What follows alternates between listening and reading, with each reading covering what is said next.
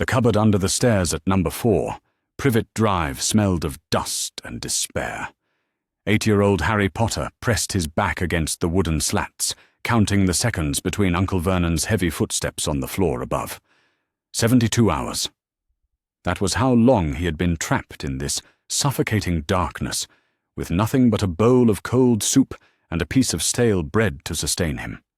The punishment had started, as they always did, with magic he could not control. Dudley's 11th birthday party was supposed to be perfect, according to Aunt Petunia's meticulous planning. 30 children from his expensive private school, a chocolate cake tall enough to require a stepladder, and enough presents to stock a small toy store. Harry had been assigned his usual role during family celebrations, invisible and silent, banished to the kitchen to wash dishes while the festivities proceeded without him. But magic, Harry had learned, cared nothing for his aunt's social aspirations or his uncle's fragile sense of normalcy. When Dudley had shoved Harry against the kitchen counter, sneering about freak shows and unwanted orphans, something inside Harry had snapped.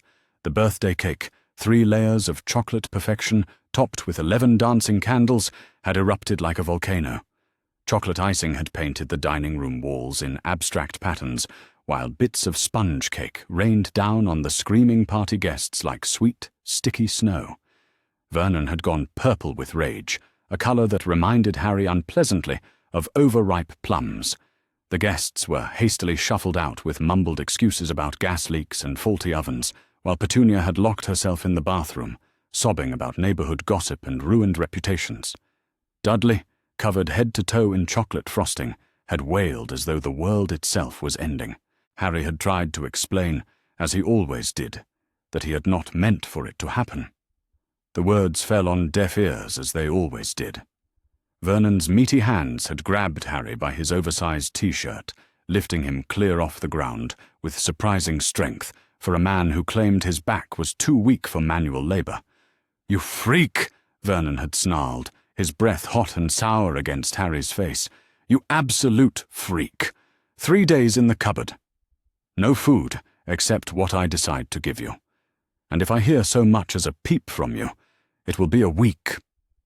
The cupboard door had slammed shut with a finality that seemed to echo in Harry's bones. The lock had clicked, with the precise sound of a prison cell closing, sealing him into his familiar world of spiders and forgotten cleaning supplies. Now, on the 3rd day of his imprisonment, Harry listened to the sounds of normal family life proceeding above his head. Dudley's whining voice carried through the floorboards as he demanded compensation for his ruined birthday party.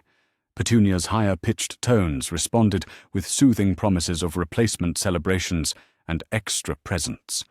Vernon's rumbling bass provided a steady counterpoint of muttered complaints about freaks and their disruptions. Harry closed his eyes and tried to remember his parents' faces, but the memories remained frustratingly elusive. Sometimes, in the space between sleeping and waking, he thought he could recall a woman's gentle voice singing lullabies, or a man's warm laughter echoing through sunlit rooms. But these fragments always dissolved like morning mist when he tried to grasp them firmly. The voices above grew louder, and Harry pressed his ear against the ceiling of his tiny prison. Dudley was having what Aunt Petunia diplomatically called one of his episodes, which meant he was throwing a tantrum impressive enough to rattle windows. "It is not fair," Dudley howled, his voice cracking with preteen indignation. Timothy Hartwell's birthday party had a magician and a bouncy castle and cotton candy. My party was ruined because of that freak. I want another party, a better party, and I want him gone. Vernon's voice rumbled in agreement, though Harry could not make out the specific words. Whatever promise was being made seemed to mollify Dudley, whose cries gradually subsided into sniffles and hiccups. Then Petunia spoke, her voice carrying clearly through the thin floorboards with the particular tone she reserved for discussing Harry's future. "We should have sent him to St. Brutus's secure centre for incurably criminal boys years ago, like I suggested when he first started with the unnaturalness. They know how to deal with his sort there. Discipline and structure, proper boundaries for the abnormal children." Harry's blood turned to ice water in his veins. St. Brutus's was not a real place, he was fairly certain of that. The Dursleys had invented it as a convenient fiction to explain his absence during school holidays when their neighbours asked uncomfortable questions. But the way Petunia spoke about it now suggested she had researched alternatives that were all too real. Vernon's response made Harry's worst fears solidify into horrible certainty. "There are places," Vernon said slowly, as though he were thinking aloud. "Schools for problem children. Places where they break them of their bad habits, their unnatural tendencies. Strict discipline, no tolerance for disruption. They take children as young as 7 or 8, and they do not come home until they are properly reformed. Properly reformed." The words echoed in Harry's mind with the weight of a death sentence. He had heard enough playground rumours to know what reform schools were really like. Children went in bright and hopeful and came out hollow-eyed and broken, if they came out at all. The conversation above continued, with Vernon warming to his theme like a man who had finally discovered the perfect solution to an persistent problem. After tomorrow's incident, people will be asking questions.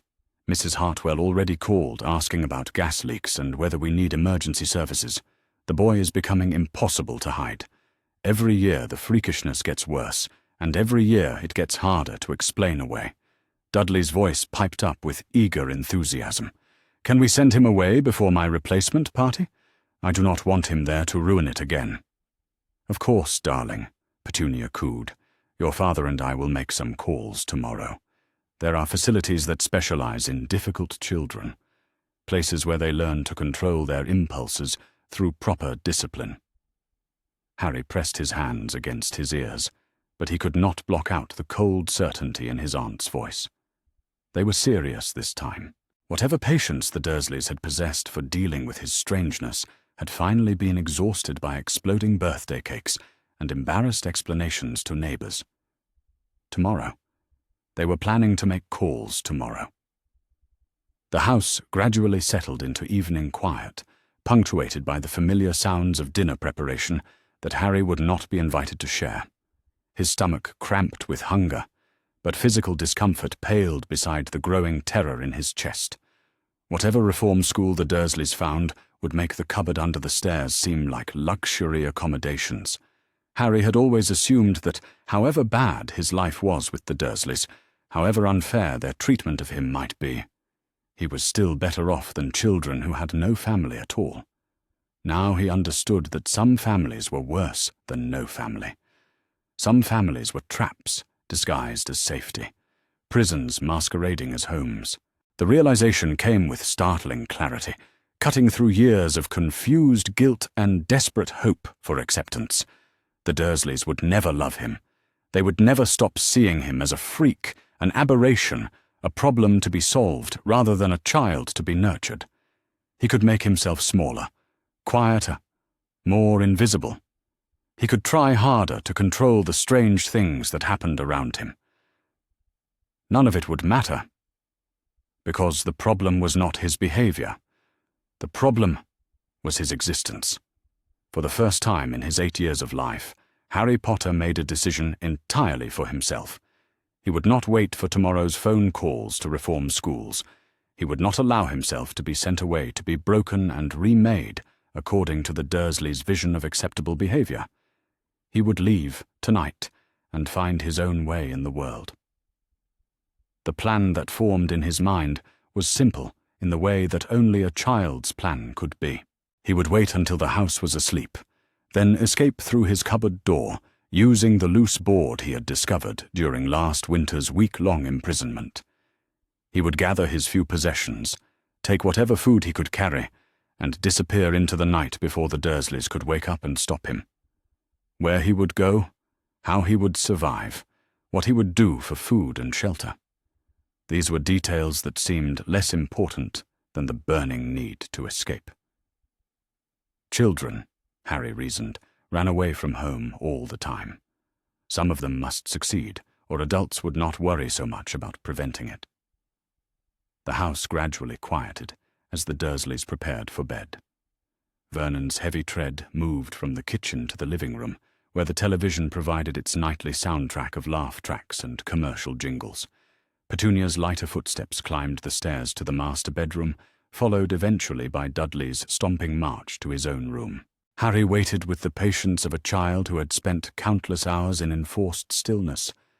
He counted Vernon's snores, measured the rhythm of Dudley's restless turning, listened for the settling sounds that meant the house had surrendered to sleep. When he was certain that the family was deeply unconscious, Harry began working at the loose board that had been his secret discovery during the previous winter's punishment.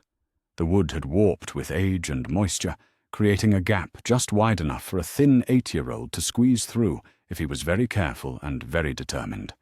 The work was slow and silent, requiring him to pause frequently to listen for any sign that his movements had disturbed the sleepers above.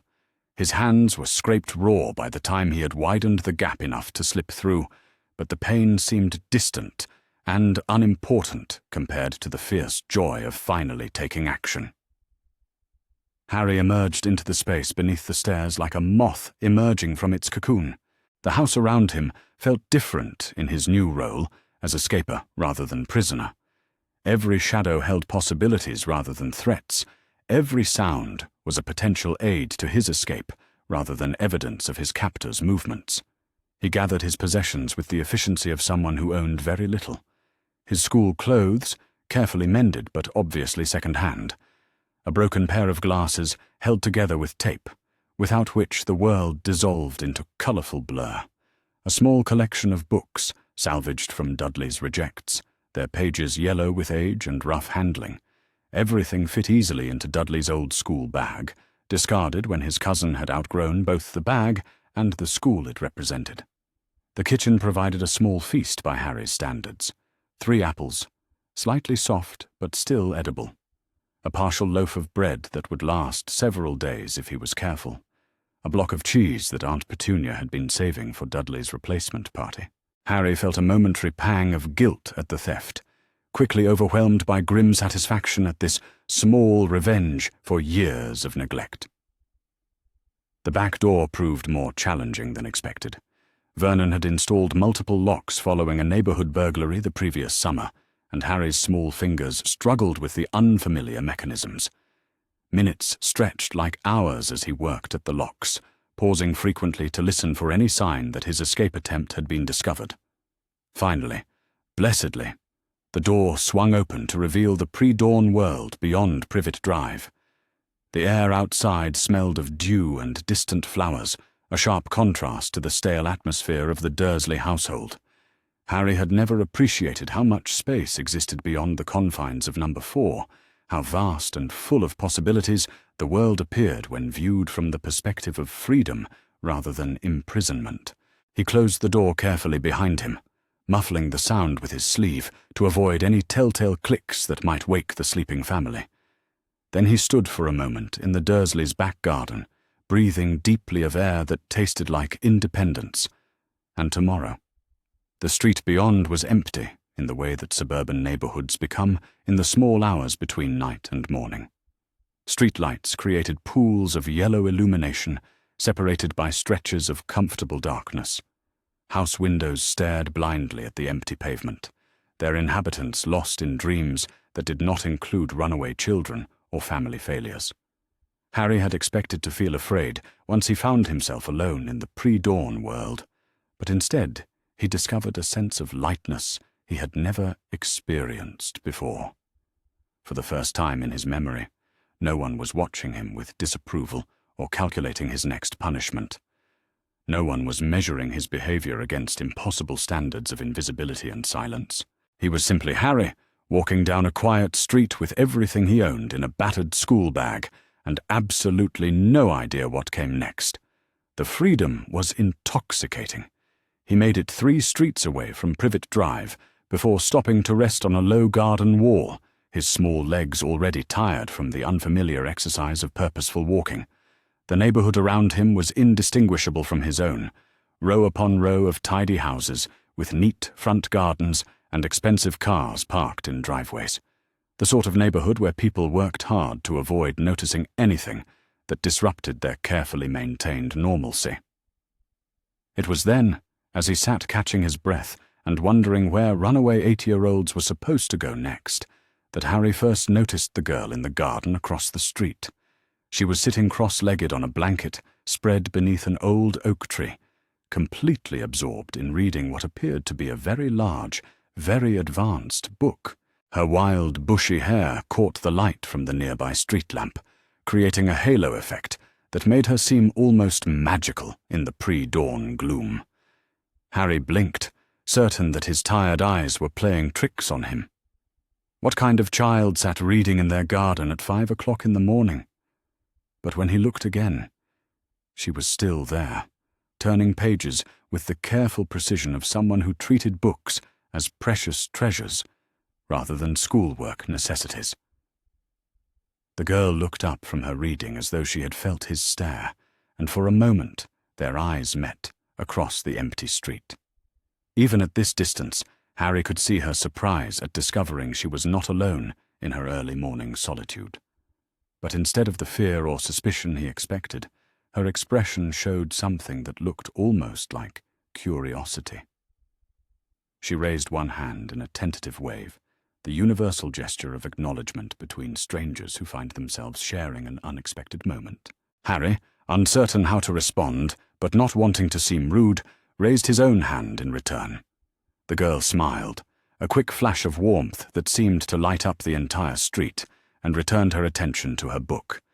But Harry found he could not look away.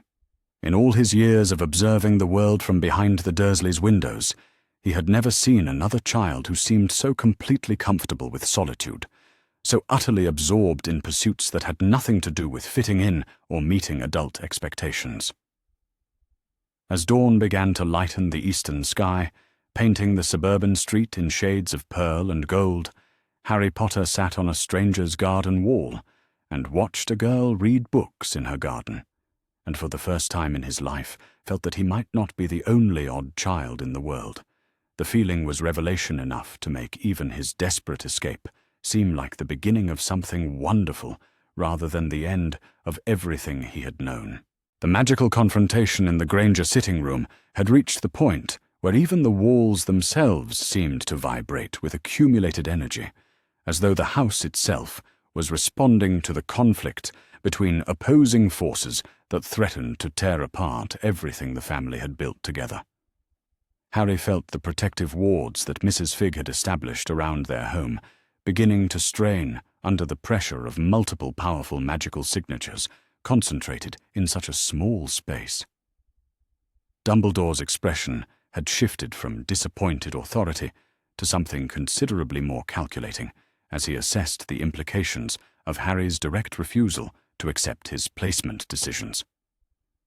The elderly wizard's pale blue eyes moved systematically between Harry and Hermione, taking in their coordinated positioning and the magical energy they were maintaining as a defensive barrier against his attempts to establish dominance over their choices.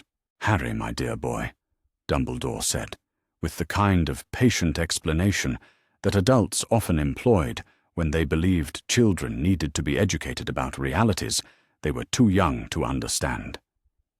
"I can see that the people caring for you have provided excellent emotional support and have helped you develop considerable confidence in your own judgment."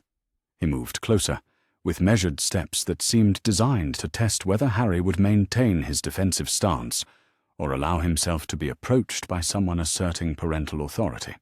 However, magical development carries responsibilities and dangers that extend far beyond individual preferences or family welfare, he continued with growing gravity.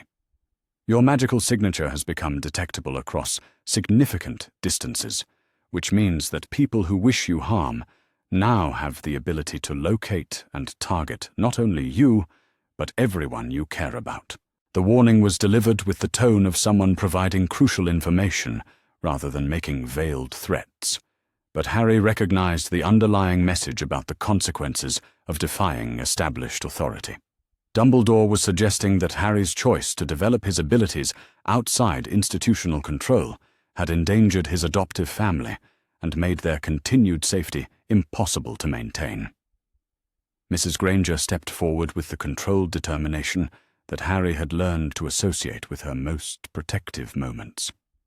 "Professor Dumbledore," she said, with professional courtesy that barely concealed her growing anger, "are you suggesting that Harry should sacrifice his personal agency and return to abusive circumstances in order to protect us from dangers that exist because of decisions you made about his placement and development?" She gestured toward the legal documentation spread across the coffee table.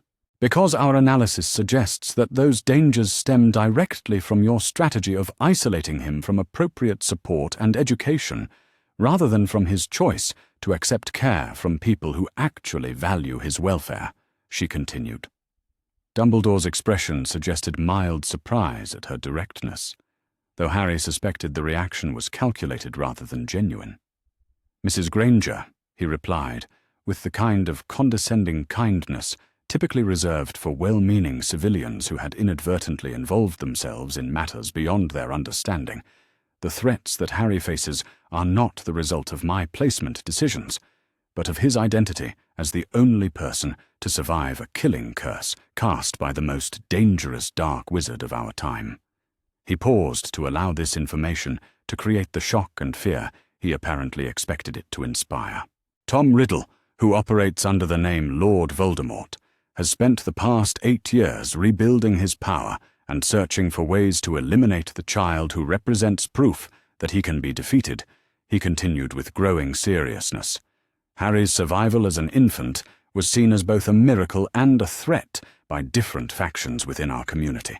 The revelation about Voldemort's continued interest in Harry's elimination should have been terrifying, but Harry found himself responding with analytical curiosity rather than automatic fear. Mrs. Figg had already explained the basic facts about his parents' deaths and the continuing political conflict that made his existence controversial among certain magical factions. What Dumbledore was revealing seemed designed more to justify his previous decisions than to provide genuinely new information about threats to Harry's safety.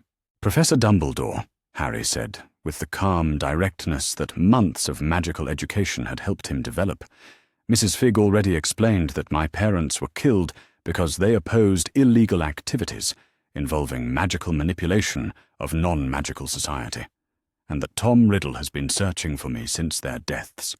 He moved closer to Hermione, their positioning allowing their magical energies to merge in the way that had become automatic during stressful situations requiring enhanced defensive capabilities. "She also explained that your placement strategy was designed to keep me isolated and underdeveloped rather than properly protected, which made me more vulnerable to future threats rather than safer from them," he continued with growing confidence in his own analysis of the situation. Dumbledore's expression shifted slightly, suggesting that he had not expected Harry to already possess detailed information about the political background of his family tragedy and current circumstances. "Harry," he said, with the particular tone that suggested he was prepared to provide education that this child clearly needed, "Mrs. Figg is an excellent person with many admirable qualities, but she does not have access to all the information necessary to understand the complete scope of the threats you face or the protective measures that have been implemented on your behalf." He raised his wand with the casual gesture of someone demonstrating superior capability rather than making an immediate threat. "The blood protection that your mother's sacrifice created can only be maintained through continued residence with her blood relatives," he continued with the authority of someone who expected his technical explanations to resolve any remaining objections to his decisions. "Mrs." Granger made a sound of outrage that she quickly suppressed, though her expression suggested barely controlled fury at what she was hearing. "Professor Dumbledore," she said, with the kind of professional precision she used when delivering devastating critiques of inadequate dental care, "are you saying that you deliberately placed Harry with people you knew would abuse him because their biological relationship to his mother provided some form of magical protection?" Dumbledore's response carried the measured gravity of someone explaining necessary sacrifices for greater goods that civilians could not be expected to understand. "The blood protection is extraordinarily powerful defensive magic that has kept Harry safe from detection and attack by Voldemort's followers for 8 years," he said with the conviction of someone who believed his strategic planning had been both necessary and successful. He gestured toward Harry with proprietary concern.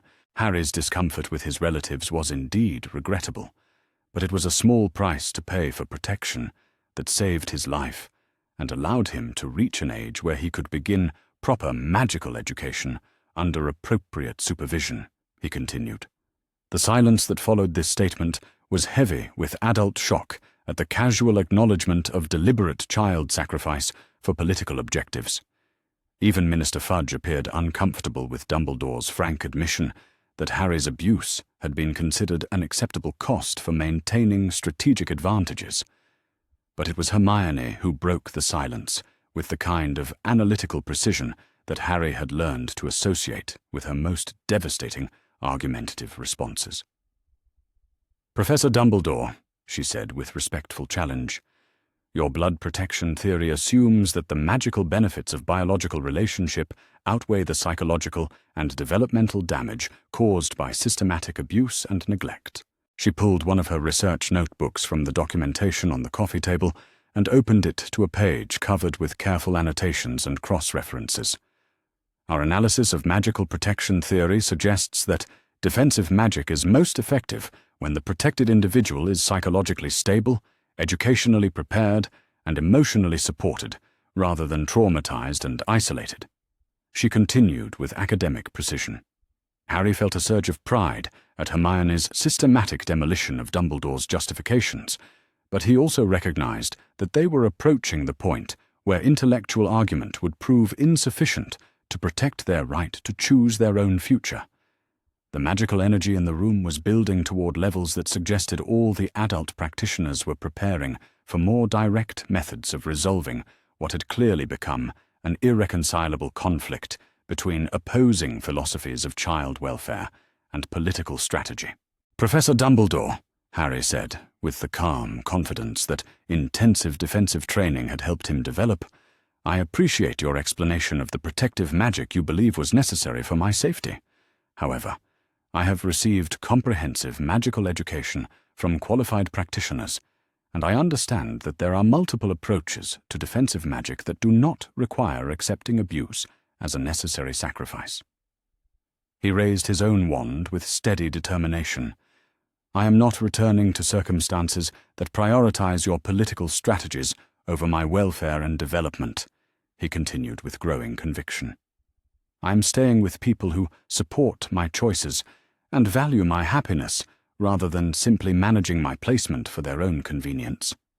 The magical pressure that erupted from Harry and Hermione working together was strong enough to make the windows rattle, and the books on nearby shelves reorganized themselves into defensive patterns. Every adult practitioner in the room stepped back in involuntary recognition of capabilities that far exceeded anything they had expected to encounter from children their age. But instead of backing down in response to their demonstration of power, Dumbledore raised his own wand with the measured authority of someone who had been prepared for exactly this level of resistance. "Harry," he said with the kind of gentle firmness that indicated he was prepared to use compulsion rather than continue attempting persuasion, "your magical development has indeed been remarkable. But it has also been dangerously accelerated beyond safe parameters for children your age." The magical energy that began emanating from Dumbledore's wand was qualitatively different from anything Harry had previously experienced, carrying undertones of control and dominance that seemed designed to overwhelm resistance through sheer magical authority rather than direct force. "I cannot allow you to continue developing outside proper institutional oversight," Dumbledore continued as his spell began affecting the magical atmosphere of the entire room. "The risks to yourself, your adoptive family, and the broader magical community are simply too great to permit personal preferences to override professional judgment." Harry felt the compulsion magic pressing against his mental defenses like a tide of warm honey that promised to make resistance feel unnecessary and compliance feel natural. The spell was sophisticated enough to work through persuasion and emotional manipulation rather than crude, magical domination, which made it considerably more dangerous than direct magical attack. But the months of intensive training with Mrs. Fig had included specific preparation for exactly this type of magical coercion, and Harry found himself automatically implementing the defensive techniques that had been drilled into him until they became instinctive responses rather than conscious decisions. More importantly, Hermione was beside him, her own magical energy merging with his to create the collaborative defensive matrix they had practiced until it became as natural as breathing. Their combined resistance was strong enough to turn Dumbledore's compulsion magic back on itself, creating a protective barrier that not only shielded them from his influence, but reflected his magical pressure back toward its source. The result was a stalemate that clearly surprised Dumbledore as much as it relieved Harry. The elderly wizard's expression shifted from confident authority to genuine concern as he recognized that his standard methods for managing resistant children were proving ineffective against opponents who understood both magical theory and defensive applications. Extraordinary, Dumbledore murmured, apparently speaking more to himself than to the room at large. The collaborative magical matrix you have achieved should not be possible without years of formal training and considerable theoretical understanding of advanced magical principles. He lowered his wand slightly, though Harry noticed that he maintained a ready position for immediate spell casting if the situation required renewed magical intervention. "Where did you receive instruction in collaborative defensive magic?" he asked, with the particular curiosity that suggested professional interest in their educational methods rather than continued attempts to establish dominance over their choices. Mrs.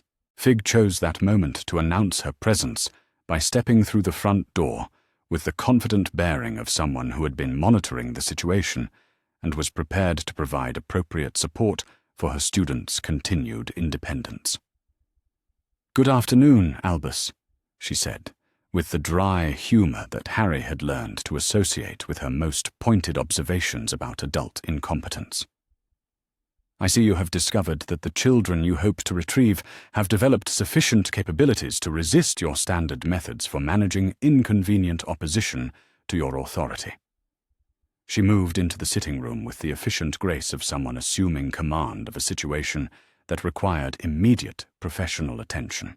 "Harry and Hermione have been receiving comprehensive magical education from qualified practitioners using established pedagogical methods specifically designed to ensure both safety and systematic skill development," she continued with the matter-of-fact tone she used for delivering information that adults needed to process carefully.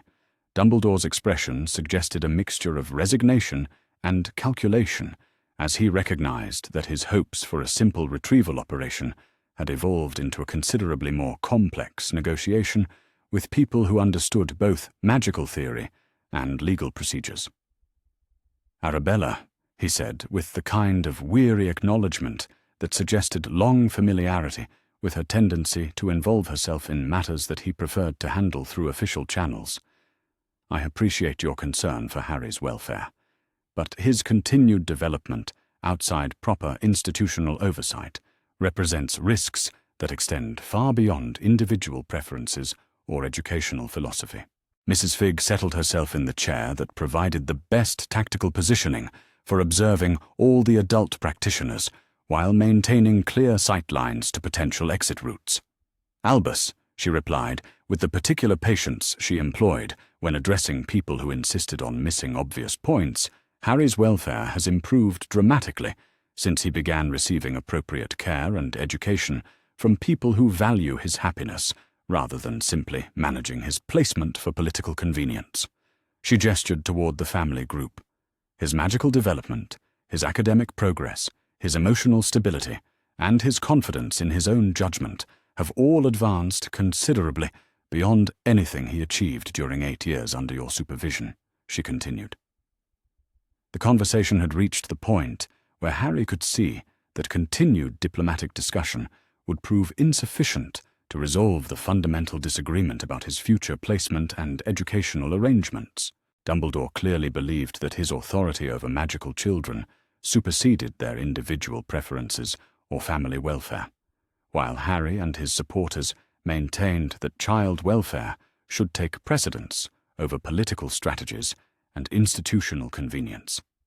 But it had also reached the point where Harry felt confident that his months of intensive preparation had provided him with both the knowledge and the capabilities necessary to protect his right to choose his own future, regardless of whatever threats or inducements adult authority figures might employ to enforce their preferences. "Professor Dumbledore," Harry said with the calm directness that family support had helped him develop, "I understand that you believe your placement decisions were necessary for my protection and the welfare of the magical community. However, I have received excellent care and comprehensive education from people who support my choices and value my development." He moved closer to Hermione, their positioning creating the collaborative magical matrix that had become their primary source of strength during challenging situations. "I am not returning to circumstances that prioritize other people's political objectives over my safety and happiness," he continued with absolute conviction. "I am staying with my family, continuing my education with qualified instructors, and developing my abilities under appropriate supervision from people who actually care about my welfare." Harry raised his wand with steady determination. "And I am prepared to defend those choices against anyone who attempts to enforce their authority over my life without my consent," he concluded. The magical energy that filled the room in response to Harry's declaration was powerful enough to make every adult practitioner present recognize that they were no longer dealing with a powerless child who could be moved around according to their strategic preferences. Harry Potter had chosen his future, and he had developed sufficient magical capability to protect that choice against anyone who might attempt to override his decisions for their own convenience. The emergency portkey that Mrs. Fig produced from her robes activated with a whispered incantation that created a swirling vortex of magical energy around the entire Granger family. As they disappeared from Little Whinging in a flash of silver light, Harry felt a surge of triumph that was both personal and profound.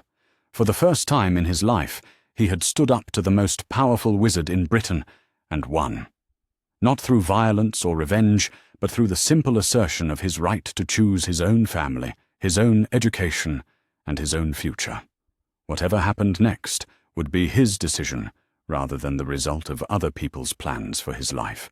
And that freedom, hard-won through months of preparation and supported by people who loved him unconditionally, felt like the most powerful magic he had ever experienced.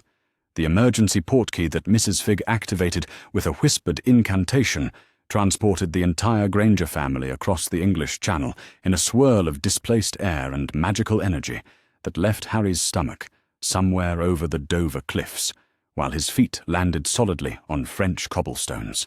The transition from suburban Little Whinging to what appeared to be a medieval village square was so abrupt that he needed several moments to process the change from familiar domesticity to foreign magical sanctuary.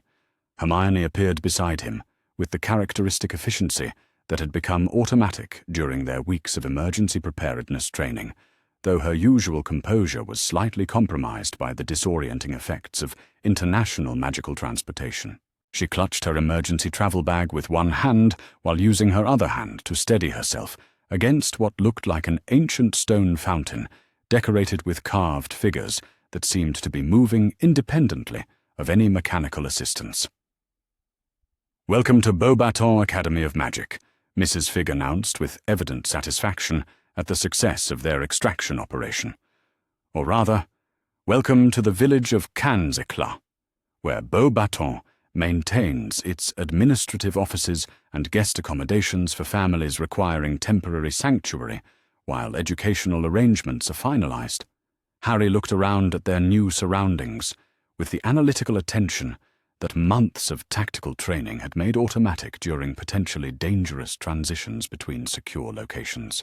The village appeared to be designed specifically for magical inhabitants, with architectural details that would be impossible to maintain through mundane construction methods and decorative elements that seemed to shift and change in response to observer attention. Most reassuringly, the magical atmosphere felt welcoming rather than threatening, carrying undertones of scholarly curiosity and educational purpose rather than the political tension and institutional authority that had characterized their final confrontation with Dumbledore and the British ministry officials. Mr. and Mrs. Granger moved closer together, with the instinctive protective positioning that Harry had learned to associate with their response to unfamiliar circumstances that might require rapid decision-making about family safety. But their expressions suggested cautious optimism rather than fear, as though they recognized that their current situation represented opportunity rather than simply escape from immediate danger. "Mrs. Figg," Mr. Granger said, with the careful courtesy he employed when seeking clarification about complex arrangements that affected family welfare, "we appreciate your assistance in ensuring our safety during what was clearly becoming an untenable situation. However, we need to understand the practical implications of our current circumstances and the options available for Harry and Hermione's continued education." Mrs. Figg gestured toward an impressive building that dominated the village square, its architectural style suggesting centuries of continuous magical habitation and educational use. "Madame Olympe Maxime, headmistress of Beauxbatons Academy, has been expecting your arrival and is prepared to discuss educational arrangements that would allow both children to continue their magical development while remaining with their chosen family," she explained. She paused to ensure that the implications of this information were clearly understood. French magical law recognizes individual agency in educational placement decisions for children who demonstrate sufficient magical capability to make informed choices about their own development, she continued. Harry and Hermione have both exceeded the competency thresholds necessary to claim educational independence, which means that their preferences regarding school selection and family placement carry legal weight equal to parental decisions. The relief that Harry felt at this information was so overwhelming that he needed to lean against the stone fountain for physical support while processing the magnitude of what Mrs. Figg was explaining. For the first time since learning about the magical world and its political complications, he was hearing about legal protections that prioritized child welfare and individual choice rather than institutional convenience and adult authority. "What does educational independence actually mean in practical terms?" Hermione asked, with the analytical precision she applied to all research questions that required immediate and accurate answers. Mrs. Figg smiled at her characteristic directness. "It means that you have the legal right to choose your own educational placement based on your assessment of which institution and instructional approach will best serve your individual learning needs and long-term goals," she explained. "It also means that your family arrangements are considered private matters that cannot be overruled by external authorities unless clear evidence of abuse or neglect can be demonstrated." She gestured toward the administrative building, where several figures in elegant robes could be seen, moving with the purposeful efficiency that suggested preparation for important meetings. Madame Maxime has already reviewed the documentation of Harry's previous placement and the evidence of systematic abuse and educational neglect that characterized his experiences under Dumbledore's supervision, she continued. She considers his current family situation to be exemplary rather than problematic, and she is prepared to support his right to maintain those arrangements while pursuing advanced magical education. Harry felt tears of gratitude start to blur his vision as the full implications of their escape began to settle into emotional reality rather than simply tactical necessity.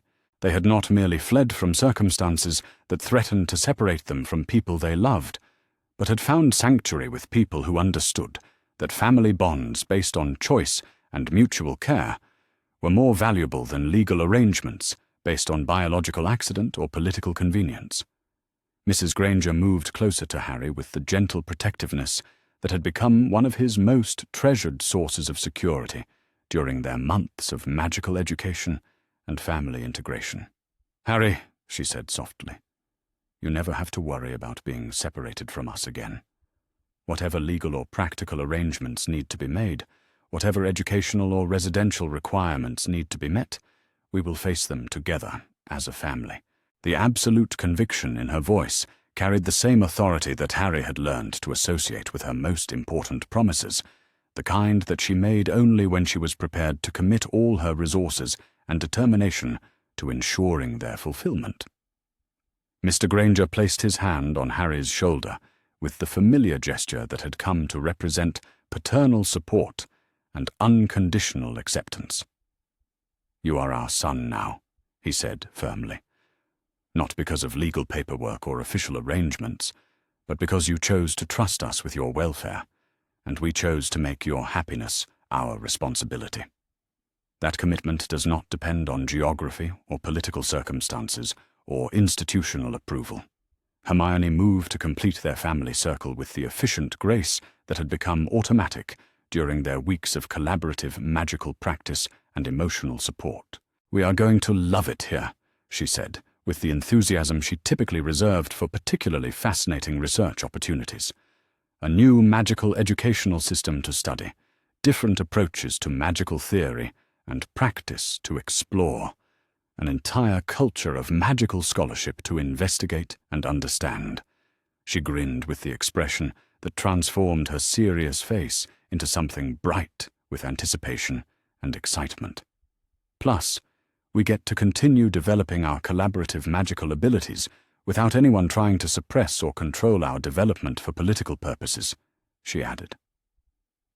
The magical energy that began building around their family group was warm and protective rather than defensive, carrying undertones of celebration and gratitude rather than the tension and resistance that had characterized their magical displays during confrontations with hostile authority figures. Mrs. Fig observed their reunion with evident satisfaction, though Harry noticed that she maintained awareness of their surroundings and potential security considerations, even while allowing them time to process their successful transition to safety. "I should mention that your extraction from Britain was observed by multiple parties, with conflicting interests in the outcome," she said, with the matter-of-fact tone she used for providing tactical information that required careful consideration. Dumbledore and the Ministry officials were not the only ones monitoring your magical development and family arrangements. The reminder that their escape had attracted attention from unknown observers sent a flutter of anxiety through Harry's chest, but he found that his response was analytical concern rather than paralyzing fear. Months of magical education and family support had provided him with both the capabilities and the confidence necessary to face whatever challenges might emerge from their decision to claim independence from British magical authority. "What kind of conflicting interests?" he asked, discovering that he actually wanted to know the details rather than simply hoping that adult protection would shield him from unpleasant realities. Mrs. Fig consulted what appeared to be a magical communication device before responding. "Voldemort's followers have been searching for you since your magical signature became detectable from significant distances," she said, with the clinical precision she used when discussing dangerous but manageable threats. "They view your continued development as a potential challenge to their political objectives, and would prefer to eliminate you before you reach full magical maturity." She paused to ensure that this information was being processed appropriately, rather than causing panic. "However, they are also constrained by the same factors that limited Dumbledore's options for controlling your placement," she continued.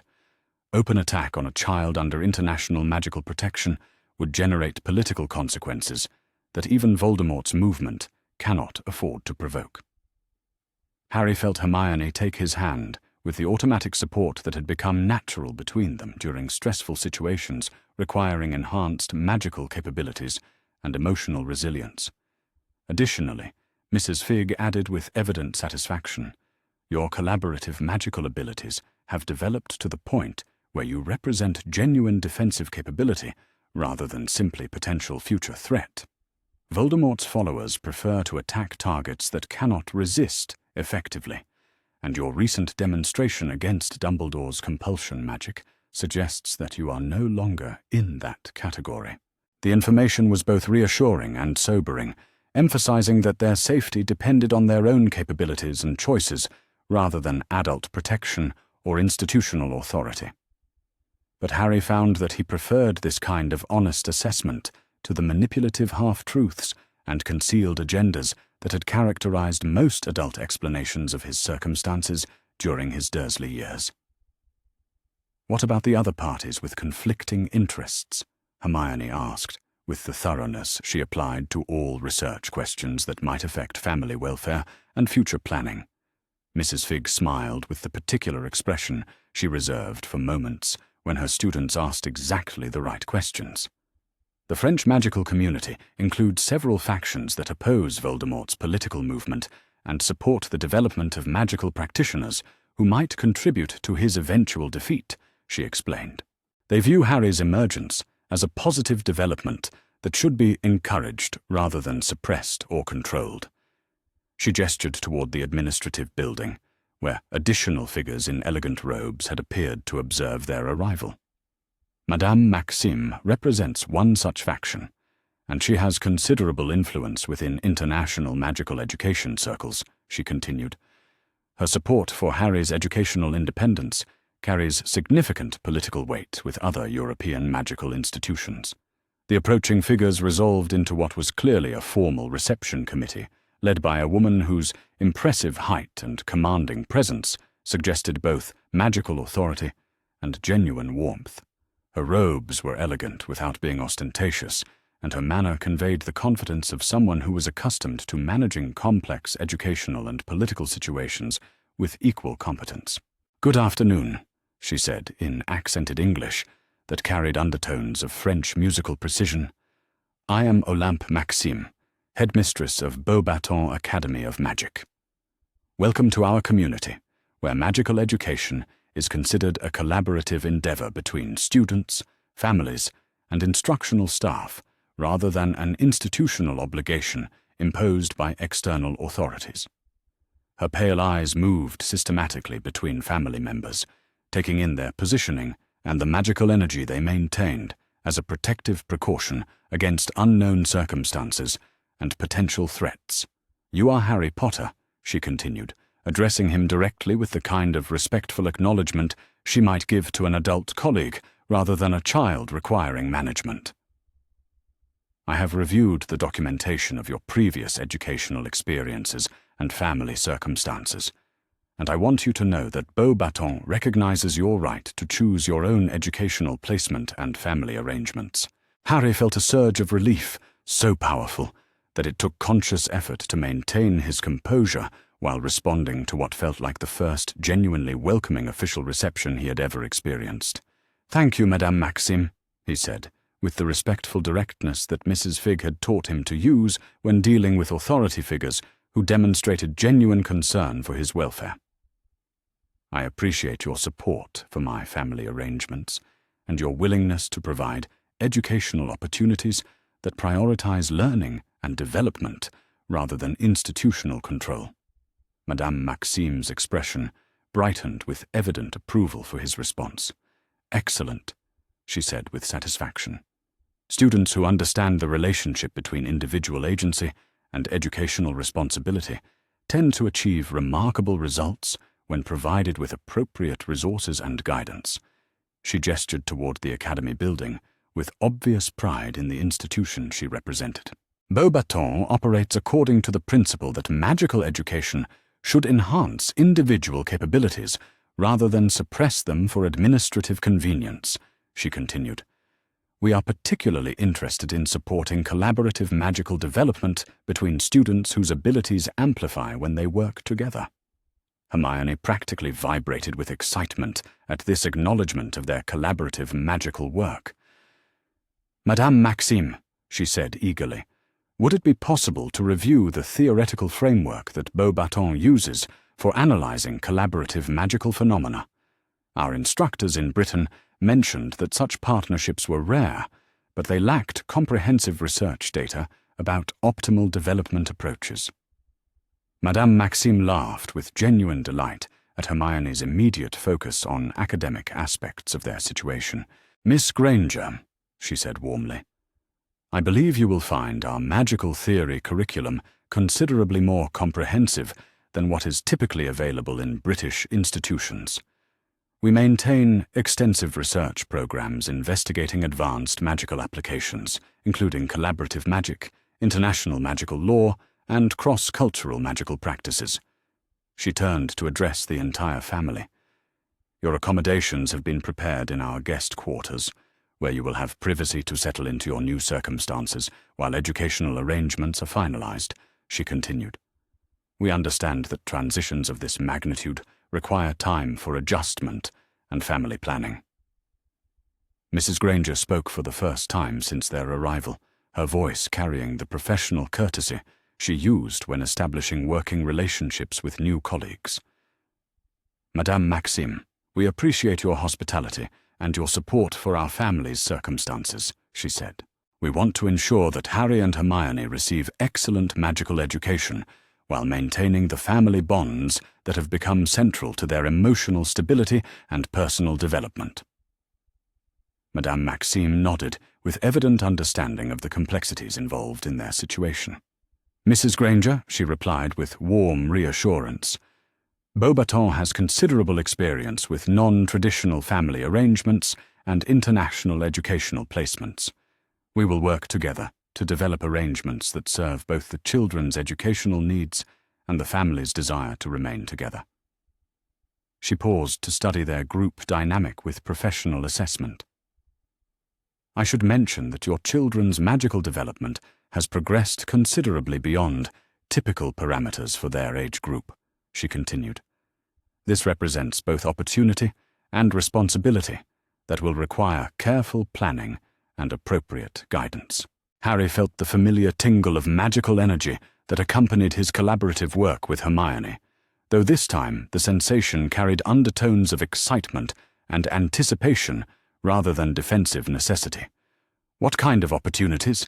He asked, genuinely curious about what advanced magical education might involve when provided by people who supported rather than feared his development. Madame Maxime's expression brightened with the particular enthusiasm that educators reserved for discussing exceptional students and innovative educational approaches. The opportunity to develop magical abilities that could contribute significantly to solving problems that affect both magical and non-magical communities, she said with growing excitement.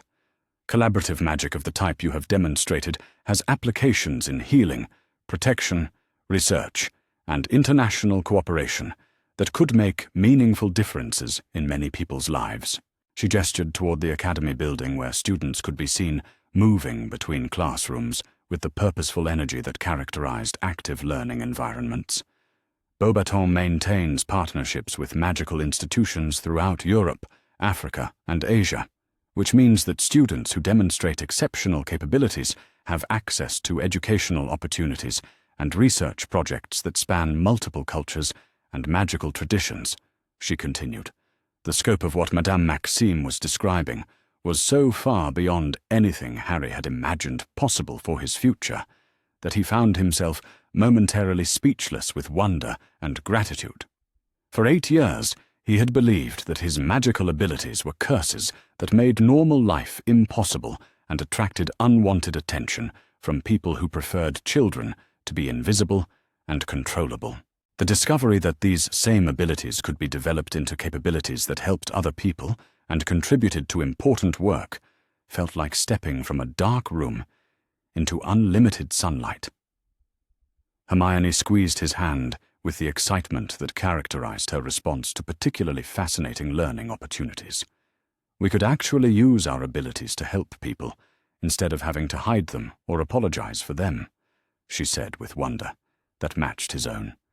Madame Maxime smiled at their shared enthusiasm. Indeed, she confirmed. Magic is most fulfilling when it serves purposes larger than individual convenience or institutional control. Students who understand this principle tend to achieve remarkable things when provided with appropriate education and encouragement.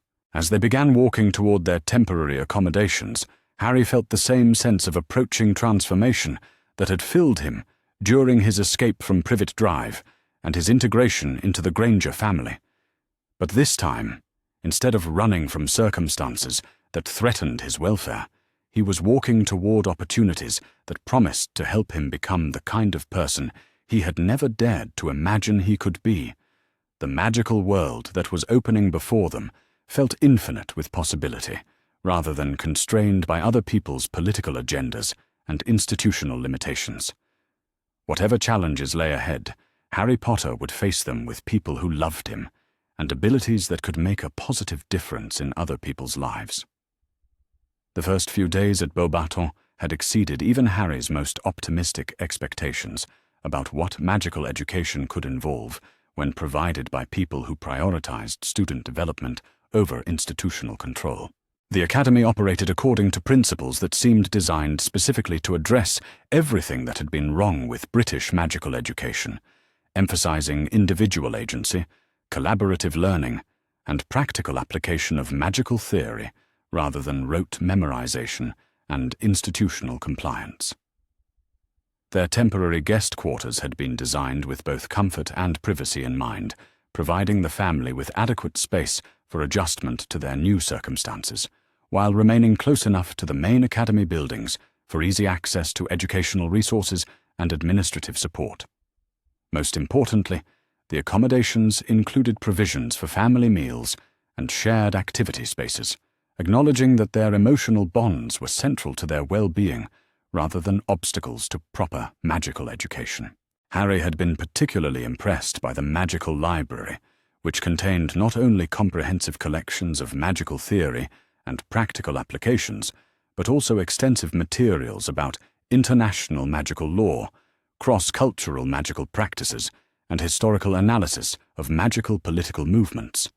The knowledge that had been carefully concealed from him during his British education was freely available for anyone interested in developing genuine understanding of the magical world and its complexities. Hermione had immediately immersed herself in research about collaborative magical theory, discovering that Beauxbatons maintained active research programs investigating the phenomena they had been developing through trial and error during their months of intensive training with Mrs. Figg. The theoretical framework that supported their practical abilities was considerably more sophisticated than anything they had encountered in British magical education, suggesting educational opportunities that could help them understand and refine their capabilities rather than simply using them instinctively. But it was the cultural differences in magical education that proved most significant for Harry's understanding of what his future development might involve. French magical education emphasized practical application and social contribution rather than theoretical memorization and institutional loyalty. Students were expected to develop their abilities in service of broader community welfare rather than simply mastering techniques for personal advancement or professional achievement. This philosophical approach to magical development aligned perfectly with Harry's growing understanding of his own priorities and values. He wanted to use his abilities to help other people and contribute to solving problems that affected both magical and non-magical communities. He had no interest in pursuing magical power for its own sake, or using his capabilities to achieve dominance over people who lacked magical abilities. The discovery that Beauxbatons shared these values and actively supported students who wanted to develop their magical abilities for positive social purposes felt like finding educational sanctuary that matched his personal beliefs, rather than simply providing alternative instruction in the same subjects that had been poorly taught in British institutions. During their third evening at the Academy, Madame Maxime had invited the family to join her for dinner and detailed discussion about long-term educational arrangements that would serve both Harry and Hermione's individual learning needs while maintaining their family bonds and personal autonomy. The conversation had been both informative and encouraging, revealing that French magical law contained extensive protections for educational independence that would prevent any external authority from overruling their placement decisions or family arrangements. As long as they demonstrated continued academic progress and appropriate development of magical capabilities, their right to remain together and choose their own educational approach would be legally protected, regardless of political pressure from other magical communities. More importantly, Madame Maxime had outlined specific educational opportunities that would allow them to contribute to important research projects while continuing their individual and collaborative magical development. The Academy maintained partnerships with magical institutions throughout Europe that were working on problems involving international cooperation, magical mundane relations, and defense against dark magic applications.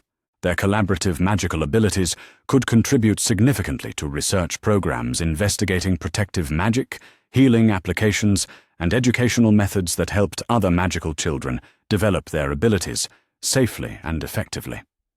Instead of being treated as unusual phenomena that required suppression or control, their capabilities would be valued as valuable assets for solving problems that affected many people's lives.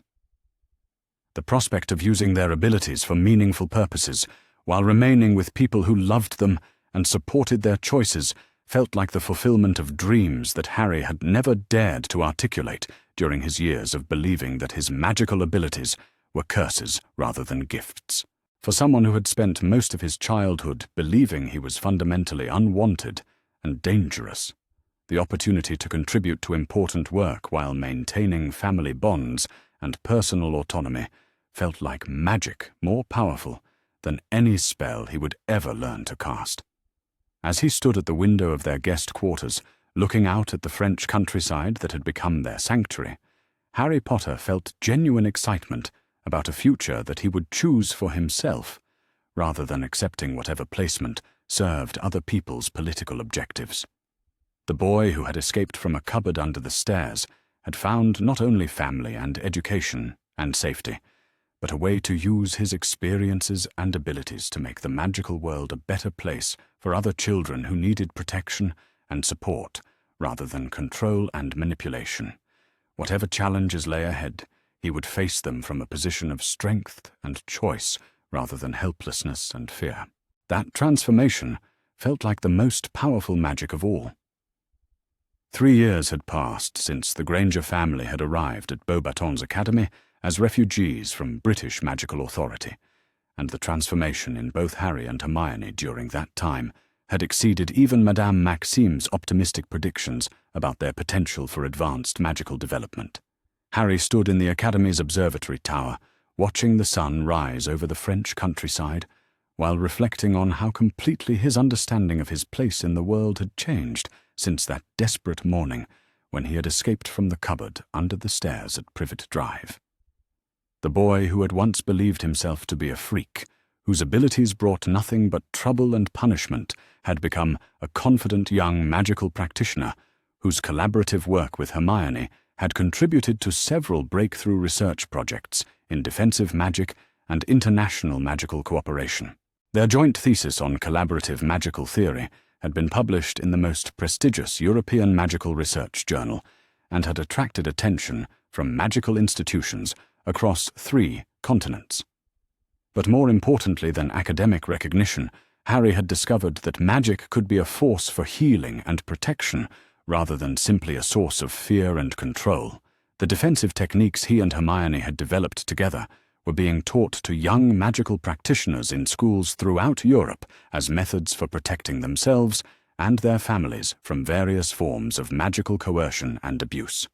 The irony that his greatest contributions to magical society involved helping other children avoid the kind of institutional manipulation he had experienced under Dumbledore's supervision was not lost on Harry, though he found it satisfying rather than bitter. Every child who learned to resist magical compulsion and assert their own choices about education and family placement represented a victory for individual agency over authoritarian convenience. Hermione appeared beside him with the quiet efficiency that had become automatic during their years of shared magical development and collaborative research. Her wild hair had been tamed into something approaching conventional styling, though her eyes still carried the bright curiosity and analytical precision that had first drawn his attention during their morning reading sessions in the Granger garden. "The communication mirror is showing an incoming message from Britain," she reported, with the matter-of-fact tone they used for exchanging information that required immediate attention and careful consideration. The sender identification indicates official correspondence from the British Ministry of Magic, though the magical signature suggests personal rather than institutional communication. Harry felt a flutter of familiar anxiety at the mention of British magical authority, though the emotion was tempered by confidence in his own capabilities and legal protections rather than the helpless fear that such contact would have inspired during his childhood years. 3 years of intensive magical education and family support had provided him with both the knowledge and the power necessary to handle whatever complications might emerge from his home country's continued interest in his circumstances. "Do we know what they want?" he asked, discovering that he was genuinely curious about the message content, rather than simply hoping to avoid unwelcome attention from people whose authority he had rejected. Hermione consulted the communication mirror with the systematic approach she applied to all research questions that required accurate information and careful analysis. "The message appears to be from someone claiming to represent a new faction within the British magical government that opposes the previous administration's policies regarding child welfare and educational placement," she said, after several minutes of careful examination of the magical signature and authentication protocols. She paused to ensure that the implications of this information were clearly understood. "They are requesting a meeting to discuss what they term restoration of Harry's legal rights within British magical society and potential collaboration on educational policy reforms that would prevent future cases of institutional child abuse," she continued. The request was both intriguing and suspicious, representing exactly the kind of political reconciliation that Harry had occasionally wondered about during quiet moments when he considered whether the magical community that had failed him so dramatically might eventually develop better approaches to protecting children and supporting their development. But it was also the kind of offer that required extreme caution, since British magical authority had already demonstrated its willingness to prioritize political objectives over child welfare and to use official channels for pursuing personal agendas disguised as institutional policy. "What does Madame Maxime think about this communication?" Harry asked, recognizing that any response to British magical overtures would require careful consultation with people who understood both international magical law and the political implications of various diplomatic approaches. Hermione smiled with the particular expression she reserved for moments when administrative details had been handled with characteristic thoroughness and foresight. "Madame Maxime has been expecting some form of British contact since the recent changes in their government leadership," she said with evident satisfaction at her mentor's political acumen. She anticipated that Dumbledore's removal from his position as Chief Warlock would eventually lead to reconsideration of policies that had damaged Britain's reputation within international magical education circles. The information about Dumbledore's political downfall was news to Harry, though he found that his reaction was analytical interest rather than personal vindication. The man whose decisions had shaped so much of his childhood suffering was apparently facing consequences for his authoritarian approach to child welfare, but Harry's own life had moved far beyond the need for revenge or validation from people whose opinions no longer carried emotional weight. "How did Dumbledore lose his position?" Harry asked, discovering that he wanted to understand the political developments that had led to this change, rather than simply enjoying the downfall of someone who had caused him harm. Hermione pulled out one of her research notebooks and opened it to a page covered with careful annotations about British magical politics and recent institutional changes. According to our intelligence sources, several families whose children had been subjected to inappropriate placement decisions began coordinating legal challenges to Dumbledore's authority over magical child welfare, she explained with the precision she used for academic presentations on complex topics. She consulted her notes before continuing. "The legal documentation we provided about your case was apparently shared with other families who had experienced similar institutional failures, and the combined evidence created enough political pressure to force a comprehensive review of child placement policies," she added. Harry felt a surge of satisfaction at the knowledge that his choice to resist Dumbledore's authority had contributed to broader changes that would protect other children from experiencing the kind of systematic abuse and educational neglect that had characterized his own early years.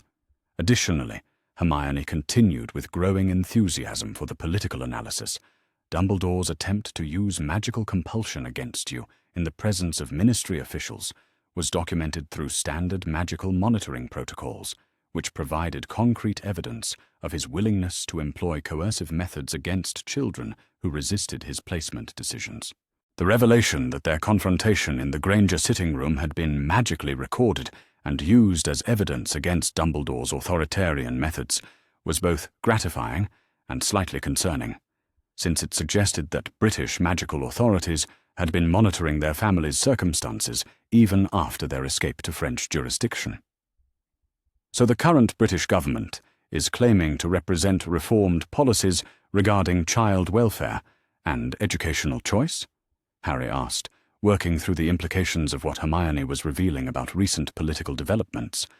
Hermione nodded with the analytical precision that characterized her approach to evaluating complex political situations and institutional claims. The new leadership includes several people who were previously excluded from positions of authority because they opposed Dumbledore's approach to magical education and child placement, she confirmed. Their policy platform emphasizes individual agency, family choice, and institutional accountability rather than authoritarian convenience and political manipulation. She paused to consult additional notes before continuing. However, political promises and actual policy implementation are different things, and we would need considerable evidence of genuine reform before considering any form of cooperation with British magical institutions, she added, with appropriate caution about trusting official claims from people whose predecessors had demonstrated such poor judgment about child welfare. The conversation was interrupted by the appearance of Mr. and Mrs. Granger, who approached the observatory with the efficient movements of people who had adapted successfully to magical transportation methods and no longer found such abilities remarkable rather than miraculous. "Good morning, Mr." Granger said, with the warm courtesy that had become his standard approach to family gatherings that involved important discussions about their collective future and individual choices. Madame Maxime mentioned that you had received interesting correspondence from Britain that might affect our long-term plans for education and residence. Mrs. Granger moved to complete their family circle with the positioning that had become automatic during their years of collaborative decision-making about matters affecting their welfare and development. We wanted to discuss the implications of whatever contact you have received and ensure that any response reflects our family's priorities rather than external political pressures, she said, with the protective determination that Harry had learned to associate with her most important advocacy efforts on his behalf. Harry felt the familiar warmth of magical energy that accompanied their family gatherings, though this time the sensation carried undertones of gratitude and security rather than defensive necessity. The people who had chosen to make his welfare their responsibility continued to prioritize his agency and happiness over their own convenience or external expectations, which remained one of his most treasured sources of emotional stability. The British magical government has apparently undergone leadership changes that they claim represent policy reforms regarding child welfare and educational choice, Harry explained with the analytical approach he had learned to use when presenting complex information that required family consideration and collective decision-making. He gestured toward the communication mirror that still displayed the pending message notification. "They are requesting a meeting to discuss restoration of my legal rights within British magical society and potential collaboration on educational policy reforms," he continued. Mr. Granger considered this information with the careful attention he brought to all situations involving official institutions and their claims about improved policies or reformed approaches to sensitive issues. "What kind of legal rights restoration are they proposing?" he asked, with the practical focus that characterized his approach to evaluating offers that might affect family welfare and individual autonomy. Hermione consulted her research materials before responding. According to our analysis of recent British magical law reforms, the new government has established legal protections for children who demonstrate sufficient magical competency to make informed decisions about their own educational placement and family arrangements, she said, with evident approval for these policy developments. She paused to ensure that the significance of this information was clearly understood. These protections include the right to refuse placement with guardians who cannot demonstrate appropriate care standards, the right to choose educational institutions based on individual learning needs, and the right to maintain family arrangements that prioritize child welfare over institutional convenience, she continued. The legal framework that Hermione was describing sounded remarkably similar to the protections that had made their sanctuary at Beauxbatons possible, which suggested either genuine reform of British magical policy or sophisticated political manipulation designed to encourage their return to circumstances that might prove less protective than they appeared. Mrs. Granger spoke with the cautious optimism that characterized her approach to evaluating institutional claims about improved policies and reformed procedures. These legal protections sound encouraging, but we would need considerable evidence that they represent genuine policy changes rather than temporary political adjustments designed to address recent scandals, she said, with appropriate skepticism about official promises from institutions that had previously demonstrated poor judgment about child welfare. She moved closer to Harry with the protective positioning that had become automatic during discussions about external pressure and official contact from people whose motivations remained unclear.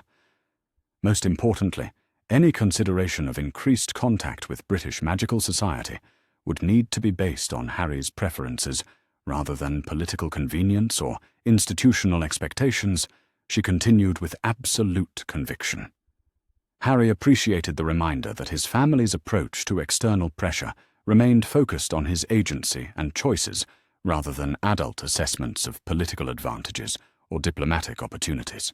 The foundation of unconditional support and individual autonomy that they had established during his integration into their family continued to guide their decision-making about his future, even when that future involved complex political considerations and institutional relationships. I am curious about the policy reforms and their potential impact on other magical children who might be experiencing the kind of institutional abuse I faced during my Dursley years, Harry said thoughtfully. If the new British government has actually implemented meaningful protections for child welfare, that could represent significant progress that might be worth supporting. He paused to consider the implications of what he was contemplating. However, I am also extremely happy with our current circumstances and have no desire to return to British jurisdiction or accept British authority over my education and development, he continued with growing certainty about his own priorities and preferences.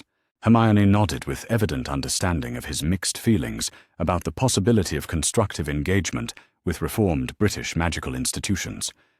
We could potentially offer consultation on policy development and educational reform without accepting British jurisdiction over our own circumstances, she suggested, with the analytical precision she applied to complex problems that required creative solutions. She gestured toward their research materials and academic credentials.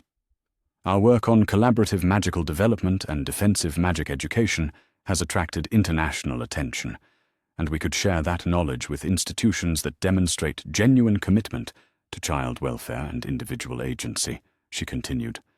The possibility of contributing to educational policy reform without sacrificing their own autonomy and family arrangements was appealing enough to warrant serious consideration, particularly if such contribution might help other magical children avoid experiencing the kind of systematic abuse and institutional manipulation that had characterized Harry's early years. Madame Maxime appeared in the observatory doorway with the efficient timing that suggested she had been monitoring their family discussion and was prepared to provide appropriate guidance about the diplomatic and legal implications of various response options.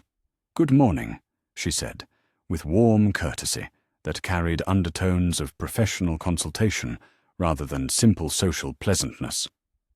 "I have been reviewing the British communication and consulting with colleagues in international magical education about the political significance of their contact and the credibility of their claimed policy reforms." She moved into their family circle with the respectful approach she used when participating in important family decisions rather than imposing institutional authority. The leadership changes in British magical government appear to represent genuine policy shifts rather than cosmetic adjustments designed to address recent scandals. She continued with evident satisfaction at the quality of her intelligence analysis. Several people whose credentials and commitment to child welfare I respect personally have assumed positions of authority within their educational and legal systems. Madame Maxime paused to ensure that her assessment was being clearly understood. However, political reform is often fragile and subject to reversal when leadership changes again, she added with appropriate caution about trusting institutional promises that had not yet been tested through sustained implementation over time. Harry felt the familiar tingle of magical energy that accompanied his most important decision-making moments, though this time the sensation carried undertones of excitement and opportunity rather than defensive necessity. The possibility of using his knowledge and experience to help other children while maintaining his own freedom and family arrangements felt like exactly the kind of positive contribution to magical society that his Beauxbatons education had prepared him to make. What would consultation involvement actually mean in practical terms, he asked, discovering that he wanted to understand the specific requirements and expectations rather than simply accepting or rejecting the general concept of cooperation with British magical reform efforts. Madame Maxime smiled with evident approval for his practical approach to evaluating complex opportunities that involved both potential benefits and potential risks. Consultation would involve sharing your research and experience with policy development committees while maintaining your legal independence and family arrangements under French magical protection, she explained with the clarity she used for outlining educational arrangements that balanced individual autonomy with institutional cooperation. She gestured toward their academic achievements and research credentials. Your work on collaborative magical development has implications for educational theory that extend far beyond individual circumstances, and your experience with institutional abuse provides valuable perspective on policy reforms designed to protect other children from similar experiences, she continued.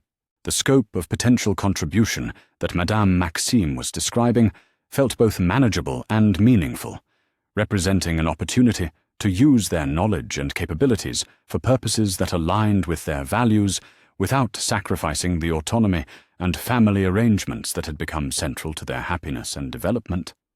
Mr. Granger spoke with the practical consideration he brought to all decisions involving family welfare and individual opportunity.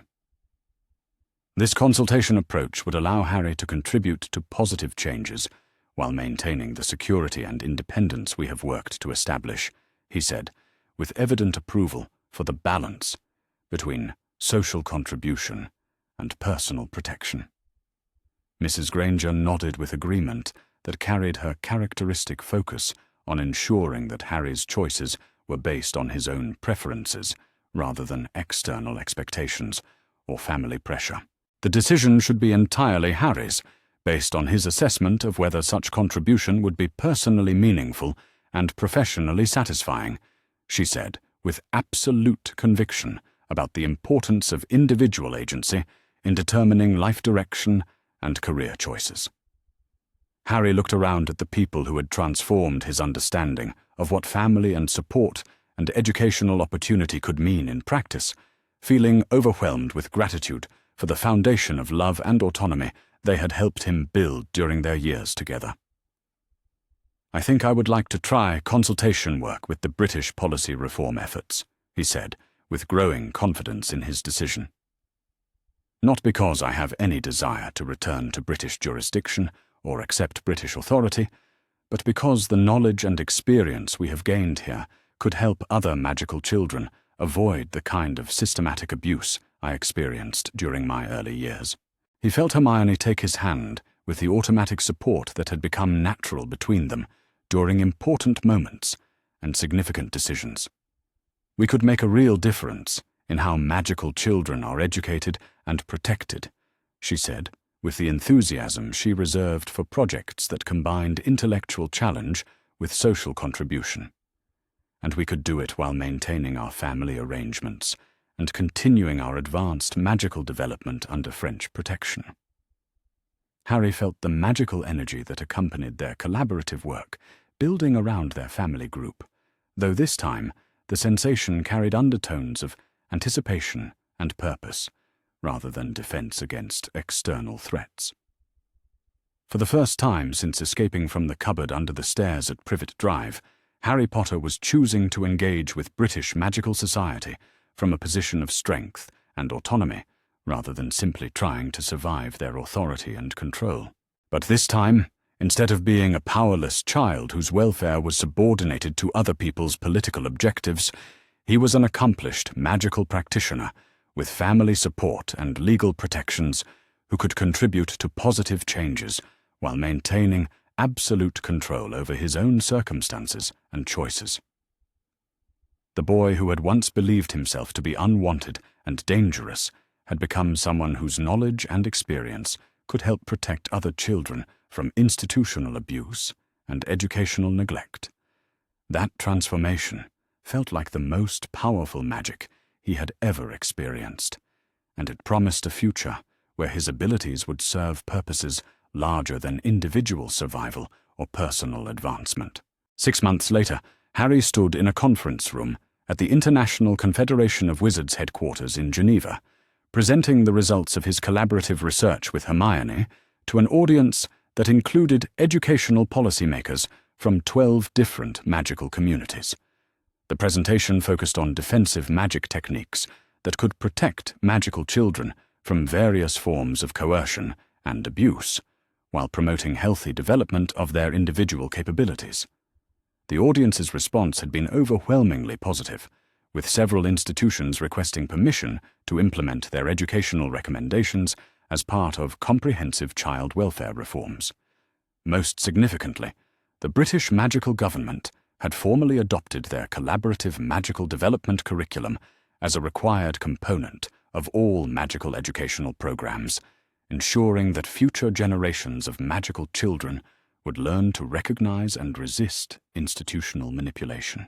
But the greatest satisfaction came not from official recognition or institutional adoption of their work, but from the letters they had begun receiving from young magical practitioners who had used their techniques to assert their own choices about education and family placement.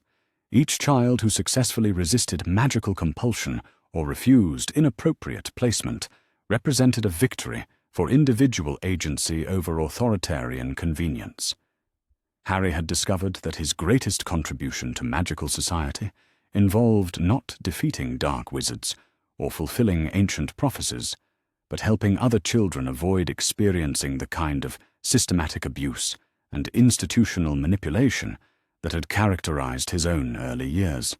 The defensive techniques he and Hermione had developed were being taught in magical schools throughout Europe as methods for protecting children's rights to safety, education, and family choice.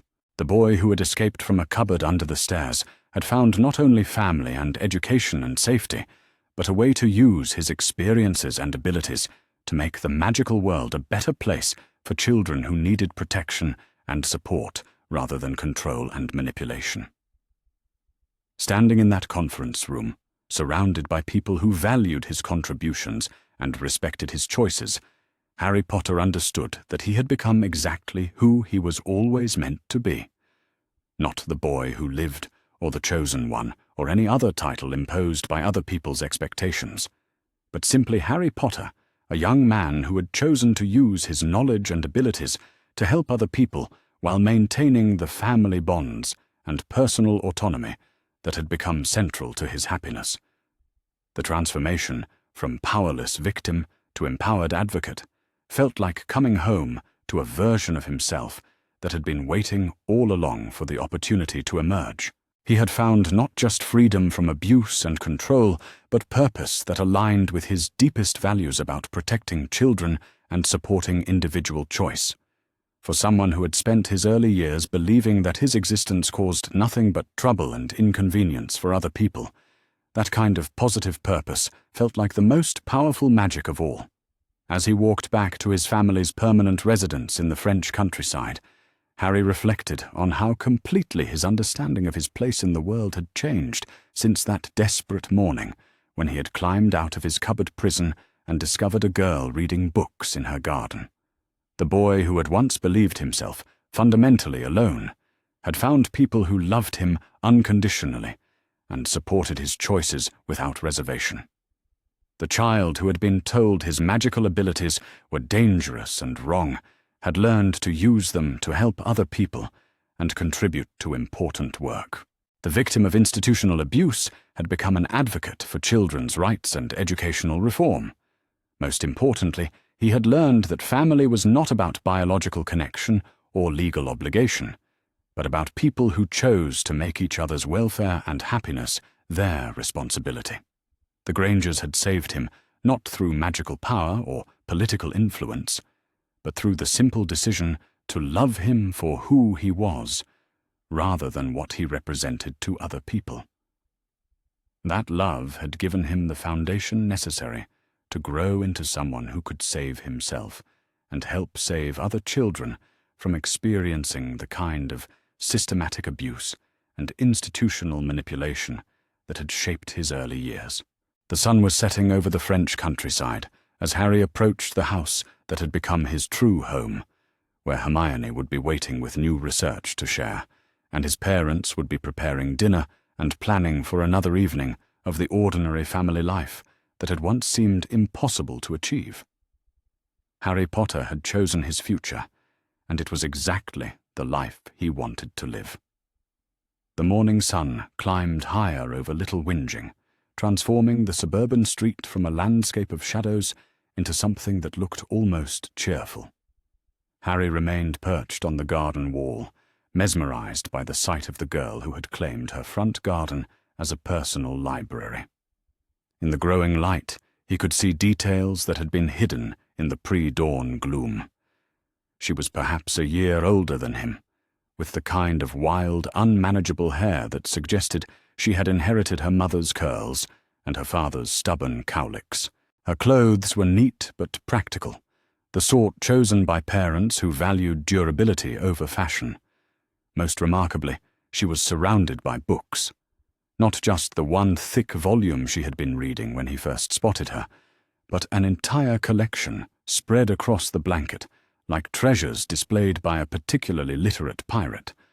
Harry had never seen so many books in one place outside of the school library, and certainly never owned by a single child.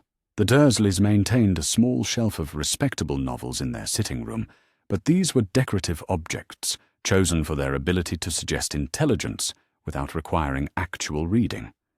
Dudley owned books as well, but they were picture-heavy affairs about sports cars and adventure stories featuring heroes who solved problems through violence rather than cleverness. This girl's collection looked different. Even from across the street, Harry could see that these were thick, serious books, the kind that required concentration and patience rather than offering easy entertainment. The sort of books that adults read when they wanted to learn something important, not the simplified versions typically offered to children. As he watched, the girl finished the chapter she had been reading and carefully marked her place with a ribbon bookmark before setting the volume aside. She stretched like a cat awakening from a nap, rolling her shoulders and tilting her face toward the climbing sun. Then she noticed Harry still sitting on the wall across the street, and instead of the embarrassment or irritation he expected, her face lit up with unmistakable curiosity. She stood and brushed grass from her clothes with the efficient movements of someone accustomed to outdoor reading sessions, then walked to her front gate with the confidence of a child operating entirely within her own territory. When she reached the boundary between her garden and the pavement, she stopped and regarded Harry with the same intense attention she had been giving her books moments before. "You have been sitting there for quite a while," she called across the street, her voice carrying clearly in the morning stillness. "Are you waiting for someone, or just enjoying the sunrise?" The directness of her approach caught Harry completely off guard. In his experience, conversations with other children followed predictable patterns of suspicion and territorial marking. Questions about which school you attended, which street you lived on, whether your parents were the sort who complained about noise or threw good footballs back over garden fences. This girl seemed to have skipped entirely past such social preliminaries and moved directly to genuine interest. Harry found himself unsure how to respond.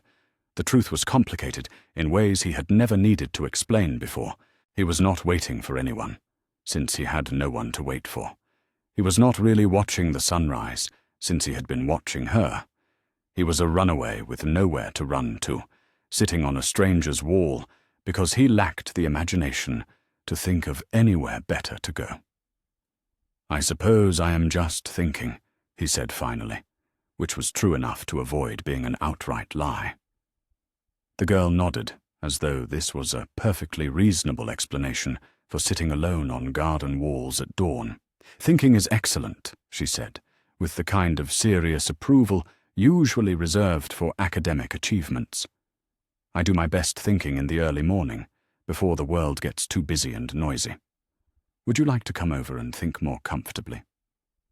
I have a thermos of tea and some biscuits, and thinking is always more productive when you are not worried about being hungry or thirsty." The offer was so unexpected and generous that Harry found himself staring at her in bewilderment. Children, in his experience, were not kind to strangers. They were territorial about their possessions, suspicious of outsiders, and generally inclined to align themselves with their parents' prejudices about appropriate playmates. This girl seemed to operate according to entirely different rules. "You do not know me," Harry pointed out, feeling obligated to mention the obvious. "That is true," she agreed cheerfully. "But I know you are not dangerous, because dangerous people do not sit quietly on walls watching other people read. They do much more dramatic and attention-getting things. Also, you look like you could use some tea and friendship, and I have plenty of both." The logic was undeniably sound, delivered with the kind of confidence that suggested she had thought through the implications before making her offer. Harry found himself climbing down from the wall and crossing the street before his more cautious instincts could raise objections. Up close, the girl was even more remarkable than she had appeared from a distance. Her eyes were bright with the kind of intelligence that missed nothing, and her smile held the warmth of someone genuinely pleased to discover an unexpected friend. She was also, Harry noticed, almost exactly his height despite being older, which suggested she would understand something about being smaller than expected and having to look up at a world designed for larger people. "I am Hermione Granger," she said, as she led him through her front gate and into the garden that had been transformed into an outdoor study. "My parents are dentists, which means they understand the importance of proper nutrition and adequate sleep. But they also understand that some people think better in the morning and should be allowed to pursue their natural rhythms rather than artificial schedules." Harry absorbed this information while trying to process the strangeness of being offered both a name and a complete family background within moments of meeting someone. The Dursleys had raised him to be suspicious of people who shared personal information too readily, warning him that such behavior indicated either stupidity or ulterior motives. But Hermione's openness seemed to spring from genuine friendliness rather than any calculated agenda. "I am Harry," he offered in return, though he found himself reluctant to share his surname. Potter was a name that sometimes prompted recognition from adults, though he had never understood why. The last thing he needed was someone asking questions about his family or wondering why he was wandering around Little Whinging at dawn with all his possessions in a school bag. "Just Harry?" Hermione asked, settling cross-legged on her reading blanket and patting the space beside her in invitation. "For now," Harry said, accepting her invitation and discovering that the blanket was thick enough to make the ground surprisingly comfortable. Hermione nodded, as though mysterious names were perfectly acceptable in her world. "That is fine," she said, unscrewing the cap of her thermos and filling it with steaming tea. Everyone should have the right to reveal as much or as little about themselves as they feel comfortable sharing. Personal information is a gift, not a debt, and gifts should never be demanded. She handed him the cap, now serving as a makeshift cup, and Harry found himself holding more warmth than he had experienced in the past 3 days. The tea was sweet and milky, prepared the way children preferred, rather than the bitter adult version the Dursleys occasionally allowed him to finish from their cups. "What were you reading?" Harry asked, gesturing toward the impressive collection of books surrounding them. Hermione's face lit up with the particular joy of someone who had been hoping for exactly that question. "Today, I was working through a fascinating analysis of early childhood development and its relationship to creative problem-solving," she said, lifting the thick volume she had been absorbed in when he first spotted her. "It is part of a series I am reading about educational theory and alternative learning approaches. My parents believe that understanding how learning works will help me learn more effectively, so they encourage me to research the research, if that makes sense." Harry blinked, certain he had misheard something fundamental about what she had just said. "You are 9 years old," he said slowly, as though testing the words for accuracy. "I will be 10 in September," Hermione corrected, with the precision of someone who took birthdays seriously. "And you choose to read books about educational theory for fun." It was not really a question, more an attempt to confirm that reality was operating according to the rules he thought he understood. "I read about lots of things for fun," Hermione said, apparently unaware that her reading habits might be considered unusual. "Educational theory, developmental psychology, comparative linguistics, botanical classification systems, historical analysis of social movements, theoretical mathematics. Learning how things work is the most interesting thing in the world. Do not you think?" Harry considered this while sipping his tea and trying to remember the last time he had read anything for pleasure rather than necessity. The broken books he had salvaged from Dudley's Rejects were adventure stories and comic compilations, designed to be consumed quickly rather than studied carefully. The idea of choosing to read about educational theory seemed as foreign as choosing to eat vegetables for dessert. "I have never really thought about it," he admitted. "I suppose I read stories mostly. Things that happened to other people in other places." "Stories are excellent, too," Hermione said, with the generous enthusiasm of someone who genuinely believed all reading was worthwhile. "But I find non-fiction more useful for understanding the world I actually live in. Stories show you what could happen, but research shows you what does happen and why it happens that way." She pulled another book from her collection, a smaller volume with a cover that featured diagrams of plant structures. "For instance, I was reading about photosynthesis last week, and it completely changed how I think about gardens and trees and even houseplants. Did you know that plants are basically eating sunlight? They are taking light energy and converting it into food energy, which means that every time you eat a vegetable, you are actually eating transformed sunshine." Harry found himself leaning forward, genuinely fascinated despite himself. "That does not sound possible," he said. "I know," Hermione agreed excitedly. "It sounds like magic, does it not? But it is real science, with equations and everything.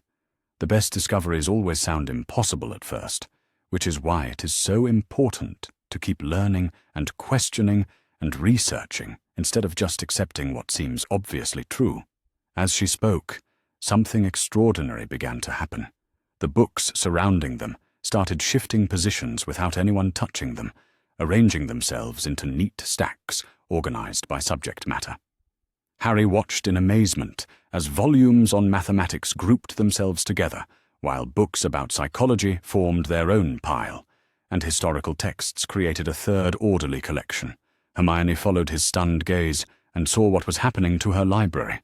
Instead of alarm or confusion, her face showed the same bright curiosity she had displayed when discussing photosynthesis. "How interesting," she said thoughtfully, watching a particularly thick book on developmental psychology slide across the blanket to join its topical companions. "That has never happened before, but I suppose it makes perfect sense.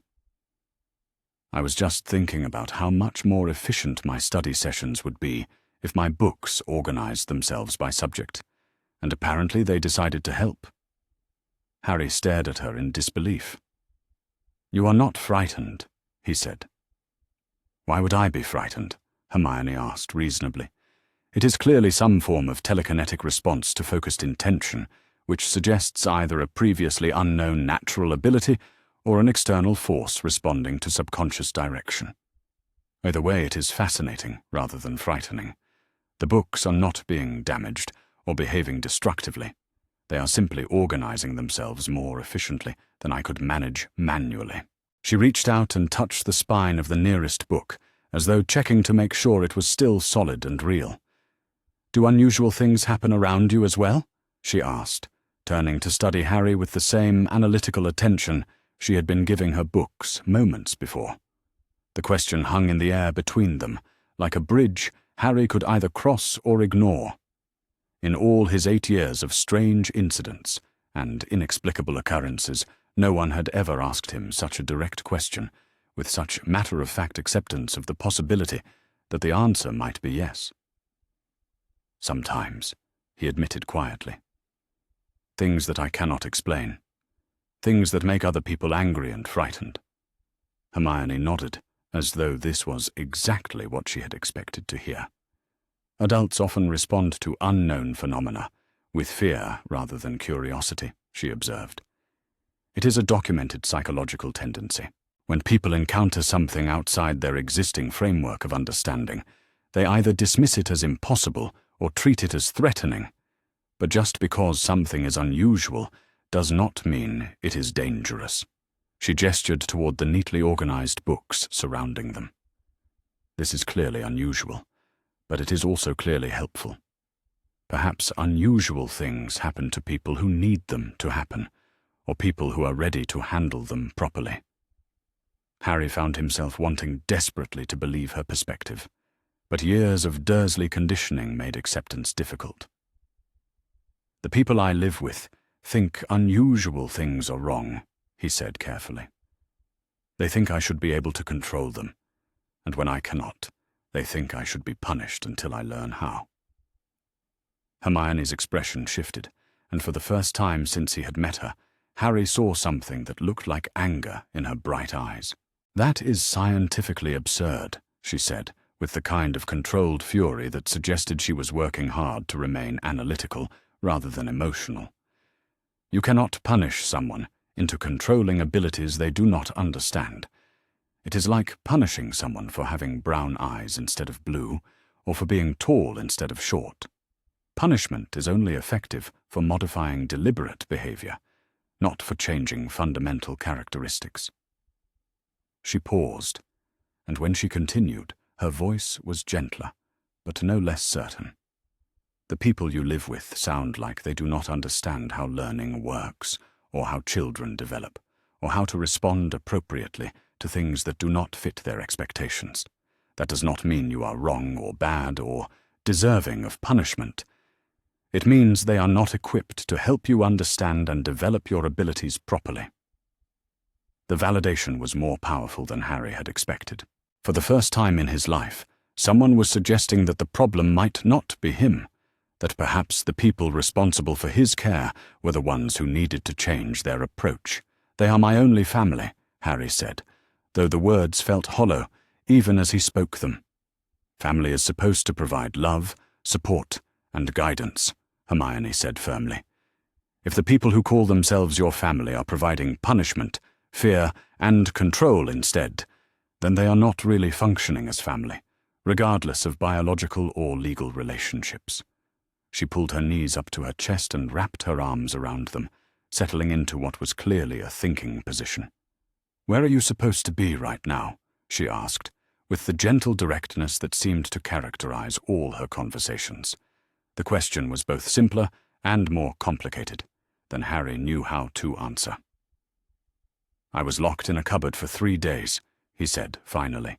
"Last night, I heard them planning to send me away to a reform school, because the unusual things are getting worse, and they cannot explain them to the neighbors anymore. So I left." Hermione absorbed this information with the same careful attention she had given her books, asking no follow-up questions, but clearly processing the implications of what he had shared. "You ran away," she said, "not as an accusation, but as a simple statement of fact. "I suppose I did. That was very brave," Hermione said with quiet conviction. "It takes courage to choose uncertainty over certain harm, even when you do not know what comes next." Harry felt something tight and painful in his chest begin to loosen at her words. "I do not know what comes next," he admitted. "I had not thought much beyond getting away." Hermione was quiet for several minutes, her analytical mind clearly working through possibilities and implications. When she finally spoke, her voice carried the confidence of someone who had reached a well-reasoned conclusion. "I think you should come inside and meet my parents," she said. "They are good at solving problems that involve children and adults, and situations that do not fit normal categories. Also, they make excellent breakfast, and you look like you could use proper nutrition and a safe place to process what has happened to you." Harry wanted to accept her offer, but years of disappointment had made him cautious about trusting adult kindness. "They will ask questions," he said. "They will want to know who I am and where I come from and why I am not with my family." Hermione nodded in acknowledgement of his concern. "They will ask questions because they care about your welfare and want to help appropriately," she said. "But they are also practical people who understand that sometimes circumstances are complicated and solutions take time. They will not demand answers you are not ready to give, and they will not make decisions about your situation without involving you in the process." She stood and began gathering her books with the efficient movements of someone ending a study session. Besides, she added with a grin that transformed her serious face into something impish and delightful, "I am very persuasive when I believe something is important, and I believe helping you is very important indeed." Harry found himself smiling in response, the first genuine smile he could remember producing in months. "Why?" he asked. "Why is helping me important to you?" Hermione paused in her book gathering to consider the question with her characteristic thoroughness. "Because you are obviously intelligent and thoughtful and kind, despite whatever terrible experiences you have had," she said simply. "Because you have abilities that could be wonderful instead of frightening if someone helps you understand and develop them properly. Because everyone deserves to be safe and cared for and given opportunities to become who they are meant to be." She finished stacking her books and looked at him directly. "But mostly because you are here, and I am here, and sometimes the universe puts people together precisely when they need each other most.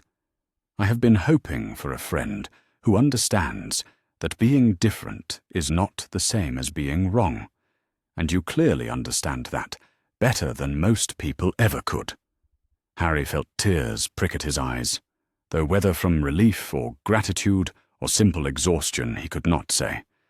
For 8 years he had believed himself fundamentally alone in the world, the only person cursed with abilities that made normal life impossible.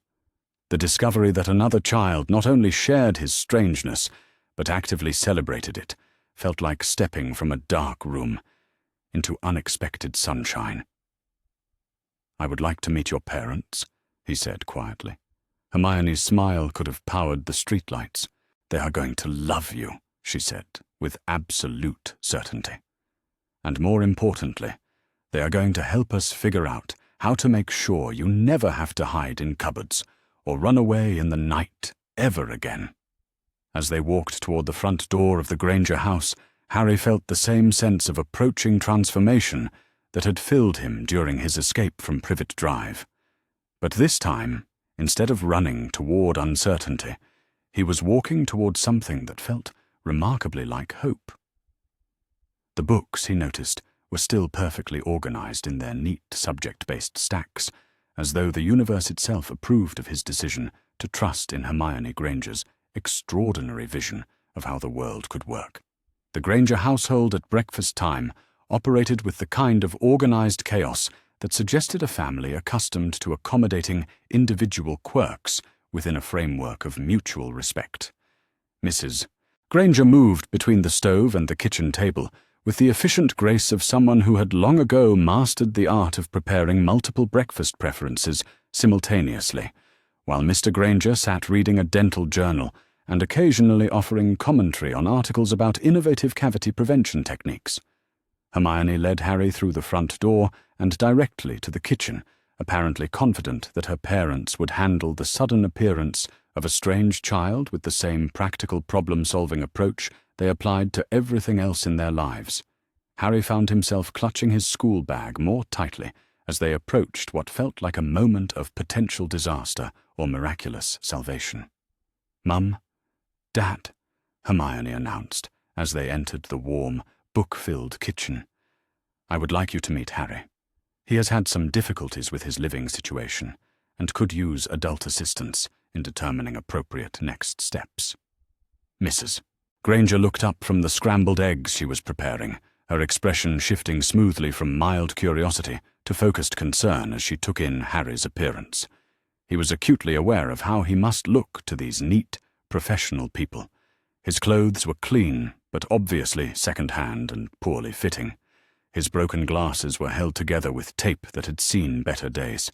His school bag was battered and overstuffed with possessions that clearly represented everything he owned in the world.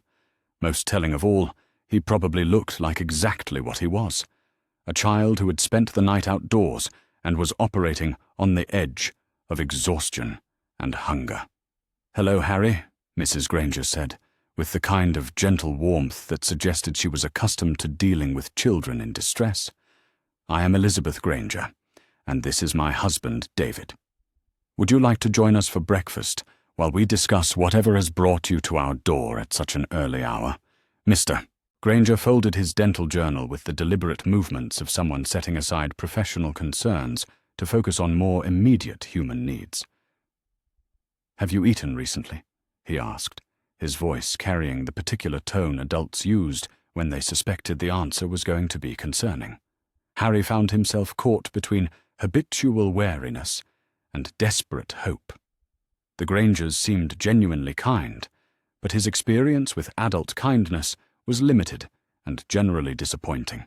Adults who appeared helpful often had agendas that became clear only after children had become dependent on their assistance. Not very recently, Harry admitted, since the truth would become obvious anyway, once food was placed in front of him.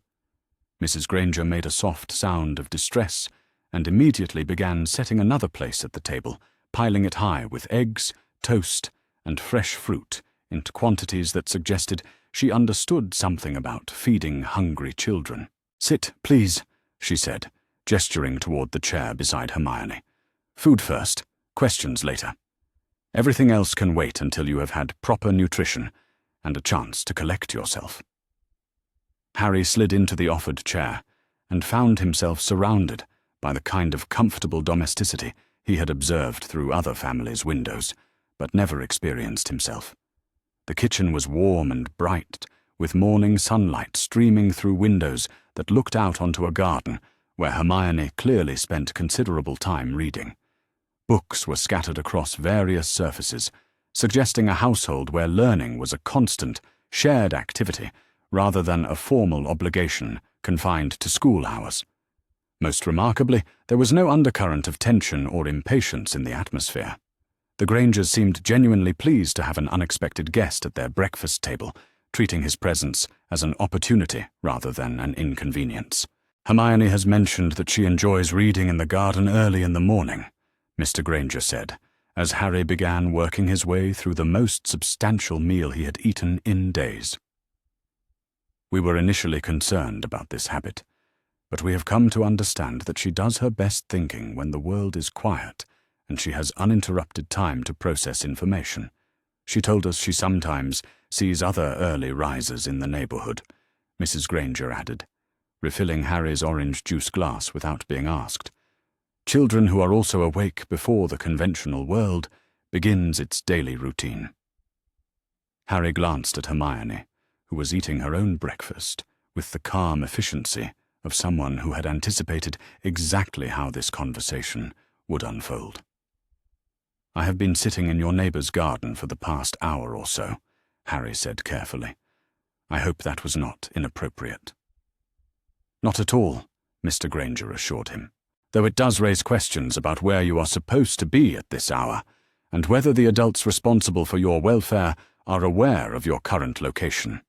The moment Harry had been dreading had arrived with the kind of gentle inevitability that made evasion seem both impossible and unnecessarily cruel. The Grangers had fed him and welcomed him and treated him with more kindness in 30 minutes than he had experienced in years. They deserved honesty, even if honesty might mean the end of this brief respite from the complexities of his actual life. "They are not aware of my location," Harry said quietly. "I left without telling them where I was going." Mrs. Granger exchanged a quick glance with her husband, the kind of wordless communication that long-married couples use to share complex thoughts without disrupting ongoing conversations. "That sounds like a significant decision," she said gently. "Would you be comfortable sharing what led you to make that choice?" Harry looked down at his plate, trying to find words for experiences that he had never been asked to articulate before. The Dursleys had never been interested in his perspective on their treatment of him, and other adults had never questioned whether his home life might be less than ideal. The opportunity to explain himself was both liberating and terrifying. "They were planning to send me away," he said finally, "to a school for problem children. Because of things that happen around me that I cannot control or explain." Hermione reached across the table and covered his hand with her own, a gesture of support that somehow made the words easier to find. "They think I am dangerous or disturbed because unusual things happen when I am upset or frightened," Harry continued. "Yesterday their plans became definite, so I decided to leave before they could send me away to be reformed." Mr. Granger leaned forward slightly, his expression shifting into what Harry recognized as professional concern. "When you say unusual things," he said carefully, "what kind of phenomena are you describing?" Harry hesitated, acutely aware that this was the moment when most adults decided he was lying, delusional, or deliberately seeking attention through fabricated stories. "Things move without being touched," he said quietly. "Objects break or explode when I am angry. Sometimes I can understand things that should be too complicated for me to understand, or know things I have no way of knowing." Instead of skepticism or alarm, both Grangers looked thoughtful, as though they were processing information that required consideration rather than immediate judgment. "Those experiences must be very frightening for a child to navigate alone," Mrs. Granger observed, "especially if the adults around you respond with fear or anger rather than trying to help you understand what is happening." "They are," Harry agreed, surprised by how much relief he felt at having his feelings acknowledged rather than dismissed.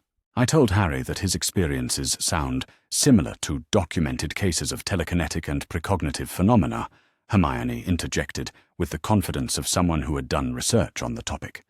"There are scientific studies about children who display abilities that do not fit conventional understanding of physical limitations." Mr. Granger smiled at his daughter with the particular expression parents reserved for moments when their children exceeded even elevated expectations. "Of course you would research the scientific literature," he said fondly. "And what did your research conclude about such phenomena?" "That they are poorly understood but well documented," Hermione replied promptly, "and that children who experience them need support and guidance rather than punishment or suppression. Most importantly, that such abilities tend to stabilize and become manageable when children are provided with appropriate education and emotional security." Mrs. Granger turned her attention back to Harry, her expression serious but kind. "Harry," she said gently, "I need to ask you some direct questions about your living situation, and I want you to know that your answers will not get you into trouble or result in any decisions being made without your input. But we need to understand the full scope of what you have been experiencing in order to help you appropriately." Harry nodded, though his stomach tightened with familiar anxiety about adult interrogation. "The people you live with," Mrs. Granger continued, "how do they typically respond when these unusual things happen around you?" The question was phrased with careful neutrality, but Harry sensed that Mrs. Granger already suspected the answer would be troubling. "They get very angry," Harry said quietly. "They say I am a freak, and that I do it on purpose to make their lives difficult. When something happens, they usually lock me in the cupboard under the stairs until they decide I have learned my lesson." The silence that followed his words was heavy with adult shock and carefully controlled outrage. "The cupboard under the stairs," Mr. Granger repeated slowly, as though he wanted to be certain he had heard correctly. "That is where I sleep most of the time," Harry clarified, mistaking his reaction for confusion about the logistics. "It is small, but it has a light bulb, and they gave me a thin mattress last year." Mrs. Granger made a soft sound that might have been a strangled sob, quickly covered by clearing her throat. "Harry," she said, with the kind of controlled calm that suggested powerful emotions being held in careful check, "children are not supposed to sleep in cupboards. Children are supposed to have bedrooms with windows and proper beds and space to keep their belongings." "But I am not really their child," Harry pointed out, confused by her distress. "I am just staying with them because my parents are dead, and there was nowhere else for me to go. They have their own son who gets the proper bedroom." Mr. Granger stood abruptly and walked to the kitchen window, his hands clenched into fists at his sides. When he spoke, his voice was tight with barely suppressed fury. "Legal guardianship creates the same responsibilities as biological parenthood," he said, without turning around. "Adults who accept care of a child accept the obligation to provide safety, nutrition, shelter, education, and emotional support. Anything less than that constitutes abuse, regardless of the legal or biological relationship." Mrs. Granger reached across the table and gently touched Harry's arm. "Harry," she said softly, "what has been done to you is not your fault, and it is not acceptable. Children should never be locked away or punished for things beyond their control. You deserve love and care, and a safe place to live and grow." The validation was so overwhelming that Harry felt tears start to burn behind his eyes. For 8 years he had believed that his treatment was unfortunate, but probably deserved, the natural consequence of being the kind of child who caused problems and attracted unwanted attention. The possibility that he was the victim, rather than the perpetrator of his difficult circumstances, required a fundamental reorganization of everything he thought he understood about himself and his place in the world. "What happens now?" he asked, his voice barely above a whisper. Mrs. Granger looked at her husband, who had turned back from the window, with an expression of grim determination. "Now," Mr. Granger said firmly, "we make sure you are safe while we figure out the best permanent solution for your situation. We are not going to let you go back to people who lock children in cupboards, and we are certainly not going to let you be sent away to some reform school designed to break your spirit." "But you do not know me," Harry protested. "You do not know anything about me or my family, or why my guardians might have good reasons for their decisions."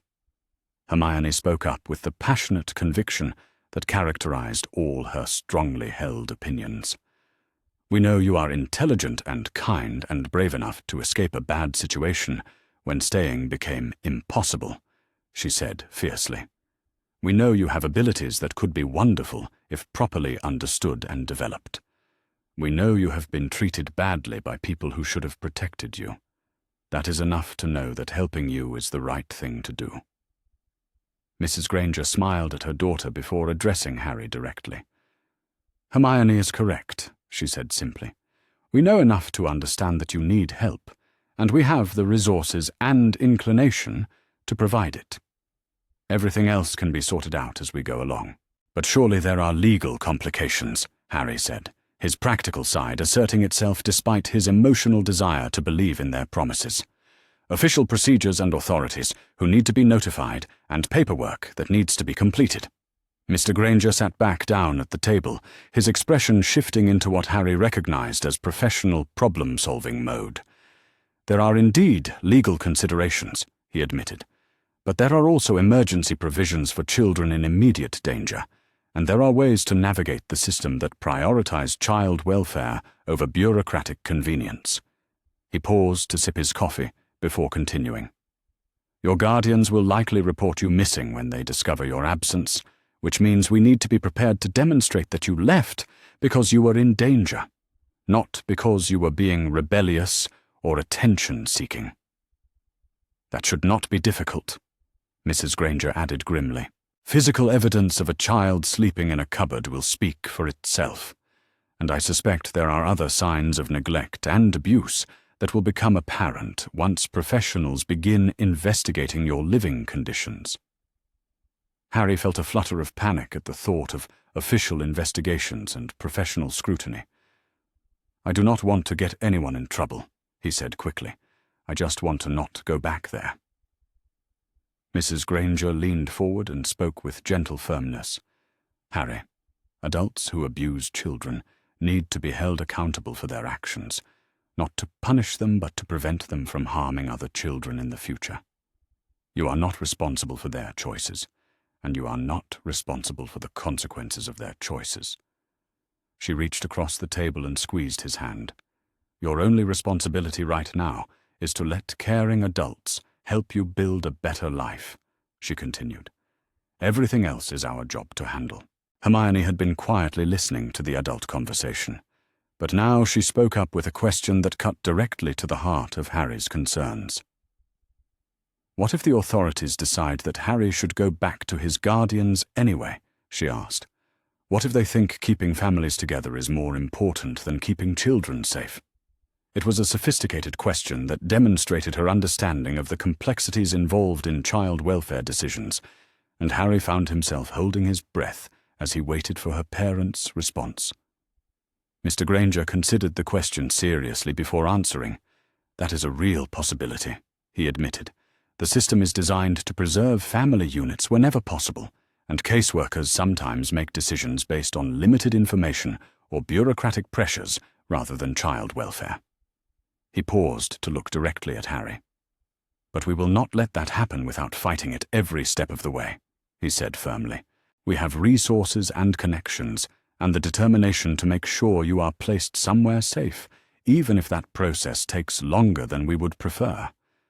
Mrs. Granger nodded in agreement. In the meantime, she added, you will stay here with us, where you are safe and cared for, while we navigate whatever legal processes are required. We are not going to abandon you to deal with this alone. Harry stared at them both, struggling to process the magnitude of what they were offering. Strangers did not typically volunteer to take on complicated legal battles for children they had known for less than an hour. Adults did not usually put themselves at risk to protect children who were not their biological or legal responsibility. Why would you do all of this for me? He asked, genuinely bewildered by their willingness to disrupt their own lives for his benefit. Mrs. Granger smiled with the particular warmth that transformed her entire face. Because it is the right thing to do, she said simply. Because you need help and we are in a position to provide it. Because everyone deserves to be safe and loved and given opportunities to reach their full potential. Mr. Granger reached across the table and patted Harry's shoulder with gentle reassurance. Also, he added with a grin that made him look remarkably like Hermione when she was pleased about something, because our daughter has clearly decided that you are an important addition to our family, and we have learned to trust her judgment about such matters. Hermione beamed at this acknowledgement of her influence, but her expression quickly became serious again. There is something else we need to discuss, she said, looking between her parents and Harry. The unusual abilities Harry mentioned are not theoretical or metaphorical. This morning, my books organized themselves into subject-based piles without anyone touching them, apparently in response to our combined presence and shared focus. Both Mr. and Mrs. Granger turned to look at their daughter with the kind of careful attention that suggested they were prepared to take her statement seriously, despite its obvious impossibility. Can you describe exactly what you observed? Mr. Granger asked in his professional voice. Hermione launched into a detailed account of the morning's events, including precise descriptions of which books had moved in what order and the conditions that seemed to trigger the phenomenon. Harry watched the Grangers' faces as their daughter explained about telekinetic book organization and shared unusual abilities, expecting to see skepticism or concern about their daughter's mental state. Instead, he saw thoughtful consideration and growing fascination, as though Hermione had presented them with an interesting puzzle rather than an impossible claim. When she finished her explanation, Mrs. Granger asked the question that Harry had been dreading. "Would you be willing to attempt to reproduce the phenomenon under controlled conditions?" she asked gently. "Not because we doubt your account, but because understanding how these abilities work will help us figure out the best way to support both of you in developing them safely." Harry found himself nodding before his conscious mind had fully processed the request. The idea of deliberately demonstrating his strangeness should have been terrifying, but something about the Grangers' scientific curiosity and genuine acceptance made the prospect seem exciting rather than dangerous. Hermione disappeared briefly and returned with an armload of books, which she spread randomly across the kitchen table. "I was thinking about organizational systems," she explained as she arranged the volumes in deliberately chaotic order. "Specifically about how much more efficient studying would be if materials could arrange themselves according to logical principles rather than requiring manual sorting." Harry looked at the scattered books and tried to focus on the same kind of organizational thinking that had seemed to trigger the morning's incident. The books remained stubbornly immobile for several long minutes, and he began to worry that the phenomenon had been a one-time occurrence brought on by hunger and emotional stress. Then, slowly at first, but with increasing confidence, the books began to shift positions. A mathematics text slid across the table to join a companion volume on advanced calculus. 3 books about psychology arranged themselves into a neat stack, while historical texts formed their own orderly pile. Within minutes, the randomly scattered collection had reorganized itself into perfectly logical, subject-based groupings, just as they had done in the garden earlier that morning. The Grangers watched this display with the fascination of people witnessing something genuinely unprecedented, but Harry was relieved to note that neither of them seemed frightened or disturbed by what they had observed. "Extraordinary," Mr. Granger breathed, reaching out to touch one of the books, as though checking to make sure it was still solid and real. "The movement appears to be triggered by focused intention rather than conscious will," Mrs. Granger observed, her analytical mind already working to understand the mechanics of what they had witnessed.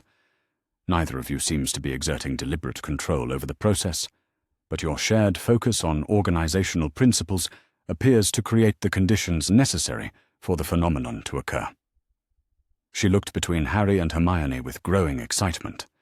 "This suggests that whatever abilities you both possess might be enhanced through cooperation rather than individual development," she continued, "which has fascinating implications for how we should approach helping you understand and control these capabilities."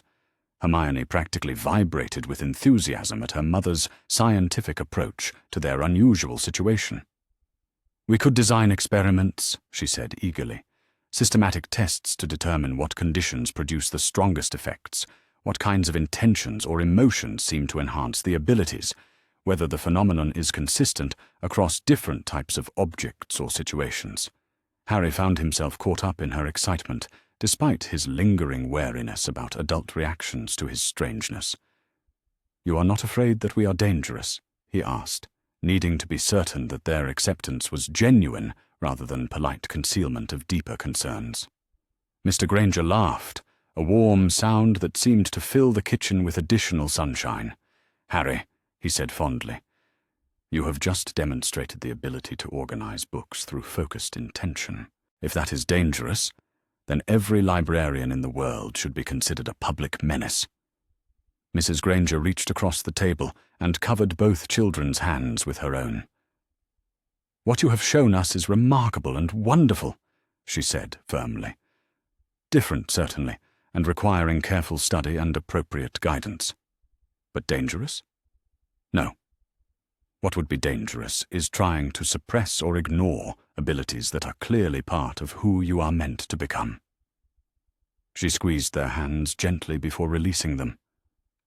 Our job as adults is to help you understand these gifts and learn to use them responsibly and effectively, she continued.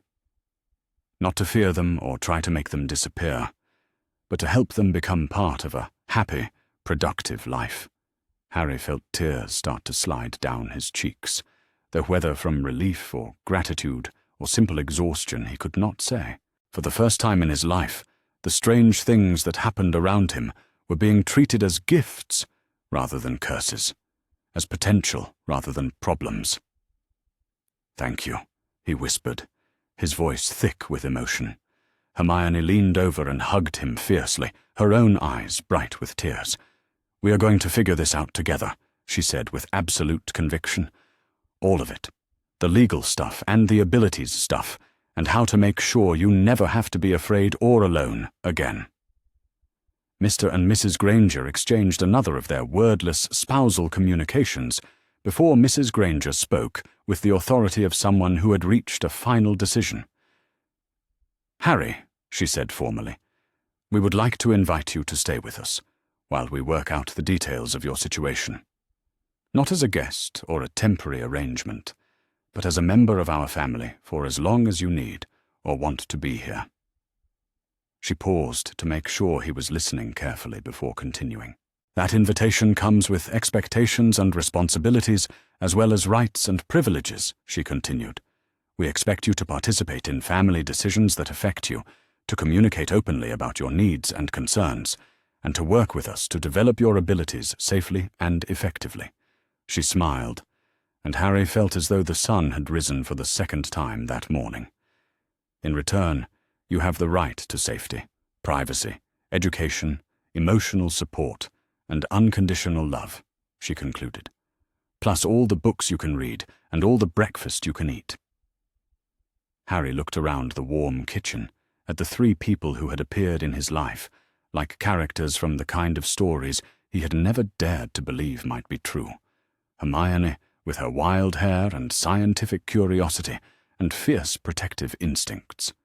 Mr. and Mrs. Granger, with their practical kindness and professional competence, and willingness to fight battles for children who needed champions. For the first time in his 8 years of life, Harry Potter was exactly where he belonged. 3 weeks had passed since Harry Potter had walked through the front door of the Granger house as a desperate runaway, and found himself adopted into a family that operated according to principles he was still learning to understand. The guest room had been transformed into what Mrs. Granger insisted on calling his bedroom, complete with proper furniture, adequate lighting, and more books than he had imagined a single person could own. The novelty of having a space that belonged entirely to him, where he could close a door and know that no one would disturb him without permission, remained almost overwhelming in its simple luxury. But it was the rhythms of ordinary family life that proved most transformative. Breakfast happened at a consistent time each morning, with conversation and shared planning for the day ahead.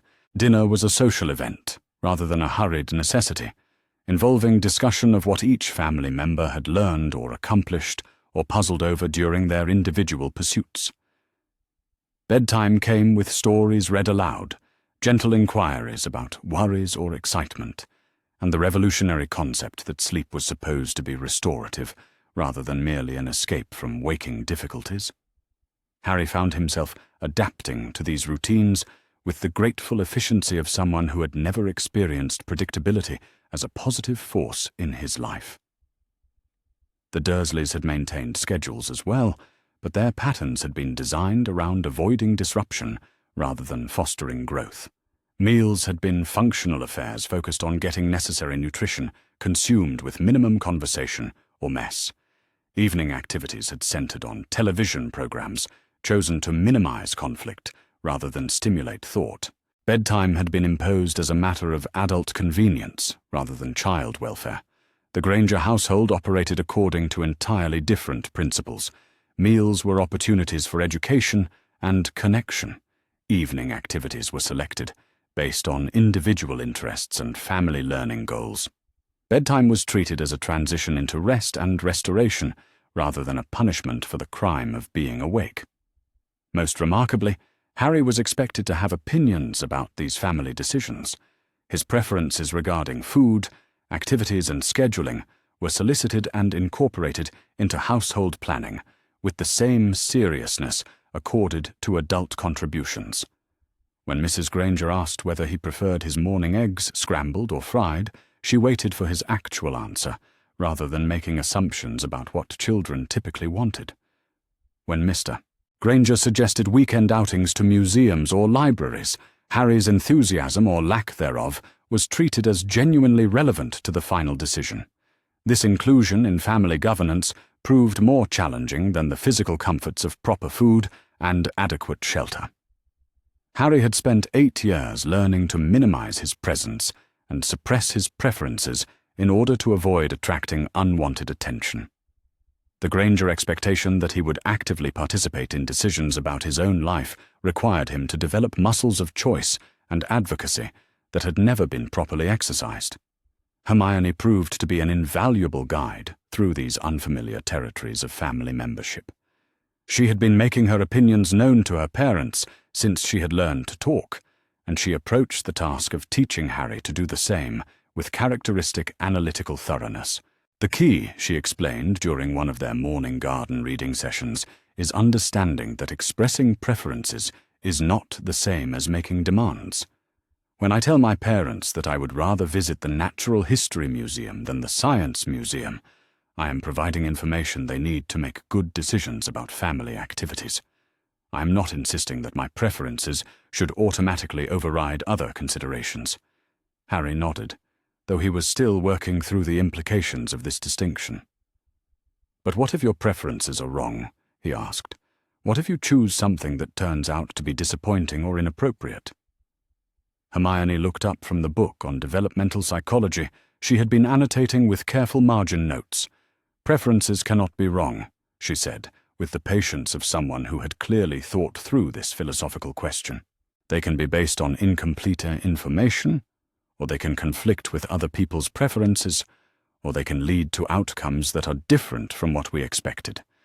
But the fact that you prefer chocolate ice cream to vanilla is not a moral or factual claim that can be evaluated for accuracy." She set her book aside and turned to face him fully, shifting into the teaching mode that had become familiar over their weeks of shared learning. "Besides," she continued, "making choices that lead to disappointing outcomes is part of how people learn to make better choices in the future.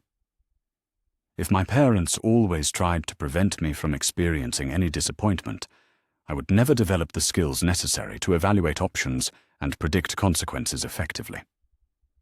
This perspective on learning through experience was entirely foreign to Harry's previous education in avoiding mistakes through hypervigilance and self-suppression. The Dursleys had taught him that making wrong choices led to punishment, which created incentives for avoiding choices entirely, rather than developing better decision-making capabilities. "What if I make a choice that causes problems for your parents?" Harry asked, voicing the anxiety that underlay most of his hesitation about asserting preferences. "What if they decide that dealing with my opinions is too much trouble, and they change their minds about wanting me here?" Hermione reached across the space between their reading positions and took his hand with the decisive gesture of someone offering comfort and reassurance. "Harry," she said firmly, "my parents are not looking for excuses to get rid of you. They chose to invite you into our family because they believe you belong here, not because they think you will be perfectly convenient or completely problem-free." She squeezed his hand before releasing it. "Besides, having opinions and expressing preferences is not causing problems," she continued. "It is participating in family life, the way family members are supposed to participate. If you never told us what you wanted or needed, we would have to guess, and our guesses would probably be wrong, more often than your direct communication would be." These conversations about family dynamics and personal agency typically took place during their morning reading sessions, which had evolved into a shared routine that served multiple educational and social functions. Hermione continued her systematic exploration of academic subjects that interested her, while Harry worked through a carefully planned curriculum designed to address the gaps in his formal education caused by years of Dursley neglect. Mrs. Granger had been quietly horrified to discover the extent to which Harry's schooling had been compromised by his home situation. His reading skills were adequate but limited to basic comprehension rather than analytical thinking. His mathematical understanding stopped at elementary arithmetic. His knowledge of science, history, and geography was fragmentary and disorganized. More troubling than these academic deficits was his approach to learning itself. Harry had been trained to view education as a series of hurdles to be cleared with minimum effort, rather than opportunities to develop understanding and capability. He expected to be tested and found wanting, rather than taught and supported through challenges. Hermione had appointed herself his primary tutor with the same enthusiasm she brought to all her learning projects. But her teaching methods required significant adjustment to accommodate Harry's learned wariness about academic performance. "The important thing to remember," she said, during his first week of official lessons, "is that not knowing something is not a moral failing. It is simply information about what we need to learn next." Harry had been struggling with a basic algebra problem, his frustration mounting as the symbols on the page refused to resolve into meaningful patterns. His automatic response was to apologize for his stupidity and suggest that perhaps mathematics was too difficult for someone like him to master. "You are not stupid," Hermione said, with the kind of firm conviction that made argument seem impossible. "You have simply not had appropriate instruction in mathematical thinking. There is a significant difference between lacking knowledge and lacking ability." She pulled a fresh sheet of paper from her supplies and began sketching diagrams that broke the algebra problem down into smaller, more manageable concepts. "Mathematical reasoning is like learning a new language," she explained as she worked. "It has vocabulary and grammar and syntax that need to be understood before complex communication becomes possible. No one expects children to read Shakespeare before they have learned basic sentence structure, but somehow people expect students to solve algebraic equations without proper foundation in mathematical vocabulary and logical reasoning." Her teaching approach emphasized understanding principles rather than memorizing procedures, encouraging Harry to ask questions rather than pretending comprehension, and celebrating incremental progress rather than demanding immediate mastery. Under her patient guidance, subjects that had seemed impossibly complex began to reveal underlying patterns that made sense. More importantly, Harry began to experience learning as something that happened to him, rather than something that was done to him. Knowledge became a tool for understanding the world around him, rather than a weapon that adults use to demonstrate his inadequacy. This shift in educational perspective proved particularly relevant when their shared learning sessions began producing increasingly dramatic magical phenomena. The book organization that had marked their first collaborative magical experience had evolved into more complex and varied demonstrations of abilities that neither of them fully understood, but both found endlessly fascinating. Books were no longer the only objects that responded to their focused intentions. Kitchen supplies arranged themselves into efficient cooking configurations when Hermione was thinking about recipe preparation. Garden tools migrated into logical storage patterns when Harry was contemplating yard work organization.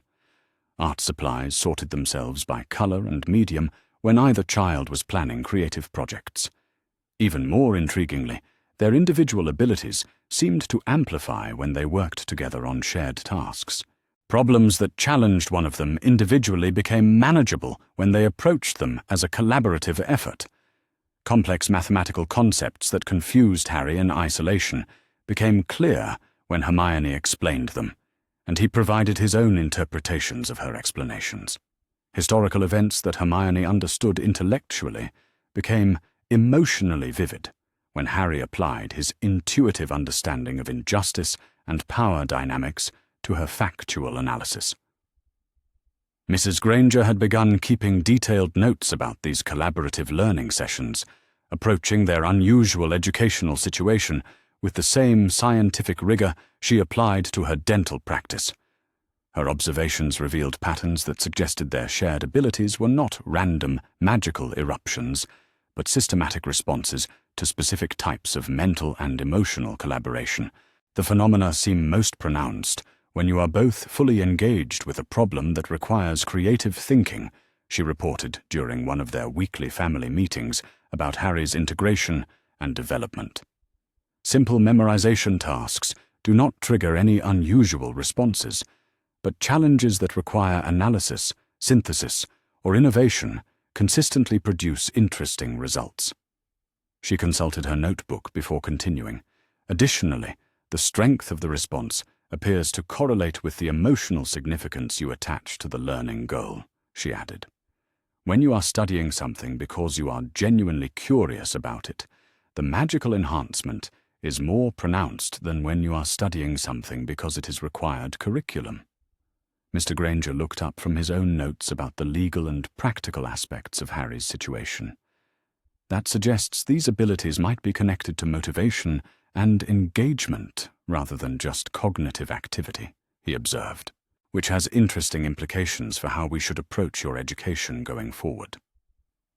Harry found himself genuinely curious about these analytical discussions of his own development, a perspective that would have been impossible during his Dursley years when any attention to his characteristics or capabilities inevitably led to criticism and correction. What kind of implications? He asked, discovering that he actually wanted to know the answer rather than simply trying to provide the response that adults expected to hear. Mrs. Granger smiled at his question with the particular warmth she reserved for moments when her children demonstrated intellectual curiosity about their own growth. It suggests that we should design your learning experiences around subjects and challenges that genuinely interest you, rather than trying to force you through a predetermined curriculum, she explained. If your abilities are enhanced by engagement and enthusiasm, then fostering those feelings becomes as important as covering specific academic content. Hermione bounced slightly in her chair with excitement about the educational possibilities this approach suggested. We could create individualized learning projects based on questions you actually want answered, she said eagerly. Instead of studying history by memorizing dates and names, we could investigate historical questions that connect to issues you care about. Instead of learning science through textbook chapters, we could design experiments to test hypotheses about things you have observed in your own experience. The prospect of education, tailored to his genuine interests rather than external requirements, was so appealing that Harry felt a familiar tingle of magical energy building in the air around them. The sensation was becoming recognizable as the precursor to their collaborative magical events, and he had learned to pay attention to it rather than trying to suppress it. What would happen, Harry asked thoughtfully, if we tried to use the magical effects deliberately rather than just letting them happen spontaneously? The question hung in the air for several moments, as all three Grangers considered its implications. They had been approaching Harry's abilities primarily from an observational perspective, documenting what happened naturally rather than attempting to direct or control the phenomena. That is a fascinating research question, Mrs. Granger said finally. But it would require careful consideration of safety protocols and ethical implications. Mr. Granger nodded in agreement.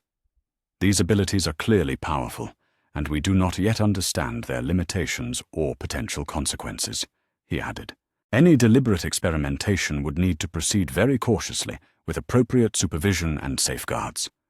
But it could be incredibly educational, Hermione pointed out, with the enthusiasm of a true researcher, presented with an irresistible experimental opportunity.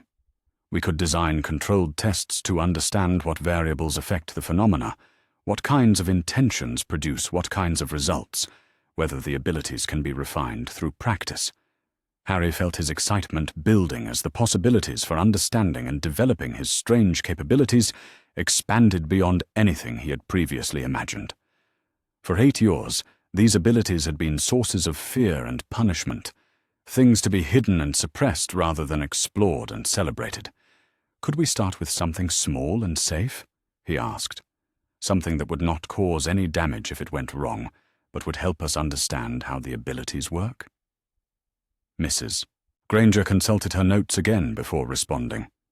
Based on our observations, the safest experiments would probably involve objects that are already designed to be moved and organized, she said thoughtfully. Craft supplies, building materials, puzzle pieces, things where rearrangement is part of their intended function, rather than a disruption of normal use. She looked around the room, as though mentally cataloguing appropriate experimental materials. We could set up a dedicated workspace where you could practice intentional magical effects without worrying about disrupting household routines or damaging valuable items, she continued. A space specifically designed for learning and experimentation rather than normal family activities. The idea of having a place specifically designated for magical practice sent a thrill of anticipation through Harry that was almost overwhelming in its intensity. Not only were the Grangers refusing to punish him for his abilities, they were actively planning to help him develop them. Where would we set up such a space? He asked, trying to keep his voice level despite his excitement. Mr. Granger had been quietly thinking through the practical implications of their discussion. The garage would probably work well, he said finally. It is large enough to accommodate various types of experiments. It has good ventilation and lighting, and it is somewhat separated from the main living areas, so that any unexpected results would not disrupt normal household activities. Plus, Hermione added with a grin, it already contains lots of tools and supplies that could serve as experimental materials. Screws and nails and brackets that could be organized, art supplies that could be sorted, building materials that could be arranged into different configurations. Harry felt magical energy crackling in the air around them as the family planning session continued, but instead of the anxiety that had accompanied such sensations during his Dursley years, he experienced only excitement and anticipation. The Grangers were not just tolerating his strangeness, but actively working to create opportunities for it to flourish. "When could we start?" he asked, unable to completely suppress his eagerness. Mrs. Granger laughed at his enthusiasm, the sound warm and encouraging rather than mocking. "How about this afternoon?" she suggested. "We could spend some time setting up the space and perhaps attempting a very simple, controlled experiment to establish baseline capabilities." As if in response to this promise of intentional magical practice, every book in the room suddenly rearranged itself into perfectly alphabetized order, creating neat rows organized by author, surname across every available surface. The family sat in amazed silence for several moments, watching as their living room transformed itself into a librarian's dream of systematic organization. "Well," Mr. Granger said finally, his voice filled with wonder and amusement, "I suppose that settles the question of whether you are ready to begin more deliberate experimentation." Harry looked around at the precisely organized books and felt something that had been tight and fearful in his chest finally relax completely.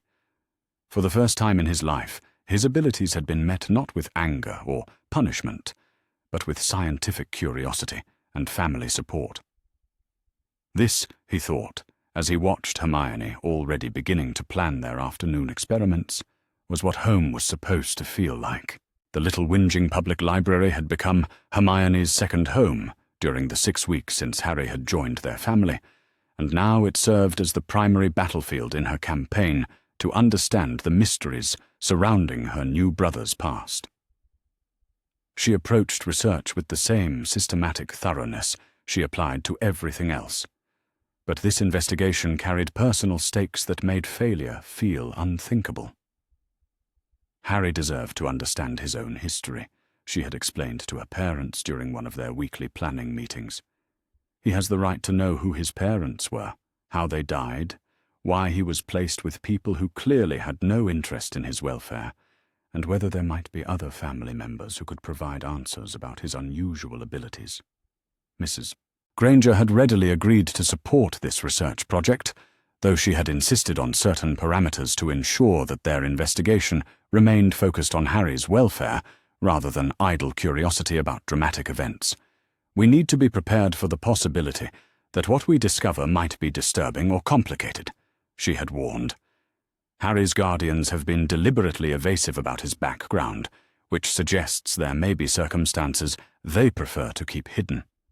We should proceed carefully and be ready to provide appropriate emotional support if our research reveals difficult truths. Mr. Granger had added his own concerns about the legal implications of their investigation. We also need to be mindful that researching Harry's background might attract attention from authorities who have an interest in his current placement, he had pointed out. If there are official agencies involved in his care arrangements, they may not appreciate private citizens conducting independent investigations into circumstances they consider confidential. But Hermione had argued successfully that knowledge was always preferable to ignorance when it came to making decisions about important matters, and that Harry's right to understand his own history outweighed adult preferences for maintaining convenient secrets.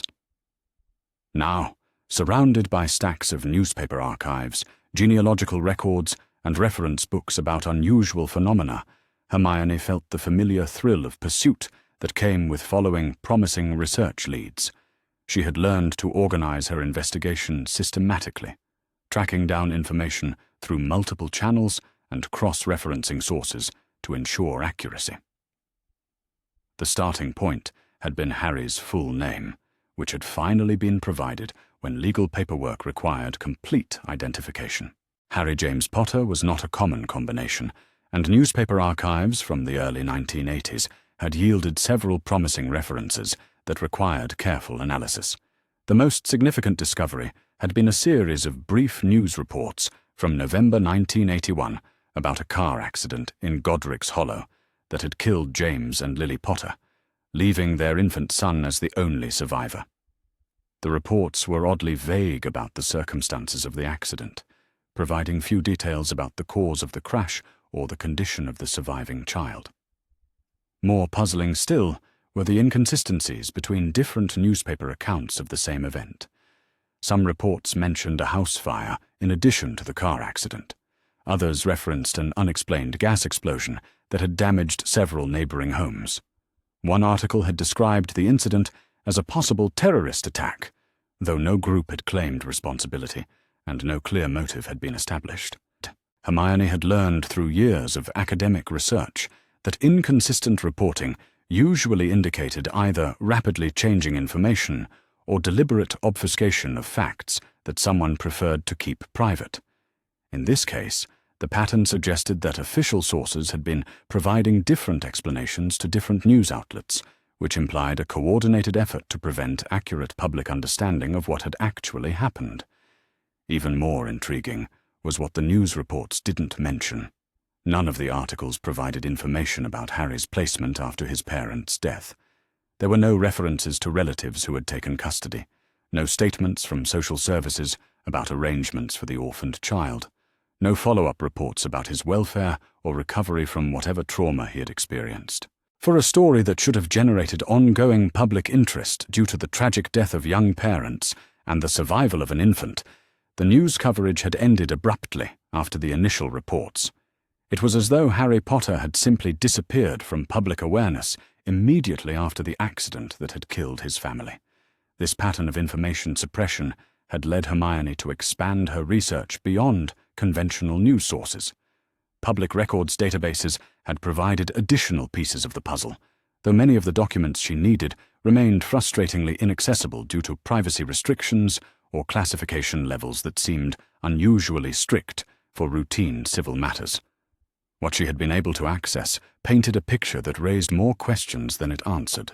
James and Lily Potter had been young professionals living quietly in Godric's Hollow, with no apparent connection to political movements or criminal activities that might have made them targets for violence.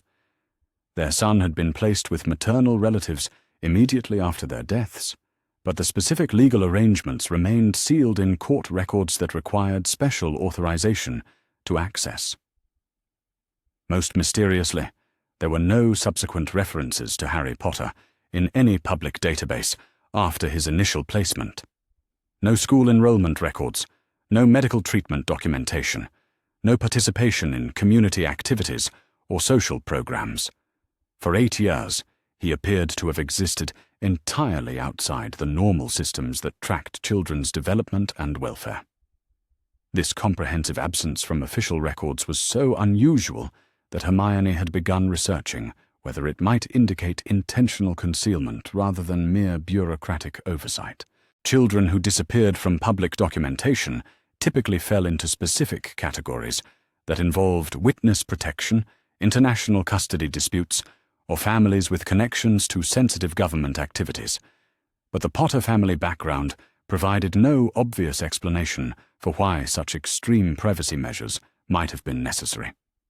James Potter had worked as a consultant for a small firm specializing in security systems, while Lily Potter had been employed as a research assistant for a pharmaceutical company. Neither profession seemed likely to generate the kind of enemies or security concerns that would require hiding their child's existence from normal record-keeping systems. The discrepancies between Harry's actual background and the information provided by his guardians had become increasingly apparent as Hermione's research progressed. The Dursleys had consistently described Harry's parents as unemployed troublemakers who had died in a drunk driving accident, leaving their son as an unwanted burden on his only remaining relatives. Every factual detail that Hermione had been able to verify contradicted this narrative. The Potters had been employed, responsible, and well regarded by their neighbors and colleagues. The circumstances of their deaths remained unclear, but none of the official reports mentioned alcohol involvement or reckless driving. Most significantly, Lily Potter had been Vernon Dursley's sister-in-law rather than his sister, which meant that Harry was not actually their closest living relative, and his placement with them might not have been legally necessary. These discoveries had implications that extended far beyond academic curiosity about historical events. If Harry had been placed with the Dursleys based on false information about his family background, there might be other relatives who had been unaware of his existence and would have been willing to provide appropriate care. If the circumstances of his parents' deaths had been deliberately misrepresented, there might be ongoing threats or complications that explained the official secrecy surrounding his case. Most importantly, if Harry's placement with abusive guardians had been the result of bureaucratic error rather than genuine necessity, there might be legal grounds for challenging their continued custody and ensuring his permanent safety with people who actually valued his welfare. But pursuing these possibilities would require access to information that remained frustratingly beyond reach through conventional research channels. Court records, social service files, and law enforcement reports related to the Potter case were all classified or restricted in ways that prevented civilian investigation. Hermione had reached the point where continued progress would require either specialized legal assistance or access to sources that operated outside normal information systems. Both options carried risks that needed to be carefully considered before proceeding. She was contemplating these challenges while reviewing her research notes for the dozenth time when a voice behind her provided an unexpected solution to her access problems. "Excuse me, dear," said her elderly woman with a distinctly upper-class accent. "I could not help noticing that you have been researching the Potter family tragedy. I wonder if you might be interested in additional information that is not readily available through public sources." Hermione turned to find a thin, silver-haired woman in her 70s, dressed in the kind of conservative clothing that suggested both respectability and considerable personal resources. Her pale eyes were sharp with intelligence, and her manner conveyed the confidence of someone accustomed to being taken seriously when she chose to insert herself into conversations. "I am Mrs. Arabella Figg," the woman continued, settling herself into the chair across from Hermione's research station without waiting for an invitation. "I have been observing your investigation with considerable interest, as I have personal knowledge of the events you have been attempting to reconstruct through newspaper archives and public records." Hermione felt her pulse quicken at the prospect of accessing first-hand information about Harry's background, but her academic training made her cautious about accepting unsupported claims from unknown sources. "What kind of personal knowledge?" she asked carefully, using the neutral tone she had learned to employ when evaluating potentially unreliable research sources. Mrs. Figg smiled with the particular expression that suggested she was accustomed to healthy skepticism and prepared to provide convincing evidence. "I was neighbours with James and Lily Potter during the final months of their lives," she said simply. "I was also present in Godric's Hollow on the night they died, and I have been monitoring their son's welfare ever since his placement with his maternal relatives." The information was so directly relevant to Hermione's research that she found herself torn between excitement and suspicion. People who claimed to possess exactly the knowledge that researchers most needed were often the least reliable sources of accurate information. "Why would you approach me, rather than speaking directly with Harry about his parents?" Hermione asked, probing for inconsistencies that might indicate fabrication or hidden agendas. Mrs. Figg nodded approvingly at the question, as though Hermione had passed some kind of test for appropriate caution. "Because approaching Harry directly would raise questions that I am not yet prepared to answer fully," she admitted with refreshing honesty. "There are aspects of his situation that involve considerations beyond normal family history, and those complications require careful handling by people who understand their implications." She gestured toward Hermione's research materials. "Your investigation suggests that you have already identified many of the inconsistencies in the official narrative about the Potter family tragedy," she continued.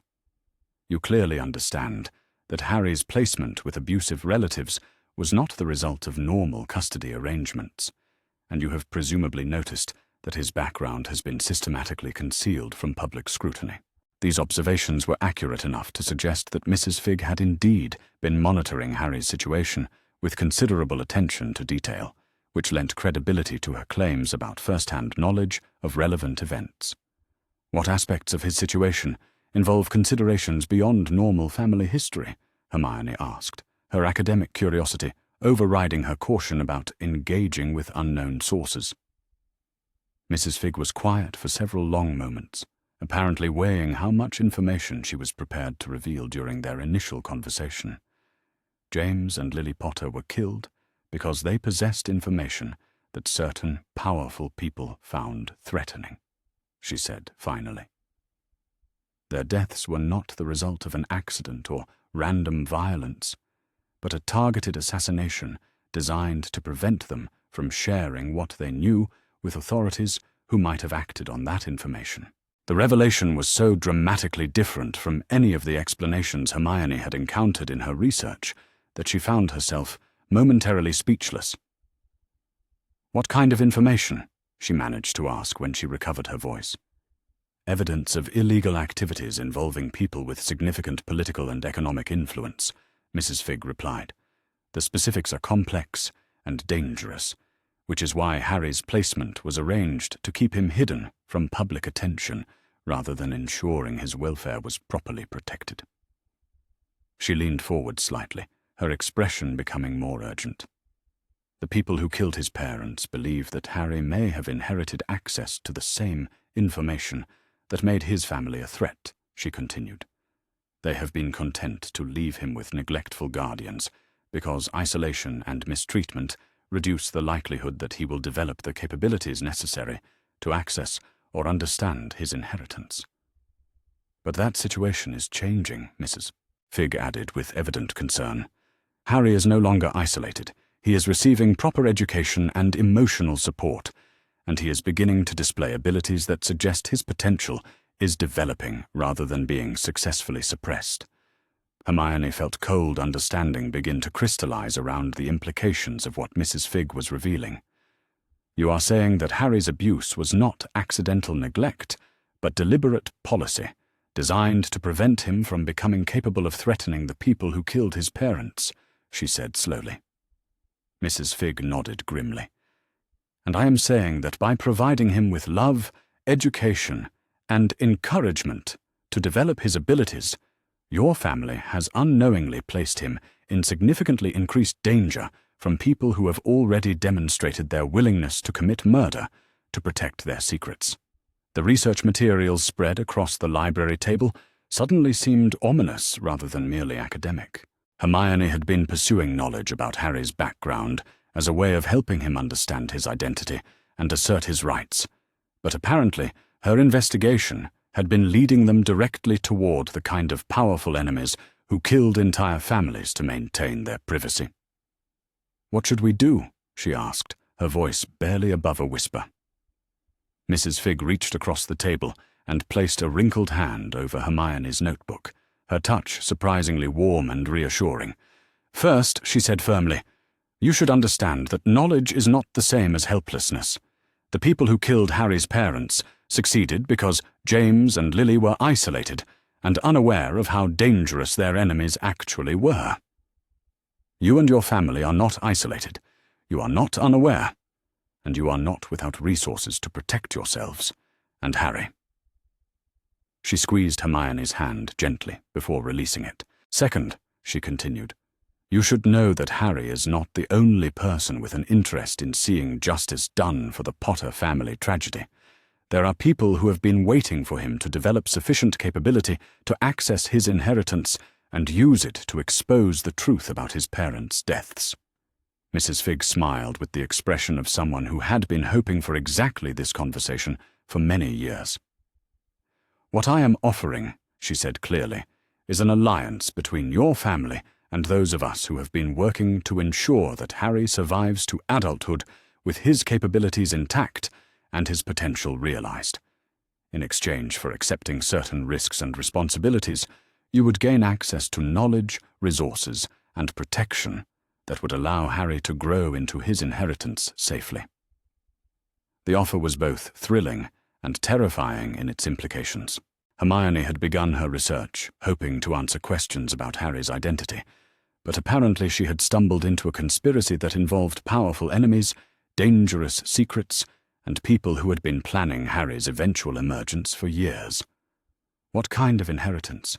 she asked, though part of her was afraid to hear the answer. Mrs. Figg glanced around the library to ensure they were not being overheard, before responding in a voice so quiet that Hermione had to lean forward to catch the words. "Magic," she said simply. "Real magic, not the psychokinetic phenomena you have already observed, but systematic access to abilities that most people believe exist only in fairy tales and fantasy novels." She paused to let this information settle before continuing. "Harry's parents were part of a hidden community of people with magical abilities, and they were killed because they discovered that some members of that community were using magic to manipulate and control the non-magical world in ways that violated both magical and mundane law." Mrs. Figg reached into her handbag and withdrew a small object that looked like an ornate compass, except that its needle pointed toward Hermione rather than magnetic north. "This device detects magical ability," she said, placing it on the table where both of them could see its behavior. "The needle is pointing at you because you possess the same kind of magical potential that Harry has inherited from his parents, though yours comes through different bloodlines." Hermione stared at the compass needle as it followed her movements with unwavering precision, feeling as though the foundations of everything she thought she understood about reality were shifting beneath her feet. "I am magical," she said, testing the words to see how they felt in her mouth. "You are magical," Mrs. Figg confirmed with evident satisfaction. "And so is Harry, and so were his parents, and so are the people who killed them." The tragedy of his family was not a mundane crime, but part of an ongoing conflict within the magical community about how magic should be used and who should be allowed to wield it. She collected the compass and returned it to her handbag. "The question now," she continued, "is whether your family is prepared to learn about the magical world and help Harry claim his rightful place within it, knowing that doing so will involve dangers that most people never have to face, but also opportunities that most people cannot imagine." Hermione looked at her research notes, which suddenly seemed quaint and inadequate compared to the scope of what Mrs. Figg was revealing. She had thought she was investigating a family tragedy and uncovering evidence of bureaucratic incompetence, but apparently she had been documenting the preliminary stages of Harry's initiation into a hidden world where magic was real and powerful, people killed to protect their secrets. "Does Harry know any of this?" she asked. Mrs. Figg shook her head. Harry knows that his parents died under suspicious circumstances, and that his guardians have been deliberately cruel, but he does not yet understand that he is part of a magical community, or that his abilities are connected to larger political conflicts that shaped his childhood experiences. She stood, gathering her belongings with the efficient movements of someone who had accomplished her primary objectives for the meeting. Whether and when to share this information with him are decisions that should be made carefully, with appropriate consideration for his emotional readiness and safety requirements, she added. But those decisions should be made by people who understand the full scope of what is at stake, which is why I approached you, rather than allowing your family to stumble blindly into dangerous territory. Mrs. Figg paused at the edge of Hermione's research station, her expression serious but not unkind. I will contact your parents this evening to discuss next steps, she said. Please do not attempt to explain what I have told you until I have had opportunity to provide them with appropriate context and documentation. She smiled with unexpected warmth. You have done excellent research, my dear, she added. Harry is extraordinarily fortunate to have found a sister with your intelligence and determination to help him understand his heritage and claim his birthright. As Mrs. Figg walked away through the library stacks, Hermione sat surrounded by her suddenly obsolete research materials and tried to process the magnitude of what she had just learned. Her quest to help Harry understand his family background had led to the discovery that magic was real, that she possessed magical abilities herself, and that Harry was connected to a hidden world where powerful people committed murder to protect political secrets.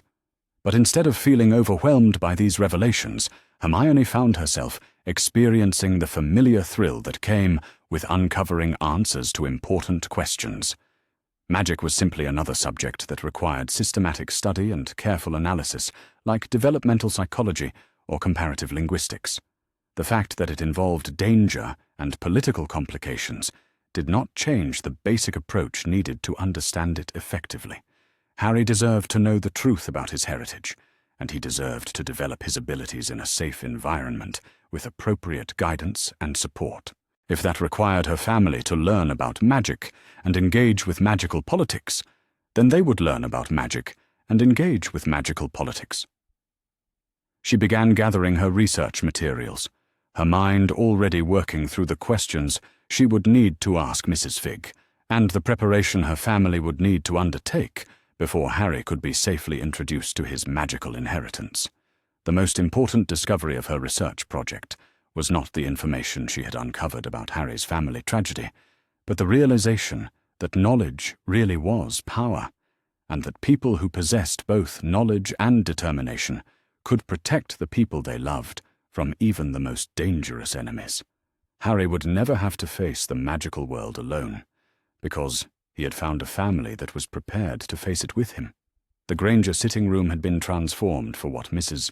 Figg diplomatically termed a family consultation meeting, though the formal arrangement of chairs and the presence of several thick folders suggested something closer to a legal briefing or medical disclosure session. Harry sat between his adoptive parents, acutely aware that whatever was about to be discussed would fundamentally alter his understanding of his place in the world. Hermione had been unusually quiet during dinner, her typical evening enthusiasm for sharing research discoveries replaced by an uncharacteristic tension that made Harry suspect she had learned something significant during her library session that afternoon. When Mrs. Figg had arrived precisely at 8 o'clock, with the punctuality of someone who treated important conversations as professional appointments, Harry's suspicions had crystallized into nervous certainty that his peaceful new life was about to become considerably more complicated. Mrs. Figg settled herself in the chair across from the family with the composed efficiency of someone accustomed to delivering difficult information to unprepared audiences. Her appearance had changed subtly since Harry had glimpsed her around Little Whinging during his Dursley years, though he could not immediately identify what was different. She seemed more substantial somehow, as though she had been deliberately fading into mundane surroundings and was now allowing her true personality to emerge. "Before we begin," she said, addressing her comments primarily to Mr. and Mrs. Granger, "I want to acknowledge that what I am about to share with you will require significant adjustments to your understanding of reality as you have experienced it. I will provide evidence for the claims I make, but I ask that you listen to the complete explanation before drawing conclusions about the credibility of what you are hearing." Mr. Granger nodded with the professional courtesy he typically reserved for dental consultations involving complex diagnoses and treatment plans. "We appreciate your consideration for our perspective," he said carefully. "Hermione mentioned that you have information about Harry's background that might explain some of the unusual circumstances surrounding his placement with his previous guardians." Mrs. Figg smiled with what appeared to be genuine warmth, though Harry noticed that her pale eyes remained remarkably alert as she assessed the family's readiness for revelation. "Indeed I do," she confirmed.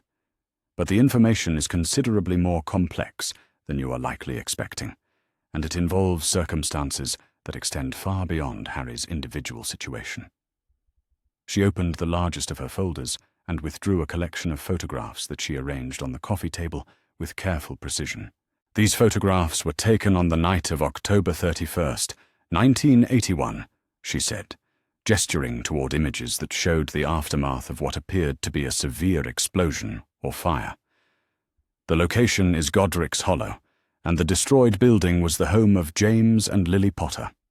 Harry leaned forward to study the photographs, his breath catching as he recognized elements that matched fragmented memories he had never been certain were real rather than nightmares. Twisted metal that might have been a car, blackened stone that could have been part of a house, debris scattered across what had once been a tidy residential street. But the most striking feature of the photographs was not the destruction itself, but the way the damage seemed to have been contained within precise boundaries. Neighboring houses stood completely untouched, despite being only meters away from devastation that should have spread across the entire block. "This pattern of destruction," Mrs. Figg continued, "is not consistent with any form of mundane explosion or fire. The containment of damage within specific geometric boundaries, the absence of conventional explosive residue, and the particular way in which materials were affected all indicate the use of what we term magical force." She paused to gauge the family's reaction to this statement, apparently expecting some form of protest or disbelief. When no immediate objections were raised, she continued with growing confidence. "James and Lily Potter were members of a hidden community of people who possess abilities that most of the world considers mythological," she explained. "They were killed not by drunk drivers or gas explosions or any of the other mundane explanations that have been provided to explain their deaths, but by magical attack from someone who considered them a threat to his political objectives." Mrs. Granger spoke for the first time since the meeting had begun, her voice carefully neutral in the way she employed when processing information that challenged her existing frameworks. "When you say magical abilities," she said slowly, "are you referring to the psychokinetic phenomena that Harry and Hermione have been demonstrating, or something more comprehensive?" Mrs. Figg's expression brightened with evident approval for the question. "Something considerably more comprehensive," she confirmed. "The abilities that Harry and Hermione have displayed represent the earliest stages of magical development in children who possess the necessary genetic and neurological structures to access what we call the magical field." She withdrew another set of materials from her folder, including what appeared to be academic papers and technical diagrams that looked more like advanced physics than anything Harry had expected to see in a discussion about magic. "Magic, as practiced by our community, is a systematic methodology for manipulating fundamental forces that non-magical science has not yet learned to detect or measure," she continued. "It requires specific training, careful study, and considerable practice to master safely, but it allows practitioners to accomplish things that appear impossible according to conventional understanding of natural law." Mr. Granger leaned forward with the expression he wore when dental procedures required techniques that pushed the boundaries of standard practice. Are you saying that magic is essentially an advanced form of applied science, rather than supernatural phenomenon? He asked. Precisely, Mrs. Figg confirmed. Magic operates according to consistent principles and predictable rules, just like any other natural force. The main difference is that it requires particular neurological structures to perceive and manipulate, structures that occur naturally in perhaps 1% of the human population. She gestured toward Harry and Hermione.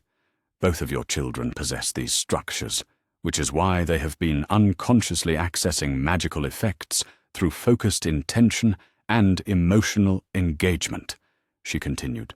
With proper training, they could learn to use magic deliberately and safely for a wide variety of practical applications. Harry found his voice for the first time since the meeting had begun. My parents were killed because they could do magic? He asked, struggling to reconcile this explanation with years of Dursley insistence that magic was nonsense invented by attention-seeking freaks. Your parents were killed because they discovered that certain members of the magical community were using their abilities to manipulate and control non-magical society in ways that violated both magical and mundane law, Mrs. Figg corrected gently. They were preparing to expose this corruption to authorities who could have acted to stop it, so they were assassinated to prevent their testimony from destroying powerful people's illegal activities. She turned to address the entire family. The person who killed them is named Tom Riddle, though he typically operates under the alias Lord Voldemort, she continued. He leads a political movement dedicated to establishing magical supremacy over non-magical society, using terrorism and assassination to intimidate opposition and maintain control over both magical and mundane institutions. The name sent an inexplicable chill down Harry's spine, as though some deep part of his memory recognized it as connected to experiences too traumatic to be consciously recalled. Why was I placed with the Dursleys if this Tom Riddle person was still dangerous? Harry asked. Why was I not given to people who could protect me from magical threats? Mrs. Figg's expression became grim as she prepared to address what was clearly the most difficult aspect of Harry's situation. You were placed with the Dursleys precisely because they were non-magical and had no connection to our community, she said carefully. The theory was that hiding you in the mundane world would make you impossible for Voldemort's followers to locate, since they typically avoid sustained contact with non-magical society. She paused before continuing with evident reluctance. Additionally, the person who arranged your placement believed that growing up in a non-magical environment would prevent you from developing your abilities early, which he considered safer than allowing you to access magical power before you were mature enough to use it responsibly. Mrs. Granger made a sound of outrage that she quickly suppressed, though her expression suggested barely controlled fury. Someone deliberately placed Harry with people who would suppress his natural abilities? She asked, her professional composure cracking slightly. Someone placed Harry with people who would ensure he remained hidden and underdeveloped until he reached an age when he could be safely integrated into magical society under appropriate supervision, Mrs. Figg confirmed. The fact that those people proved to be abusive was considered an acceptable risk compared to the danger of Voldemort discovering his location. Mr. Granger stood and walked to the window, his hands clenched into fists at his sides in a gesture that Harry recognized from their first breakfast together. Who made this decision? He asked, without turning around. What person or institution had the authority to sacrifice Harry's childhood welfare for their strategic objectives? Mrs. Figg was quiet for several moments before responding. The decision was made by Albus Dumbledore, headmaster of Hogwarts School of Witchcraft and Wizardry, she said finally. He is widely considered the most powerful wizard of his generation, and his political influence within our community is virtually absolute. She opened another folder and withdrew what appeared to be official documents. Dumbledore holds legal guardianship over Harry through magical custody arrangements that supersede mundane family court decisions, she continued. He has the authority to determine Harry's placement, education, and development according to what he believes serves the greater good of magical society. Harry felt the blood drain from his face as the implications of this information became clear. He knew the Dursleys were hurting me, he said quietly. He knew, and he chose to leave me there anyway, because it served his purposes better than finding me a safe home. Mrs. Figg nodded, with evident sympathy.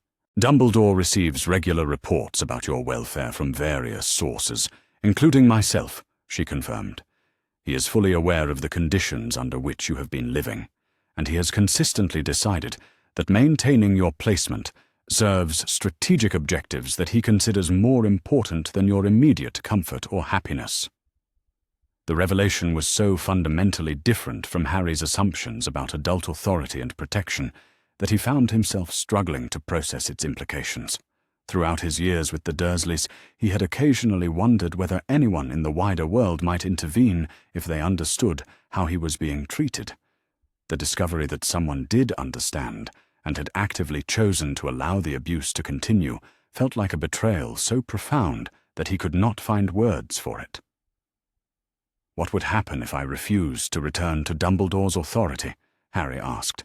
What if I chose to stay here with people who actually care about my welfare, rather than their political strategies? Mrs. Figg considered the question seriously before responding. Dumbledore would likely attempt to retrieve you, using magical compulsion, since he believes his judgment about your proper placement is superior to your own preferences or your adoptive family's opinions, she said bluntly. He has both the legal authority and the magical power to enforce his decisions, regardless of what you or the Grangers might want. She leaned forward slightly, her expression becoming more urgent. However, there are ways to prevent such retrieval, if your family is willing to accept certain risks and responsibilities that come with openly opposing Dumbledore's authority, she continued. Mrs. Granger spoke with the controlled fury that Harry had learned to recognize as her most dangerous emotional state. What kind of ways? She asked. Magical protection that would make it impossible for Dumbledore to locate or access Harry without his explicit consent, Mrs. Figg explained. Wards and concealment charms that would hide this household from magical detection and prevent forced entry by anyone with hostile intentions. She paused to ensure she had the family's complete attention before continuing. Such protection can only be maintained by people who understand how to work with magical forces, which means that at least one member of your family would need to receive sufficient magical education to cast and maintain defensive spells, she added. Hermione spoke for the first time since Mrs. Figg had begun her explanations. I would need to learn magic, she said, with evident excitement, despite the serious nature of their discussion. Real magic. Not just the accidental effects we have been producing through focused intention. Mrs. Figg smiled at her enthusiasm. You would need to learn defensive magic, specifically, she confirmed. Protection spells, concealment charms, detection wards and counter curses designed to prevent magical coercion or compulsion. She turned to include the entire family in her explanation. This would not be casual study of interesting magical theory, she warned. It would be intensive training in practical magical combat, because the people who oppose Dumbledore's authority often find themselves targeted by both his supporters and Voldemort's followers. Mr. Granger returned from the window and resumed his seat, his expression grim but determined. What exactly are you proposing? He asked directly. I am proposing an alliance between your family and those members of the magical community who believe that children should be protected and nurtured rather than used as strategic assets in political conflicts, Mrs. Figg said clearly. In exchange for accepting the risks that come with opposing Dumbledore's authority, you would gain access to magical knowledge, protection, and resources that would allow Harry to develop his abilities safely while remaining with people who love him. She gestured toward the materials spread across the coffee table. We have been planning for the possibility of Harry's early emergence for several years, she continued. We can provide magical education, legal support, and physical protection for your entire family, while Harry grows into his inheritance and learns to use his abilities responsibly. The offer was both thrilling and terrifying in scope, representing everything Harry had hoped for, and everything he had learned to fear about adult promises of help and protection. What would happen to Dumbledore if Harry refused to return to his authority? Harry asked. Would opposing him put him in danger as well? Mrs. Figg considered the question with evident seriousness. Dumbledore has invested considerable political capital in his strategy for managing your development, she admitted. Open defiance of his authority would damage his reputation and undermine his influence over magical politics generally. She paused before continuing. He would likely respond with escalating pressure designed to force your compliance, but he would be constrained by his public image as a protector of children and defender of justice, she added. He cannot afford to be seen using openly coercive methods against a child, which limits his options for retaliation. Mrs. Granger leaned back in her chair, clearly working through the complex implications of what they were being offered. How long would we have to make this decision? She asked. When will Dumbledore expect Harry to return to his authority? Traditional magical education begins at age 11, which gives us approximately 2 years to prepare before Harry would normally be expected to attend Hogwarts under Dumbledore's supervision, Mrs. Figg replied. However, our intelligence suggests that Dumbledore may accelerate his timeline if he becomes aware that Harry is developing abilities earlier than expected. She looked directly at Harry. The magical effects you and Hermione have been producing together are considerably more advanced than typical accidental magic from untrained children, she said. If Dumbledore learns about your collaborative abilities, he may decide to retrieve you immediately, rather than waiting for your 11th birthday. The timeline suddenly felt much more urgent than Harry had expected. 2 years had seemed like adequate time to learn about magic and make informed decisions about his future, but immediate retrieval was a threat that required immediate response. How quickly could magical protection be established if we decided to accept your alliance? Hermione asked, with characteristic focus on practical details. The basic wards could be in place within 48 hours, Mrs. Figg assured her. More sophisticated protections would require several weeks of preparation, but we could ensure your family's immediate safety while the comprehensive defenses were being established. She stood and began gathering her materials with the efficient movements of someone who had accomplished her primary objectives. I will leave these documents with you for review and consideration, she said. They include detailed explanations of the magical education curriculum we would provide, legal analysis of Harry's custody situation, and background information about the political conflicts that have shaped his experiences.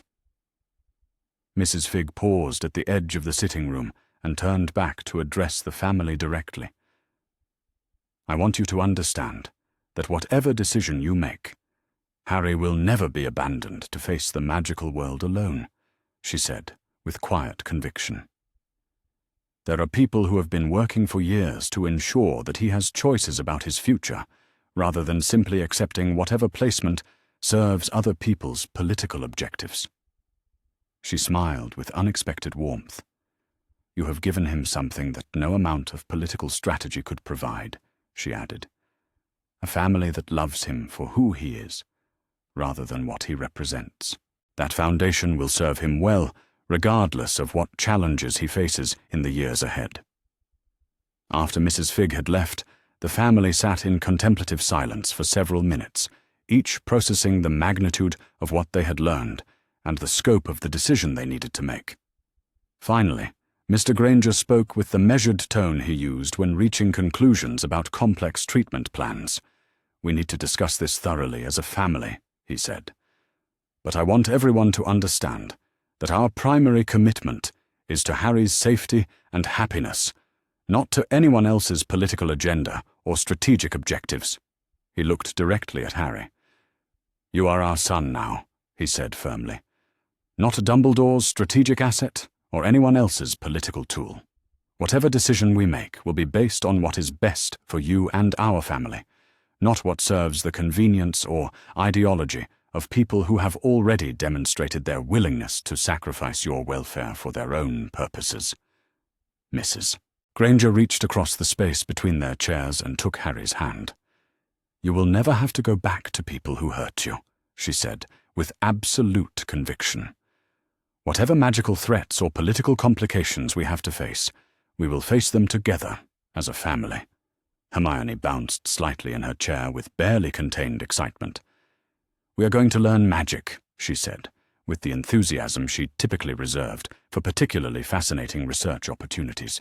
Real magic, with proper instruction and systematic methodology. Harry felt tears of gratitude start to blur his vision as the full implications of his family's support became clear. For the first time in his life, the adults responsible for his welfare were prepared to fight for his happiness, rather than simply managing his existence for their own convenience.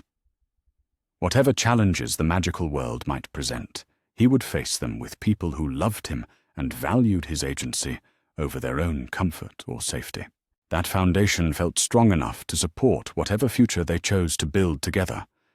The weeks following Mrs. Figg's revelations had transformed the Granger household into something that resembled a cross between a research laboratory and a military training facility.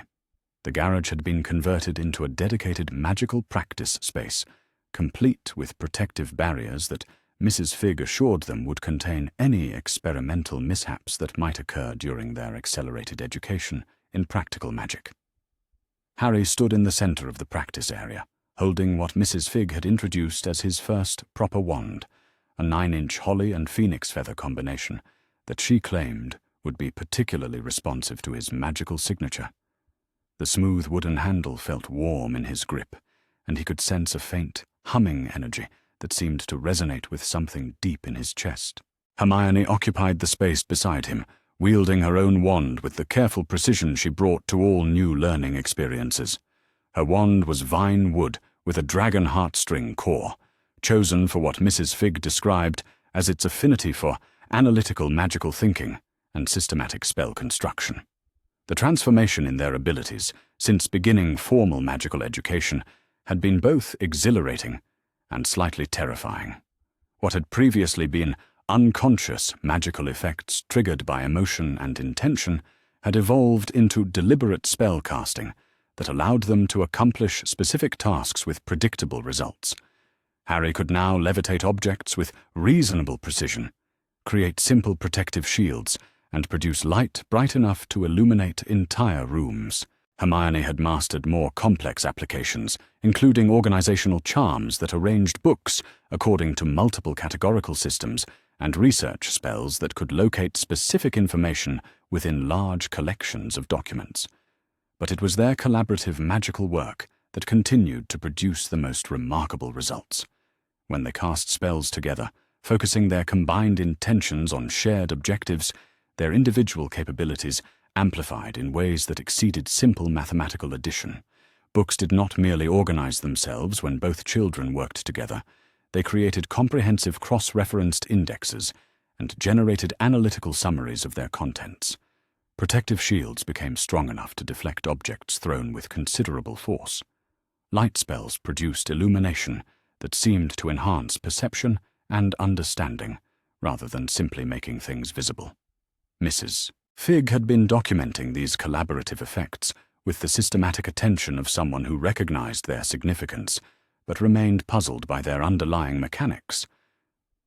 "The synergy you achieve when working together is unprecedented in my experience," she had explained during one of their weekly progress reviews. "Most magical collaboration requires years of practice to achieve even basic coordination between different practitioners. What you accomplish intuitively suggests either natural compatibility or some form of inherent magical bonding." The possibility of inherent magical bonding had sparked intense curiosity from Hermione, who had immediately launched into research about magical partnerships and their theoretical foundations.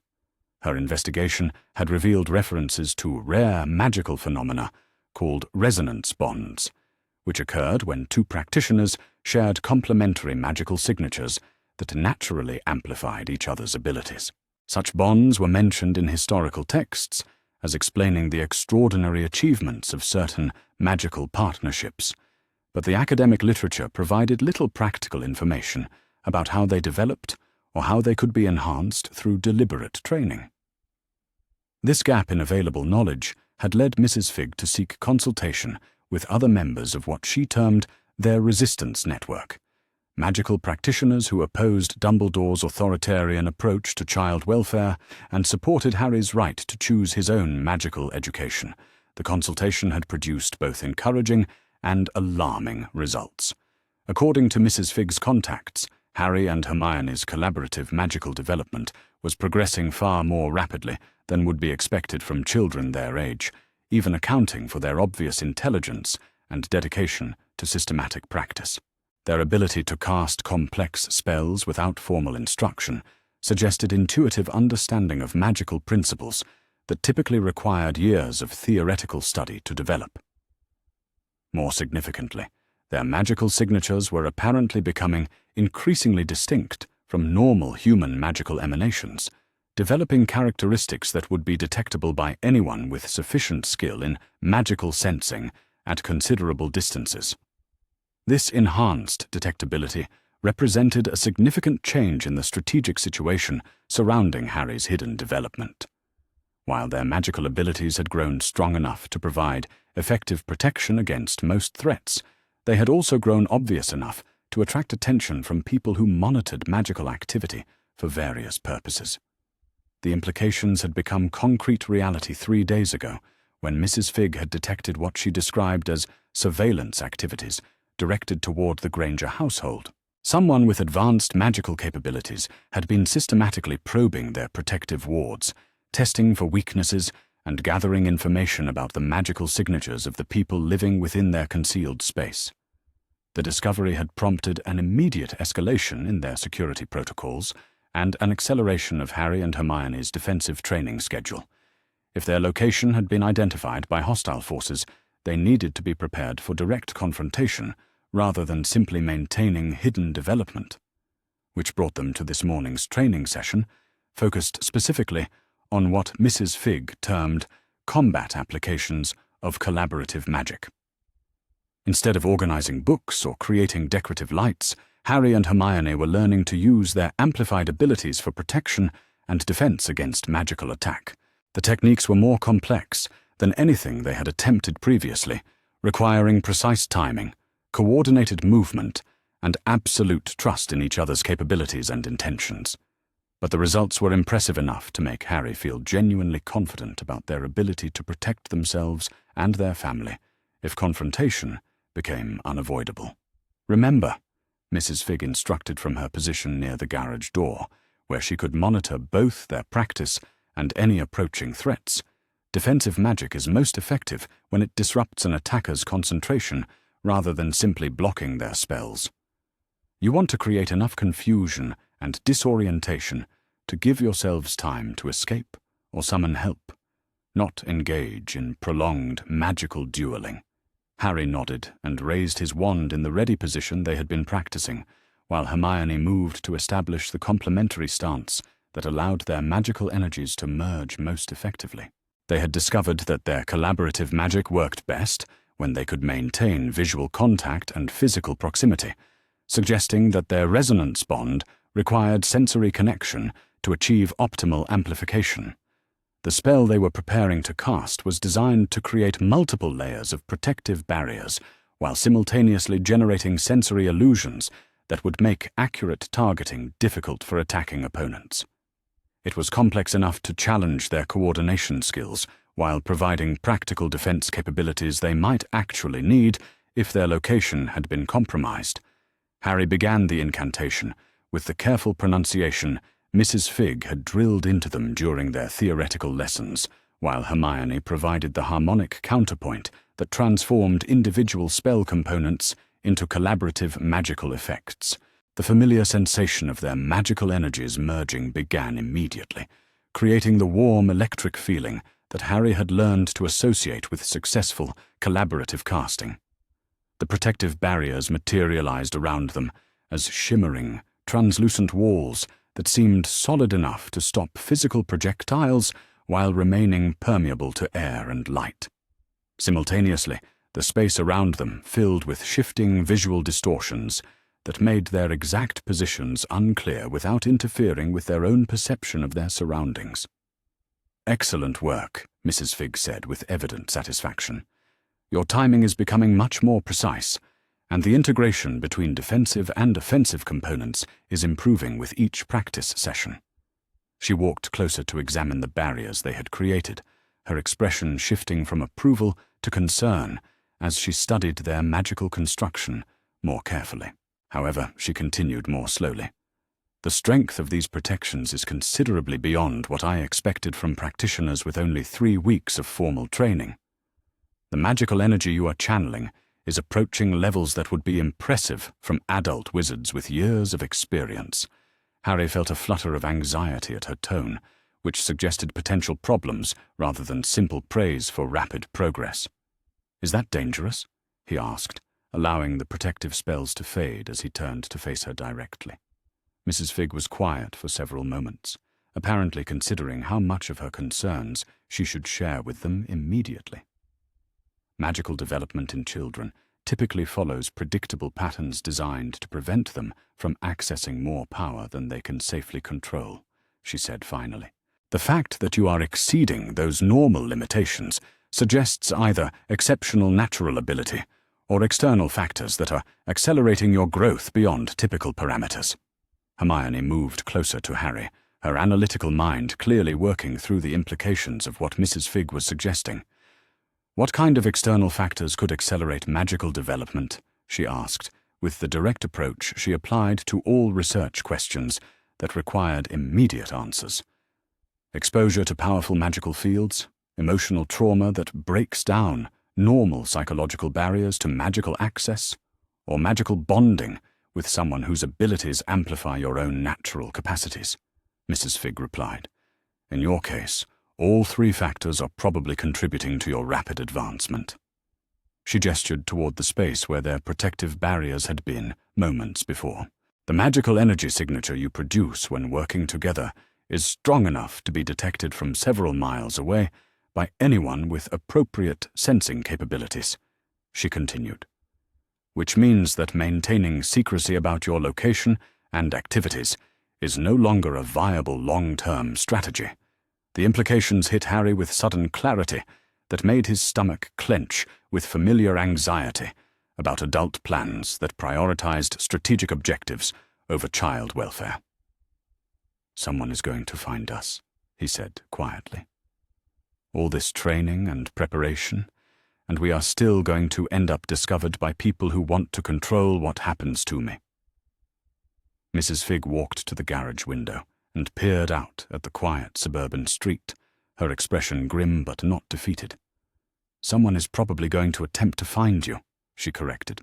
"But that does not mean they will succeed in controlling what happens to you, especially now that you have developed sufficient magical capabilities to resist coercion and defend your own interests." She turned back to face them with renewed determination. "The original plan was to keep you hidden until you reached magical majority at age 17 and could make independent decisions about your future without interference from magical guardianship laws," she explained. "But circumstances have changed, and we need to adapt our strategy accordingly." Harry felt Hermione take his hand, her touch providing the kind of comfort and reassurance that had become automatic between them during their weeks of intensive training and shared magical development. "What kind of adapted strategy?" Hermione asked, speaking for both of them with characteristic directness. Mrs. Fig returned to her position near the garage door, her attention divided between their conversation and ongoing surveillance of potential external threats. "We accelerate your magical education to focus on independence and self-sufficiency rather than gradual development under adult supervision," she said. "You learn advanced protective magic, international magical law, and alternative educational options that would allow you to continue your development outside British magical jurisdiction." The proposal was both exciting and terrifying in its implications. Advanced magical education meant access to abilities and knowledge that Harry had never imagined possessing, but it also meant accepting responsibility for decisions about his future that felt overwhelming for someone who had only recently learned that magic existed at all. "How much time do we have?" Harry asked, though part of him was afraid to hear the answer. Mrs. Fig checked her pocket watch with the efficient movements of someone who had been tracking timelines carefully.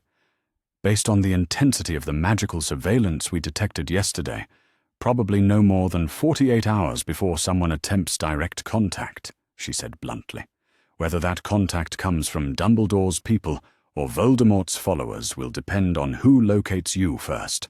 The timeline was so compressed that Harry felt momentarily paralyzed by the scope of preparation that needed to happen in such a short period. 48 hours to transition from hidden magical students to independent practitioners capable of resisting coercion from the most powerful wizards in Britain felt like an impossible challenge. But Hermione squeezed his hand with the firm pressure that indicated she was shifting into problem-solving mode, rather than becoming overwhelmed by the magnitude of their situation. "What do we need to learn in the next 48 hours?" she asked, with the practical focus that Harry had learned to rely on during moments when circumstances seemed insurmountable. Mrs. Fig smiled at her question with evident pride in her student's ability to prioritize immediate necessities over long-term concerns. Emergency magical transportation, advanced protective wards, magical communication systems, and legal procedures for claiming magical independence before reaching official majority, she replied promptly. Plus practical skills like magical disguise and concealment in case you need to avoid detection while traveling. The curriculum was ambitious enough to challenge adult practitioners, but Harry found himself feeling excited rather than intimidated by the prospect of intensive magical education. After years of being told that his abilities were dangerous and wrong, the opportunity to develop them fully felt like a form of liberation that justified whatever risks might be involved. "Can we start now?" he asked eagerly. Mrs. Fig laughed at his enthusiasm, the sound carrying warmth despite the serious nature of their circumstances. "We started 20 minutes ago," she said, gesturing toward the space where they had been practicing collaborative defensive magic. "The barriers you created are advanced enough to protect against most forms of magical coercion, and your coordination skills are developing rapidly enough to handle the transportation and communication magic we need to teach you next." She walked to the storage area where she kept their more advanced magical training materials, her movements carrying the efficiency of someone implementing emergency procedures rather than conducting routine lessons. "The main thing you need to understand," she continued while gathering materials, "is that magical independence is not just about power or knowledge, but about confidence in your own judgment and willingness to accept responsibility for the consequences of your decisions." Mrs. Fig returned with an armload of books, magical implements, and what appeared to be travel supplies arranged for immediate use. "In the next 2 days, you're going to learn magic that most practitioners do not master until their 20s, she said seriously. "You are going to make decisions about your futures that will affect the rest of your lives, and you are going to assume responsibility for protecting not just yourselves, but your entire family." She set the materials on the practice table with careful precision. "But you are not going to do any of this alone," she added firmly. "You have each other. You have family that supports your choices unconditionally, and you have allies who have been preparing for exactly this situation for years." Harry looked around the converted garage that had become their magical training center, then at Hermione, with her determined expression and steady presence, then at Mrs. Fig, with her practical competence and unwavering commitment to their welfare. For the first time since learning about the magical world and its political complications, he felt genuinely prepared to face whatever challenges might emerge from their discovery. They had knowledge, abilities, support, and most importantly, the right to make their own choices about how to use all three. The confrontation that was coming would not be pleasant, but it would not catch them helpless or unprepared. Whatever Dumbledore or Voldemort or anyone else might want from him, Harry Potter was no longer a powerless child who could be moved around like a strategic asset without consideration for his own preferences. He was a magical practitioner with family that loved him and abilities that could protect them all. That felt like enough foundation to build whatever future they chose to create together. The next 48 hours would determine whether his confidence was justified. But either way, he would face that test with people who valued his agency over their own convenience and his happiness over their political objectives. For someone who had spent most of his life believing he was fundamentally alone in the world, that kind of support felt like magic, more powerful than any spell they could ever learn to cast. The morning air around Little Whinging carried an unusual tension that made Harry's skin prickle with awareness of approaching confrontation. He stood at his bedroom window, watching the street below with the heightened alertness that Mrs. Figg had taught them to maintain during the past week of intensive preparation for discovery. The suburban landscape looked deceptively normal, but his newly trained magical senses detected undercurrents of energy that suggested their 48-hour deadline was approaching its conclusion. Hermione appeared beside him, her own wand held in the casual ready position that had become second nature during their crash course in defensive magic. Her expression carried the focused calm that Harry had learned to associate with her most analytical problem-solving mode, though he could see traces of excitement beneath her composed exterior. 3 magical signatures approaching from the north, she reported quietly, her voice carrying the matter-of-fact tone she used for providing tactical information during their practice scenarios. 2 more from the east, moving in coordinated patterns that suggest deliberate surveillance rather than casual magical activity. Harry nodded and reached for the communication mirror that Mrs. Figg had given them for emergency contact with their newly revealed support network. The silvered surface shimmered briefly, before resolving into the image of a thin, sharp-featured woman with graying hair and intelligent eyes that seemed to take in details with professional efficiency. "Andromeda Tonks here," the woman said briskly, her voice carrying the clipped tones of someone accustomed to managing crisis situations. "Status report, please."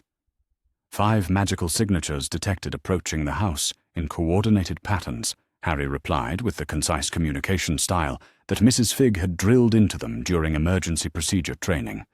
Mrs. Figg's location unknown, family members secure and ready for extraction if necessary. Andromeda's expression shifted slightly, though whether with concern or satisfaction, Harry could not determine from their brief acquaintance with magical communication protocols. "Understood," she said efficiently. "Extraction team is standing by at secondary location. Do you have visual confirmation of approaching personnel, and can you identify their probable allegiance?" Hermione leaned closer to the mirror, her research-trained mind clearly working through the identification procedures they had studied during their accelerated education in magical politics and factional recognition. "No visual confirmation yet," she reported. "But the magical signatures are strong enough to suggest adult practitioners with considerable training and experience. The coordination patterns indicate official authority rather than rogue activity, which probably means ministry personnel or Dumbledore's representatives rather than Voldemort's followers." Andromeda nodded with evident approval for their analytical approach to threat assessment.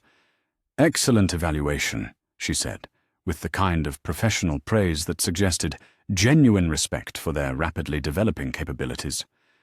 "Official contact is actually preferable to covert action, since it requires them to follow established legal procedures rather than simply attempting magical abduction." She paused to consult something outside the mirror's range of vision. "Your magical education has progressed sufficiently to handle formal negotiation with ministry representatives," she continued.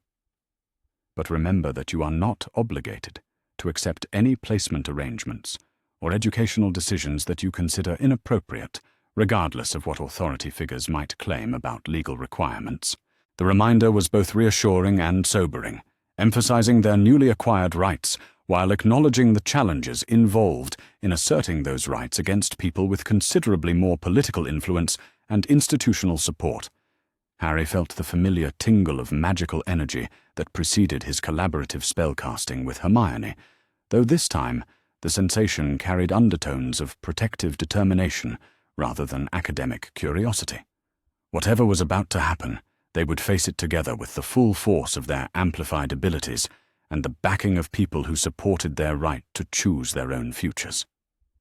Movement on the street below caught his attention, and Harry turned to see 5 figures approaching the Granger house with the purposeful stride of officials conducting planned business rather than surprise raids. Their clothing appeared mundane from a distance, but subtle details in their movements and bearing suggested people who were accustomed to wielding both magical and administrative authority. Visual confirmation, Harry reported to Andromeda. 5 individuals approaching main entrance in formation, suggesting official rather than hostile contact. No obvious weapons or aggressive posturing detected. Andromeda's image in the mirror shifted as she apparently consulted with other members of their support network about the appropriate response to official contact. Proceed with standard reception protocols, she instructed after a brief delay. Your parents should handle initial contact while you maintain ready positions for either negotiation or emergency extraction, depending on how the conversation develops. The mirror's surface shimmered and returned to its normal reflective state, leaving Harry and Hermione alone with their final preparations for what would likely be the most important conversation of their lives. The skills they had developed during weeks of intensive magical education were about to be tested in circumstances where theoretical knowledge needed to translate into practical protection for themselves and their family. Harry checked his wand placement and reviewed the emergency transportation spell that would allow them to disappear from Little Whinging within seconds if negotiation proved impossible or dangerous. Hermione gathered the legal documentation that Mrs. Figg had prepared to support their claims for magical independence, her movements carrying the efficient precision of someone implementing well-rehearsed emergency procedures. The doorbell rang with the mundane sound that seemed absurdly normal, given the extraordinary circumstances of their situation. From their position at the top of the stairs, Harry and Hermione could hear Mrs. Granger answering the door with the polite courtesy she typically reserved for professional appointments and unexpected social obligations. "Good morning," said a voice that carried the kind of authoritative resonance Harry had learned to associate with people who expected their statements to be accepted without argument. "I am Cornelius Fudge, Minister for Magic, and these are my colleagues from the Department of Magical Accidents and Catastrophes. We are here to discuss the irregular magical activity that has been detected at this address over the past several weeks." Mrs. Granger's response carried the careful neutrality that Harry recognized as her professional mode for handling potentially difficult conversations with people whose motivations remained unclear. "Good morning, Minister Fudge," she said, with the kind of measured politeness that committed her to nothing while maintaining social conventions. "I am Elizabeth Granger, and this is my husband David. We would be happy to discuss any concerns you might have about activities in our neighborhood, though I should mention that we have legal representation available if this conversation requires formal documentation." Harry felt a surge of pride at his adoptive mother's immediate assertion of their rights and preparation for official scrutiny. The weeks of preparation had included extensive briefings about magical legal procedures and the importance of establishing appropriate boundaries during any contact with ministry officials. "That will not be necessary at this time," Fudge replied with the kind of false reassurance that suggested he preferred to conduct business without legal oversight. "We are simply investigating reports of unusually powerful magical emanations from this location, and we hope to resolve any irregularities through friendly cooperation rather than formal proceedings." The family moved into the sitting room, where Harry and Hermione could observe the proceedings while remaining positioned for rapid response if the situation deteriorated beyond peaceful negotiation. From their concealed vantage point, they could see that Fudge was accompanied by 4 other ministry officials whose bearing suggested both magical capability and law enforcement authority. Mr. Granger assumed his position in the family spokesperson role they had established during their preparation sessions. We appreciate your courtesy in approaching us directly, rather than conducting covert surveillance, he said, with the kind of professional acknowledgement that established mutual respect while asserting awareness of ministry activities. As you have undoubtedly discovered through your investigation, our household includes 2 children who have been receiving magical education from qualified practitioners with appropriate credentials. Fudge's expression shifted slightly, suggesting that this direct acknowledgement of their magical activities was not what he had expected from a mundane family confronted with official, magical investigation. Indeed, he said slowly, clearly adjusting his approach to account for their apparent familiarity with magical legal procedures. Our detection equipment has indicated that the magical signatures originating from this location are considerably more powerful than would be typical for children receiving basic magical instruction. He paused to study the family's reactions before continuing. We have also received reports suggesting that one of the children in question may be Harry Potter, whose legal magical guardianship falls under the direct authority of Chief Warlock Dumbledore, he added, with the tone of someone introducing information that he expected would resolve the situation in favor of ministry authority. Mrs. Granger's response carried the calm confidence that Harry had learned to rely on during moments when adult protection was required. Harry Potter is indeed a member of our family, she confirmed without hesitation. He joined our household several months ago after leaving an abusive placement that was failing to provide appropriate care for his welfare and development. She gestured toward the documentation that Hermione had arranged on the coffee table. We have extensive evidence of the neglect and mistreatment he experienced in his previous placement, as well as legal analysis demonstrating that his placement with abusive guardians violated both magical and mundane child welfare statutes, she continued.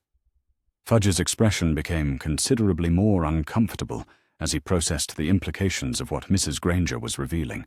The placement arrangements for Harry Potter were made by Chief Warlock Dumbledore in consultation with appropriate magical authorities, he said, with the kind of defensive formality that suggested he was repeating official policy rather than expressing personal conviction. Any concerns about those arrangements should be addressed through proper magical legal channels rather than through unilateral changes to established custody decisions. Mr. Granger leaned forward with the expression Harry recognized as his most professional demeanor for handling difficult dental cases that required both technical expertise and careful patient management. Minister Fudge, he said with respectful firmness, we are not discussing theoretical legal principles or abstract policy questions. We are discussing a specific child who was being systematically abused by people who were supposed to protect him, and who is now thriving in an environment where his welfare is the primary consideration. He gestured toward the staircase, where Harry and Hermione remained concealed. Harry has developed more in the past few months than he had in the previous 8 years of his life, he continued. His magical abilities, his academic progress, his emotional stability, and his confidence in his own worth have all improved dramatically since he began receiving appropriate care and education. Fudge appeared to be struggling with how to respond to parents who clearly understood both magical law and child welfare principles, while remaining committed to protecting their adopted son's interests. The magical education that Harry has been receiving, he said carefully, may not meet the standards established by the Ministry for Appropriate Magical Instruction of Underage Wizards. Unsupervised magical development can be dangerous both for the practicing individual and for the broader magical community. Hermione chose that moment to make her presence known, descending the staircase with the confident bearing that Harry had learned to associate with her most determined advocacy efforts. The magical education Harry and I have been receiving has been provided by qualified practitioners with extensive credentials in both theoretical magical instruction and practical defensive applications, she said, with the precise articulation she used for delivering well-researched academic presentations. She gestured toward the documentation spread across the coffee table. Our instructors include former ministry employees, qualified magical researchers, and practitioners with international recognition for their contributions to magical education theory," she continued. "The curriculum has been designed specifically to ensure both safety and systematic skill development, according to established pedagogical principles." Fudge stared at Hermione with the expression of someone who had expected to be dealing with confused, mundane parents and an undereducated magical child, not with articulate advocates who understood both the legal and educational aspects of their situation. "Young lady," he said with apparent effort to maintain official authority, "magical education for children of your age is regulated by specific ministry guidelines that require oversight by approved instructional personnel operating within established institutional frameworks." Hermione's response carried the kind of analytical precision that Harry had learned to recognize as her most formidable argumentative mode.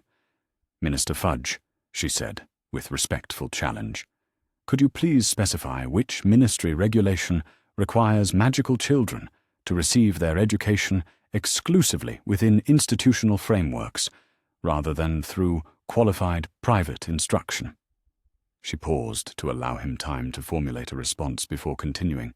"According to our research into magical education law, the ministry's authority extends to ensuring that magical children receive adequate instruction in magical theory and practice, but does not require that such instruction occur in specific physical locations or under specific administrative structures," she added. The silence that followed her question suggested that Fudge was indeed unable to identify specific regulations that would prohibit the kind of education Harry and Hermione had been receiving, which had apparently been a deliberate gap in his preparation for this confrontation. Harry decided that the moment had arrived for him to participate directly in the conversation that was determining his future. He descended the stairs with the calm confidence that weeks of magical training had helped him develop, his wand held in a position that suggested readiness without overt threat. "Minister Fudge," he said, with the kind of respectful directness that Mrs. Fig had taught him to use when dealing with authority figures who needed to be managed rather than simply obeyed. "I appreciate your concern for my magical education and welfare. I want to assure you that I am receiving excellent instruction from qualified practitioners and that my development is proceeding safely under appropriate supervision." He moved to stand beside Hermione, their positioning allowing their magical energies to merge in the subtle way they had learned to use for enhanced confidence and capability during stressful situations. "I also want you to understand that I am extremely happy in my current placement with people who value my welfare and support my choices about my own future," he continued. "I have no desire to return to previous arrangements that prioritized other people's convenience over my safety and development." Fudge's expression suggested that he was beginning to understand that this conversation was not going to conclude with Harry meekly accepting transportation back to Dumbledore's authority, which had apparently been his preferred outcome for the morning's activities. "Mr. Potter," he said with the kind of careful formality that suggested he was choosing his words to avoid legal complications, "the arrangements for your care and education were made by people with extensive experience in child welfare and magical development. Chief Warlock Dumbledore has your best interests at heart, and he has expressed considerable concern about your current situation." Harry felt the familiar tingle of magical energy building as his protective instincts responded to what felt like barely concealed threats disguised as concern for his welfare. "Minister Fudge," he replied with the calm firmness that Mrs. Fig had taught him to use when establishing non-negotiable boundaries. "Chief Warlock Dumbledore placed me with people who locked me in cupboards, denied me adequate food, and threatened to send me to reform schools because they could not tolerate my magical abilities." He gestured toward his adoptive parents. "These people have provided me with love, education, proper nutrition, and encouragement to develop my abilities safely and systematically," he continued. "They have also ensured that I understand my rights and options rather than simply accepting whatever placement serves other people's political objectives." The magical energy in the room had become strong enough for the Ministry officials to detect, and Harry could see them shifting into more alert postures as they recognized that they were dealing with children whose magical capabilities might pose genuine challenges to their authority. "Mr. Potter," Fudge said with growing urgency, "the magical power you and Miss Granger are displaying is considerably beyond what should be possible for children of your age and experience. This level of magical development without proper institutional oversight could be dangerous for yourselves and for the broader magical community." Hermione stepped forward with the expression Harry recognized as her most analytical problem-solving mode. "Minister Fudge," she said, with respectful challenge, "could you please explain what specific dangers you believe our magical development poses to the broader magical community?" She paused to allow him time to formulate a response. "Our magical instruction has emphasized safety, control, and ethical application of magical abilities," she continued. "We have been taught defensive applications specifically to protect ourselves and our family from potential threats, not offensive magic that could be used to harm others." The conversation had reached the point where Harry could see that Ministry officials were beginning to consider whether they needed to escalate from diplomatic negotiation to more coercive methods of resolving what they apparently viewed as an irregular situation requiring official intervention. But it had also reached the point where Harry felt confident that his family was prepared for whatever escalation might occur, and that their months of intensive preparation had provided them with both the knowledge and the capabilities necessary to protect their right to choose their own future. The confrontation with official magical authority had begun exactly as Mrs. Figg had predicted, but it was proceeding according to their own agenda, rather than ministry expectations. Whatever happened next, Harry Potter was no longer a powerless child who could be moved around without his consent. He was a magical practitioner with family support and legal representation, facing officials who were discovering that their assumptions about his situation were considerably less accurate than they had expected. The next few minutes would determine whether that foundation was strong enough to protect the life they had built together. But Harry felt more prepared for this test than he had ever felt prepared for anything in his life. The tension in the Granger sitting room had reached the point where even the ministry officials seemed to recognize that their diplomatic approach was failing to achieve its intended objectives. Minister Fudge consulted with his colleagues through a series of meaningful glances and subtle gestures that suggested they were preparing to escalate from negotiation to more direct methods of resolving what they clearly viewed as an unacceptable challenge to established authority. Harry felt the familiar warmth of magical energy building as his protective instincts responded to the shift in atmosphere, while Hermione moved closer to establish the positioning that allowed their abilities to merge most effectively. The weeks of intensive training had prepared them for exactly this moment, when conversation would prove insufficient to protect their right to choose their own futures. Minister Fudge cleared his throat with the deliberate sound of someone preparing to deliver an ultimatum disguised as a reasonable request. "Mr. Potter," he said, with the kind of false patience that adults often employed when they had decided that children needed to be compelled rather than persuaded, "I think it would be best if you accompanied us back to Hogwarts, where Chief Warlock Dumbledore can assess your magical development and ensure that you receive appropriate guidance for the challenges you will face in the coming years." The suggestion was phrased as though it were optional, but the positioning of the ministry officials and the subtle magical pressure Harry could feel building in the air around them made clear that they were prepared to enforce compliance regardless of his response. Mrs. Granger stood with the controlled grace that Harry had learned to associate with her most determined advocacy efforts. "Minister Fudge," she said, with the kind of professional courtesy that managed to convey both respect and absolute refusal, "Harry is not going anywhere against his will, and he is certainly not being turned over to the custody of people who have already demonstrated their willingness to sacrifice his welfare for their political objectives." She gestured toward the documentation spread across the coffee table. "We have extensive legal analysis demonstrating that Chief Warlock Dumbledore's previous placement decisions violated multiple child welfare statutes and magical education requirements, she continued. Any attempt to remove Harry from appropriate care and return him to harmful circumstances would constitute legally actionable abuse of authority. Fudge's expression shifted to something that looked distinctly less diplomatic and considerably more official. "Mrs. Granger," he said, with the tone of someone who had exhausted his patience for civilian interference in magical governance, magical guardianship law supersedes mundane child welfare statutes when dealing with magical children. Chief Warlock Dumbledore has both the legal authority and the professional responsibility to ensure that Harry Potter receives appropriate magical education under qualified supervision.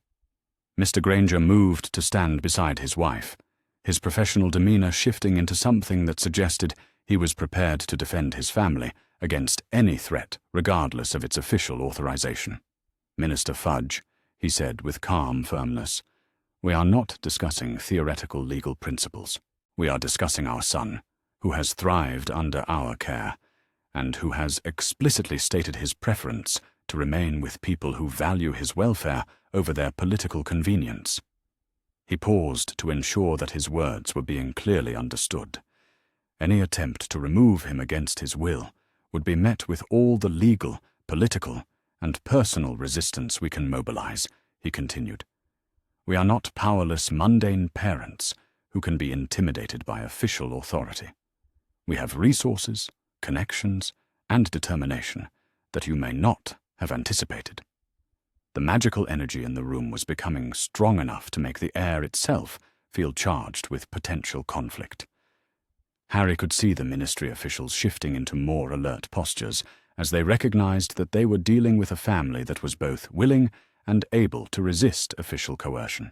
But it was the sound of additional magical signatures approaching the house that transformed the situation from tense negotiation to immediate crisis. Harry's newly trained senses detected the distinctive energy patterns that Mrs. Figg had taught him to associate with powerful magical practitioners operating under concealment charms. Someone else was coming, and their approach suggested coordination with the ministry officials rather than support for the Granger family's position. Hermione moved to the window with the efficient grace that had become automatic during their weeks of tactical training, her expression shifting to the focused alertness that Harry recognized as her emergency assessment mode. Additional magical signatures detected, she reported in the matter-of-fact tone they used for tactical communication during crisis situations. At least 3 practitioners approaching under concealment, magical power levels suggesting adult wizards with extensive combat training. The information transformed Minister Fudge's expression from bureaucratic impatience to something that looked remarkably like relief, suggesting that the approaching magical signatures represented backup that he had been expecting, rather than additional complications that he would need to manage. "Mr. Potter," he said with renewed confidence, "I think you will find that resistance to proper magical authority is considerably more difficult than your current advisors may have led you to believe." The front door opened without anyone having answered a knock or provided invitation for entry, which Harry recognized as a deliberate demonstration of magical power designed to establish dominance rather than mere convenience. The footsteps that approached the sitting room carried the measured cadence of someone who expected their presence to resolve any remaining disagreement about how the situation should be handled. When Albus Dumbledore appeared in the doorway to the Granger sitting room, Harry felt an immediate and visceral understanding of why adults found him so impressive and so intimidating. The elderly wizard radiated the kind of magical authority that seemed to fill available space and demand acknowledgement from everyone present, regardless of their personal opinions about his methods or objectives. But instead of the fear or automatic deference that Dumbledore clearly expected his presence to inspire, Harry found himself experiencing something closer to analytical curiosity about the man whose decisions had shaped so much of his childhood suffering. This was the person who had known about the abuse and chosen to allow it to continue. This was the authority figure whose strategic planning had prioritized political objectives over child welfare. "Good afternoon," Dumbledore said, with the kind of warm courtesy that seemed designed to suggest that his arrival represented helpful assistance rather than unwelcome interference. I apologize for the dramatic nature of my entrance, but circumstances appeared to require immediate attention rather than prolonged diplomatic negotiation. His pale blue eyes moved systematically around the room, taking in the positioning of family members, the documentation spread across the coffee table, and the magical energy that Harry and Hermione were maintaining as a defensive precaution against exactly this kind of unwelcome official intervention. "Harry, my dear boy," Dumbledore continued with the particular tone that adults used when they wanted to convey affectionate concern while establishing their authority over children's decisions, "I have been quite worried about you since your disappearance from your relative's care several months ago." The statement was so fundamentally divorced from the reality of Harry's experience with the Dursleys that he found himself responding with the kind of direct challenge that would have been impossible before his months of magical education and family support. "Professor Dumbledore," he said, with the respectful firmness that Mrs. Figg had taught him to use when dealing with authority figures who needed to be managed rather than simply obeyed, "I was not disappeared from my relative's care. I escaped from people who locked me in cupboards and threatened to send me to reform schools because they could not tolerate my existence." He gestured toward his adoptive family. "I found people who actually care about my welfare rather than simply managing my placement for their own convenience," he continued. "I have received better care, better education, and better preparation for my future in the past few months than I received in the previous 8 years of my life." Dumbledore's expression suggested mild disappointment rather than surprise at Harry's response, as though he had expected exactly this kind of resistance and was prepared to address it through methods he had used successfully in similar situations. "Harry," he said, with the kind of patient explanation that adults often employed when they believed children needed to be educated about realities they were too young to understand, "the placement arrangements I made for your care were designed to protect you from very serious magical threats that continue to represent dangers to your safety and development." He moved further into the room with the confident bearing of someone who expected his explanations to resolve any remaining objections to his authority. "Your relative's treatment of you was indeed regrettable, but it was also necessary to ensure that you remained hidden from people who would use your magical abilities for purposes that would ultimately harm both you and the broader magical community," he continued. Mrs. Granger stood with the controlled fury that Harry had learned to recognize as her most dangerous emotional state.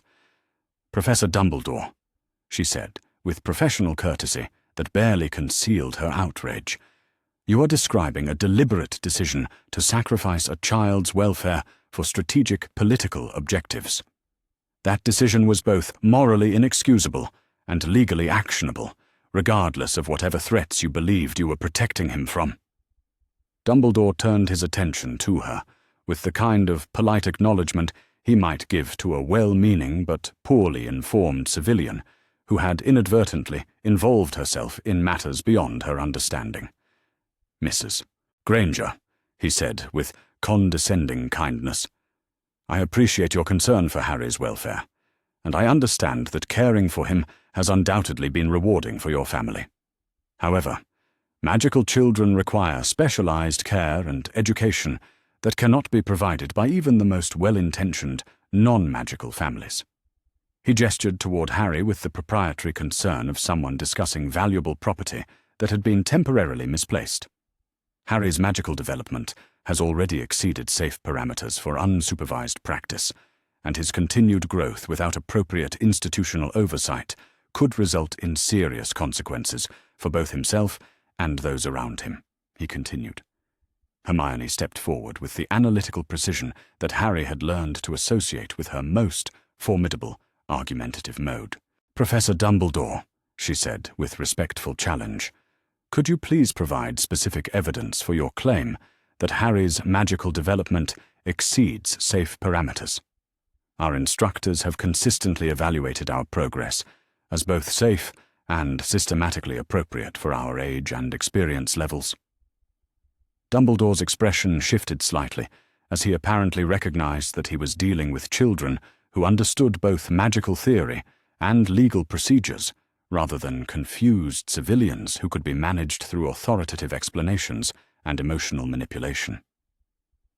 "Miss Granger," he said, with the particular tone that suggested he was prepared to provide education that these children clearly needed, "the magical power that you and Harry have been demonstrating together is detectable from considerable distances and represents capabilities that are typically restricted to adult practitioners with years of formal training." He paused to allow this information to create the concern he apparently expected it to inspire. Such rapid development without proper institutional oversight suggests either dangerous experimental techniques or external influences that could compromise your safety and the safety of those around you, he continued. Harry felt the familiar warmth of magical energy building as his protective instincts responded to what felt like barely concealed threats disguised as educational concern. "Professor Dumbledore," he said, with growing confidence in his own judgment and capabilities, "our magical education has been provided by qualified practitioners using established pedagogical methods designed to ensure both safety and systematic skill development." He moved to stand beside Hermione, their positioning allowing their magical energies to merge in the way that had become automatic during stressful situations requiring enhanced capabilities.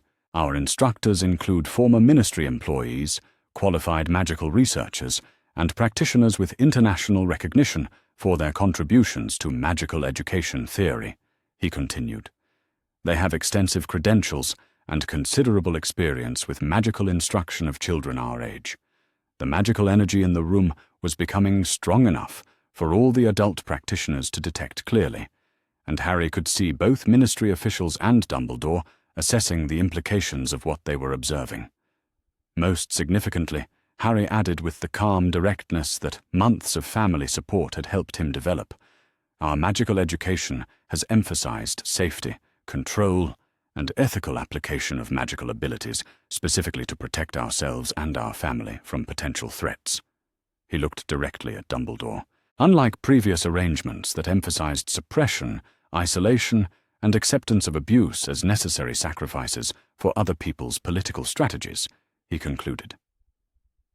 The silence that followed Harry's statement was heavy with adult shock and calculation about how to respond to a child who had clearly developed both magical capabilities and personal agency far beyond what any of them had expected to encounter. Dumbledore's expression had shifted to something that suggested he was beginning to understand that this conversation was not going to conclude with Harry meekly accepting transportation back to circumstances that prioritized other people's convenience over his welfare and development. "Harry," he said, with the kind of gentle firmness that adults often employed when they believed children needed to be compelled for their own good, "I understand that you have developed strong attachments to the people who have been caring for you, and I appreciate that they have provided you with kindness that was lacking in your previous placement." He moved closer with the measured steps of someone who expected his physical presence to enhance his persuasive authority. "However, magical education and development require specialized knowledge and institutional resources that cannot be adequately provided through private instruction, regardless of the qualifications of individual practitioners," he continued. Mrs. Granger moved to position herself between Dumbledore and the children, her professional demeanor shifting into something that suggested she was prepared to physically protect her family against any threat, regardless of its official authorization or magical capabilities. "Professor Dumbledore," she said, with controlled fury, "you have already demonstrated your willingness to sacrifice Harry's welfare for your political objectives. Your concern about his magical education and development would be more credible if you had not deliberately placed him in circumstances designed to suppress his abilities and prevent his development." She gestured toward the documentation on the coffee table. "We have extensive evidence that your previous placement decisions violated both magical and mundane child welfare statutes, and we have legal representation prepared to challenge any attempt to remove Harry from appropriate care, she continued. Dumbledore's pale blue eyes had taken on a harder quality that suggested his patience for civilian interference in what he considered magical governance was approaching its limits. "Mrs. Granger," he said, with the kind of measured authority that indicated he was prepared to move beyond diplomatic persuasion, "magical guardianship law provides me with both the legal authority and the professional responsibility to ensure that magical children receive appropriate education and protection." He raised his wand with the casual gesture of someone demonstrating superior capability rather than making an immediate threat. "I have considerable sympathy for your family's attachment to Harry, but I cannot allow personal feelings to override my obligations to his long-term welfare and the safety of the broader magical community," he continued. The magical pressure in the room was becoming intense enough to make the air itself feel thick and charged with potential conflict. Harry could see Minister Fudge and his colleagues positioning themselves to support Dumbledore's authority, while his own family prepared to resist what was clearly becoming an attempt at magical coercion rather than continued negotiation. But instead of fear or automatic submission to adult authority, Harry found himself experiencing something closer to analytical clarity about the choice he was being offered. He could accept Dumbledore's version of appropriate care and education, which would mean returning to circumstances where his welfare was subordinated to other people's political strategies. Or he could choose to trust his own judgment and the support of people who had demonstrated their commitment to his happiness and development. The decision, when viewed from this perspective, was remarkably simple. "Professor Dumbledore," Harry said, with the calm confidence that months of magical education and family support had helped him develop, "I appreciate your concern for my welfare and education. However, I have received excellent care and instruction from people who value my choices and support my development, rather than trying to control my future for their own convenience." He felt Hermione's hand slip into his, her touch providing the kind of comfort and determination that had become automatic between them during their weeks of collaborative magical practice. "I am not returning to circumstances that prioritize other people's political objectives over my safety and happiness," he continued with growing conviction. "I'm staying with my family, continuing my education with qualified instructors, and developing my abilities under appropriate supervision from people who actually care about my welfare." Harry raised his own wand with the steady confidence that intensive defensive training had helped him achieve. "And I am prepared to defend those choices against anyone who attempts to enforce their authority over my life without my consent," he concluded. The magical energy that erupted from Harry and Hermione working together was strong enough to make every adult practitioner in the room step back in involuntary recognition of capabilities that far exceeded their expectations for children their age. For the first time in his life, Harry Potter was exactly where he chose to be, with people who supported his choices, facing authority figures who were discovering that their assumptions about his helplessness had been fundamentally incorrect. Whatever happened next would be his decision, rather than the result of other people's plans for his future.